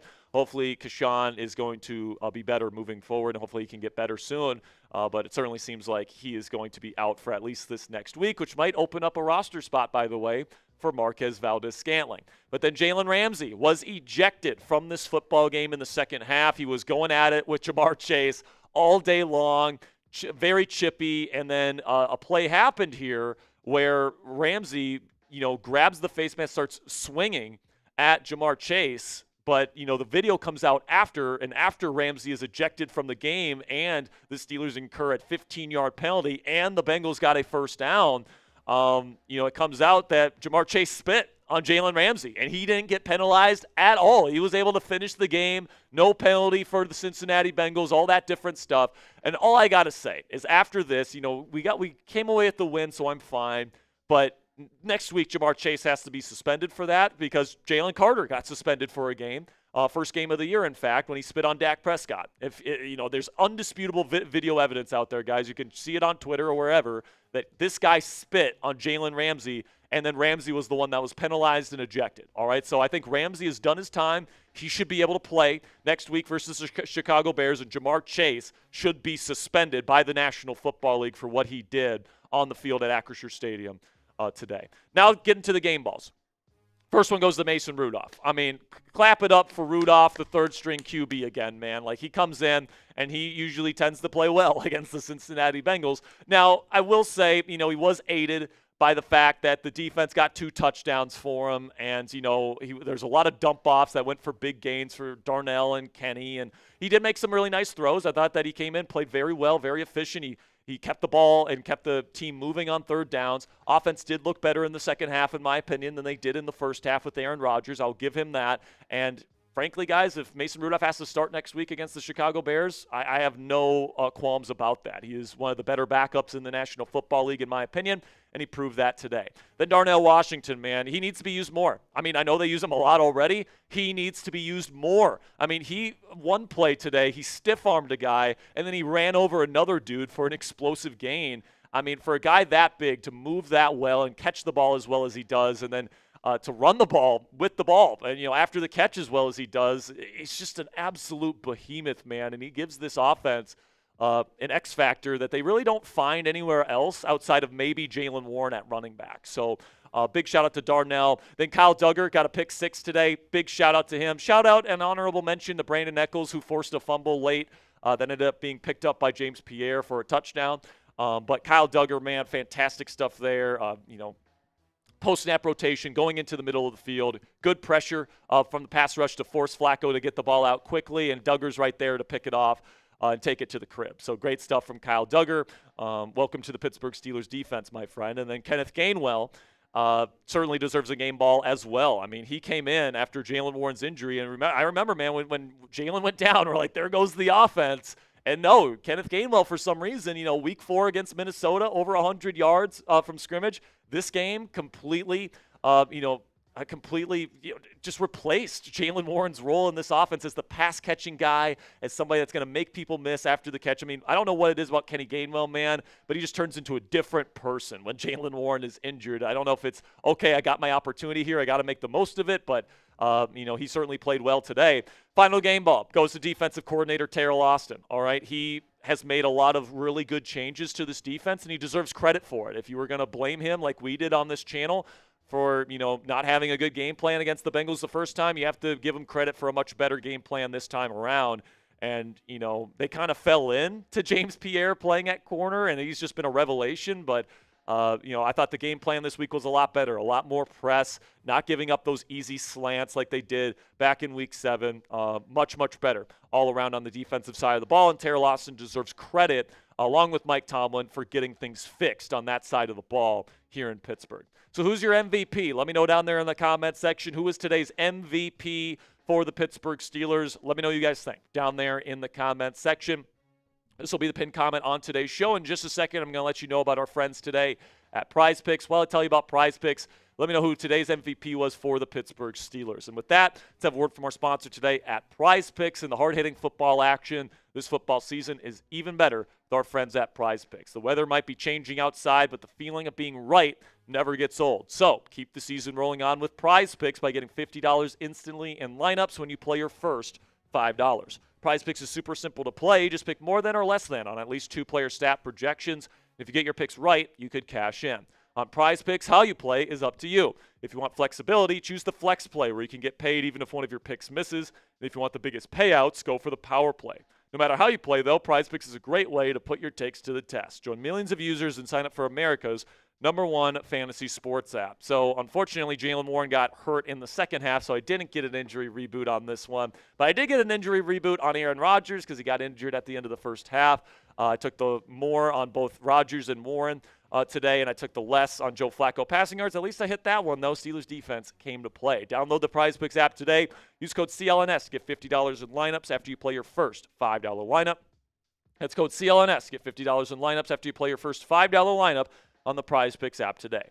Prize Picks, it's good to be right. All right, so first thing I want to say is great job by Mason Rudolph. Coming in cold off the bench on a cold, windy day and making the kind of throws that he made today, just executing the offense. He had a couple misses today, but that's fine. All right, for a backup quarterback to come in and execute on a couple 3rd and longs the way that he did. Now, I don't necessarily think that there was any throw that Rudolph made today that, like, Rodgers is incapable of making or anything like that. I do think if Rodgers plays the second half, it's a pretty similar outcome, if I'm being completely honest with you. But, really good quarterback rating today. He was very efficient, didn't have any major mistakes. He got the ball out on time and in rhythm the way Mason always tends to do. And, he showed today why this team and this fan base should be extremely comfortable with him as their backup quarterback. I think, he doesn't raise the ceiling a whole lot, but he definitely, elevates the floor compared to other backup quarterbacks in this league. He's smart. He's accurate. He can throw the ball down the field. He's got a pretty good arm, good size, all that stuff. And if, the playmakers are making the plays that they made for him in the second half, by all means, Mason Rudolph can easily win these types of ball games for the Pittsburgh Steelers, and he's proven that time and time again. However, Aaron Rodgers is still QB1, and if he's healthy, Rodgers will be the quarterback next week. And I know because, the narrative is going to shift because the Steelers scored 24 in the second half, and they only scored 10 in the first half, that, the narrative is going to be, the Steelers were clearly better with Mason Rudolph, and they have to go with him next week, even if Rodgers is good to go. But, like I said, man, I think if Rodgers is in there, they probably win this game by multiple scores again. 14 points from your defense is a big deal. And I think, that's more to, credit for, this incredible performance from the Pittsburgh Steelers. And the defense deserves more of the credit than Mason Rudolph does, personally. But, certainly if Rodgers can come back next week, I think, you probably still play him. And if he struggles, then, you have a guy in Mason Rudolph that you can trust down the stretch. And if Rudy has to play next week, I will be thrilled for that, man. I think that, he's a good guy, works hard, deserves an opportunity for sure. And, if he plays next week because Rodgers is injured, I have every confidence in this team to get the job done versus the Bears next week. Then, I still think we have some issues on the offense because this team is still very, very reliant on Yak, yards after the catch. And today, the two guys that were really championing that was Darnell Washington and Kenny Gainwell. Darnell, 67 total yards today, most of that probably on Yak. And, he had multiple explosive pass catches today, where he's just mowing people down. And then Kenny Gainwell today, on the ground wasn't that phenomenal, honestly. Just averaged 2.7 yards on the ground. He's really more of a true third down back, but as a receiver, he was phenomenal. Just checking my notes here real quick. He had 9 catches. That was second most on the team. The only one with, or never mind, sorry. He actually had 7 catches on the day. That led the team, okay? And he had 81 yards, which also led the team. So Gainwell was your leading receiver today. And whenever your running back leads your team in receiving, that tells you that, a lot of it was yards after the catch, making guys miss, check downs, stuff like that. And this Steelers offense really struggles to throw the ball down the field. And part of that is DK Metcalf is getting doubled a lot, and that is certainly a big issue. But really the bigger issue than that is Calvin Austin and Roman Wilson are struggling to get open. Now, Roman did get open on a very big play today on a 3rd down and long, and, Mason had a beautiful throw getting him the football, with anticipation to move the chains. Had a very crucial part of this football game. But then Calvin Austin III, only 1 catch for 5 yards. He's been a huge disappointment this year. At this point, I don't really see any way that Calvin Austin gets, that second contract with the Pittsburgh Steelers. But Roman Wilson, man, continues to show some flashes. He played a lot today, but he only got that 1 opportunity. So hopefully we can see Roman get more and more opportunities. But, he played a lot today. He was this team's number 2 receiver, and he still only finished the game with 1 catch with a lot of one-on-one opportunities. So whether it's Rodgers, whether it's Rudolph, this offense still has a very key issue, which is that they can't throw the ball down the field very effectively. And that's an issue that needs to be fixed moving forward if this offense is going to play better down the stretch. So make sure you guys click that thumbs up icon if you haven't already to celebrate this Week 11 victory. Convincing victory for the Pittsburgh Steelers against an inferior opponent. Really the type of game that we've been asking for from the Pittsburgh Steelers all season long. If you're with me on that, click that thumbs up icon to celebrate today's win. But really the star of the show today, guys, there's no doubt about it, was the Steelers defense. And I do think after 3 straight really solid performances and James Pierre playing the way that he played, we'll talk about him here in a second, it was a fantastic performance. Now, they did allow Chase Brown to get some good yardage today and, on the ground, and, they'll fix that. They will. But, the pass defense is just so much better than it was just a month ago when this team played the Cincinnati Bengals, and you're forcing turnovers. You put pressure on Joe Flacco. You only get 1 sack on the day. That went to Nick Herbig, by the way. But you put pressure on Flacco pretty consistently, forced him to get the ball out to his check down, and then the defense rallied to the football really well as well. I thought Terrell Austin did a good job mixing things up. Thought the players on the field did a good job executing. I think Jalen Ramsey, when he was in, did a great job being the enforcer in the middle of the field like he has been the last 3 weeks. And then the cover guys on the outside were terrific with Joey Porter Jr.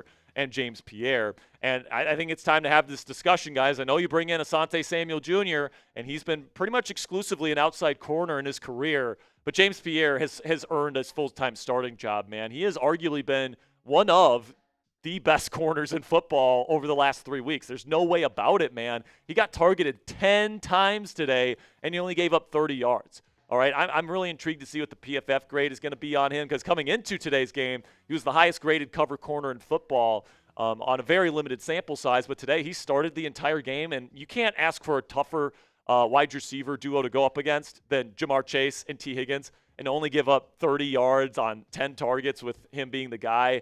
He also had a fumble recovery for a touchdown today.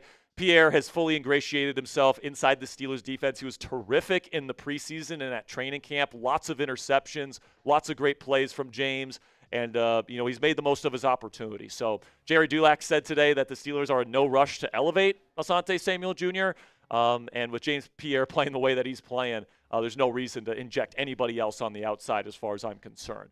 But then something that really concerns me, and maybe the one negative takeaway here, is why did Chuck Clark get time over Jabril Peppers? I mean, seriously, what is wrong with Jabril Peppers where you don't trust him enough on the field compared to a guy like Chuck Clark, who has been a big liability for the Steelers defense the entire season? All right, he had to come in when Ramsey left the game, and I thought Chuck played fine today. All that's fine, but the game was kind of in hand at certain points there, and I just feel like Jabril Peppers should be the next guy on the totem pole, because Chuck Clark has been out there quite a bit and he has really struggled. So really happy about the win, really happy about the way this defense played. If this defense plays the way that it's playing right now for the rest of the season and heading into the playoffs, this Steelers team can beat anybody in football, especially at home, and especially when they're creating the turnovers that they created today. So let me know down there in the comments section. Grade today's performance from the Steelers, A, B, C, D, or F. This might ruffle some feathers, but I'm going to go with a B+. I think the offense gets an A, or the defense gets an A. Offense gets a C+. All right? Like the offense, 10 points in the first half, 10 points in the second half, okay? And the defense was the one that was stopping Ja'Marr Chase, and they scored a lot of points, man. The defense almost scored as many points as the offense did. And off of those 2 turnovers. So I'm going to go with a B+. There's still issues on this Steelers team. I want to be abundantly clear about that. But it's nice to get a convincing victory against a divisional opponent at home after a tough loss last week against the Chargers. Some final thoughts here. Going into next week, I said last week on this postgame show, and there's a lot of people that were yelling at me for saying this. I think the Steelers are going to beat the Bengals. I think they're going to beat the Bears. And I think they're going to have a better chance against the Bills at home than people give them credit for. And I still hold strong on that. I think that next week, Caleb Williams facing his first ever Mike Tomlin defense. It's going to be an adventure for him, especially with the way this defense is playing right now. I think that whether it's Mason Rudolph or Aaron Rodgers, I think that the offense will be good enough to win in Chicago next week. And then, you go against Buffalo, and they really struggle against jumbo personnel packages. And as long as the Steelers can stay healthy up front in Chicago, Steelers should have all the things that they need to be able to run the ball effectively against a Buffalo defense that struggles to stop the run. So I like where the Steelers are sitting right now. I think that this is kind of the stretch of the season here where Mike Tomlin is going to put this team in position to go to the playoffs. And obviously we still have to stave off the Ravens in the AFC North, but to kind of take care of business and kind of avenge this team from that embarrassing loss on Thursday Night Football against the Bengals back in Week 7 with a convincing victory that we are clearly the better team compared to the Bengals this season. I think that's a good sign for this Pittsburgh Steelers team that there's still hope for this team moving forward. And I guess we'll see what happens next week. Make sure you guys click that subscribe button if you haven't already. Thank you guys so much for joining us here for this post-game reaction show. I'm going to have another at-home video once I'm able to watch this game back, once I go over the post-game press conferences, all that stuff. I'll have some more stuff for you guys later in today's show, probably at halftime of Sunday Night Football. So stay tuned for that. Click that subscribe button if you haven't already. Till next time, guys. Here we go, Steelers. I'm sure we got some super chats that we got to catch up on. Bradley Takic, I believe. Sorry if I mispronounced your last name. Cheering for the Browns today. No wins for the Ravens. Yeah. Go Browns. Yeah, go Browns. Go Browns. I can't believe I'm saying that, but I mean, listen, man, if the Ravens lose today, that is a huge loss because if they lose, they get down to 7 losses on the season. Right now it's 3-3. Well, I mean, it's early, so I'm not really taking any stock on what the score is, but I'll probably have a reaction to the finish of that game in our second video that comes out. But I want to give you some names for the raffle here from Twitter. Yeah, gotcha. And then Corey Miles with another $10. Corey Miles, thank you, man. Says we need a wide receiver 2 with good route running and is able to get separation from the DBs. Yeah. I mean, I think your best bet at that at this point. MVS. The thing about MVS that you got to realize, guys, is that he's kind of like DK Metcalf, where he's got kind of a limited route tree. He's like a true deep threat. So, like, if you're expecting him to come in and be the man-to-man separator, I don't know if he's going to be able to do that. Like, right now, your best bet is Pat Freiermuth at tight end, and then Roman Wilson and Calvin Austin III, one of those 2 guys stepping up. The fact that we had to say Pat Freiermuth as your elite separator. Exactly what I'm talking about, man. All right, I'm ready for these names whenever you are. All right, you got Lamont, you got Tyler Willis, and you got Scott DC. Okay, we're ready for the raffle whenever you are. All right, we got Robert Kirkpatrick, who shared today. Okay. We got Terza Bulware, who shared today.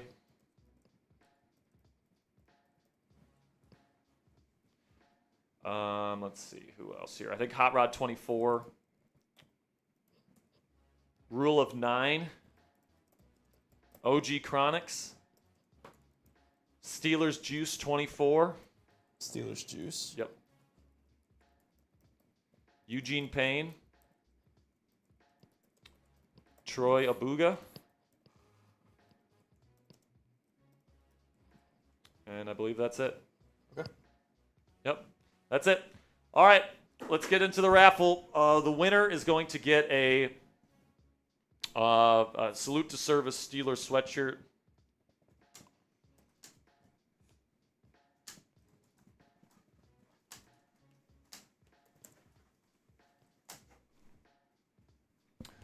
All right. So whoever wins, make sure to send me an email. And best of luck to everybody that entered. But if you don't win today's item, keep in mind that you are entered into the Hines Ward jersey raffle at the end of the month. All right, so keep that in mind and make sure you keep listening, keep watching our watch parties all throughout the 2025 season. We did get a 65 sec super chat here. Don't think that's $10, is it? I don't. It's green, so I think it's 10. So I think that gets them in. Okay. So Rez who gets. is it from? It's from Rez85. It says breaking news: Jonnu Smith traded for 2 boxes of Twinkies. Why is this guy on the field? Good question, man. I mean, look what he did today. 0 catches on 2 targets. He is the Chuck Clark of the Steelers offense. I'm sorry, he is. The only difference is they paid him top 10 money at the position this year. Embarrassing. Jonnu Smith has to be excluded from this offense, especially with the way Freiermuth is playing. What's his contract looking like? Freiermuth had 1 catch today, by the way. That is embarrassing. Freiermuth had less targets than Jonnu today. That's embarrassing. Now, I get it, man. We won, but like we can be critical, all right? Like you guys know, I don't panic when the Steelers lose. That's just not my style. I take the positive with the negative. Part of the negative with the Steelers offense is that they play Jonnu Smith too much. That's my opinion. But again, Rez with a $65 sec. Appreciate you. Okay. And now we are ready. Gary Frank says, you forgot me, Jack. Do we forget Gary Frank's super chat? Do we have a super chat? Do we have something from Gary? Let me see. I don't think I remember getting anything from you, Gary. I didn't see any super chat. Did you send Venmo, PayPal? Or is it like Twitter? Okay. He says, bro, I'm kidding. Don't scare me like that, Gary Frank. All right, You're a real one, Gary. I don't want. Trust your word. I don't want to. I don't want to let anyone out of the raffle that deserves to be in it. Come on, Gary. All right, man. How we doing on that wheel? Oh, we're good. We're good. All right, let's do it. Shuffle real quick. Oh, by the way, we'll stay live. We'll stay live as long as you guys keep super chatting. But we're gonna close down the raffle here. And best of luck to you. Whoever wins gets the salute to service hoodie.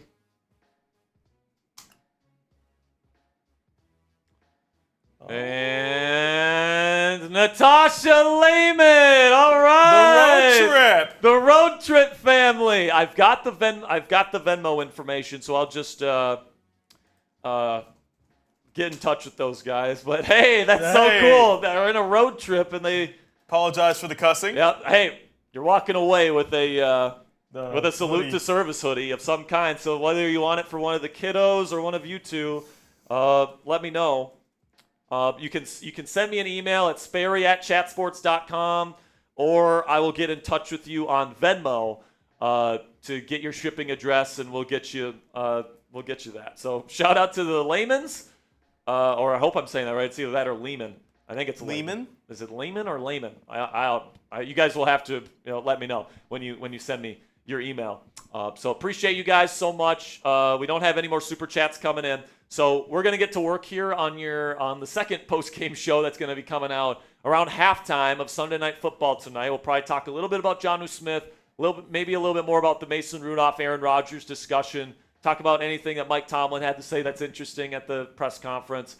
Any injury updates other than Aaron that we got? I saw on the graphic for Jalen that it was listed as ankle injury. I saw that on the Twitter.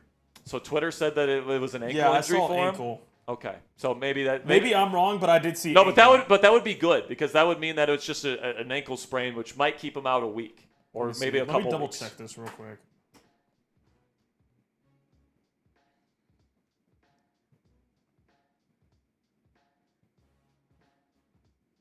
Let's see.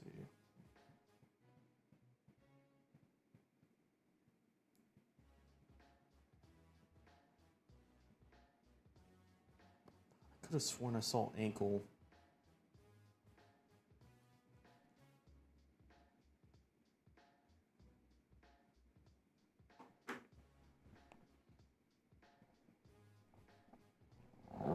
Yeah, ankle. Okay, cool. All right, man. Well, that's going to be it for today's show. I appreciate each and every one of you guys for supporting the channel, for coming and watching Steelers football with us every single week. We'll be back on Tuesday for our next live show, and we'll have probably some answers on Aaron Rodgers at that point, and we'll have some very interesting things to talk about this Tomlin week Tuesday. on Tomlin Tuesday. So we appreciate all of your guys' support. We'll see you guys next time.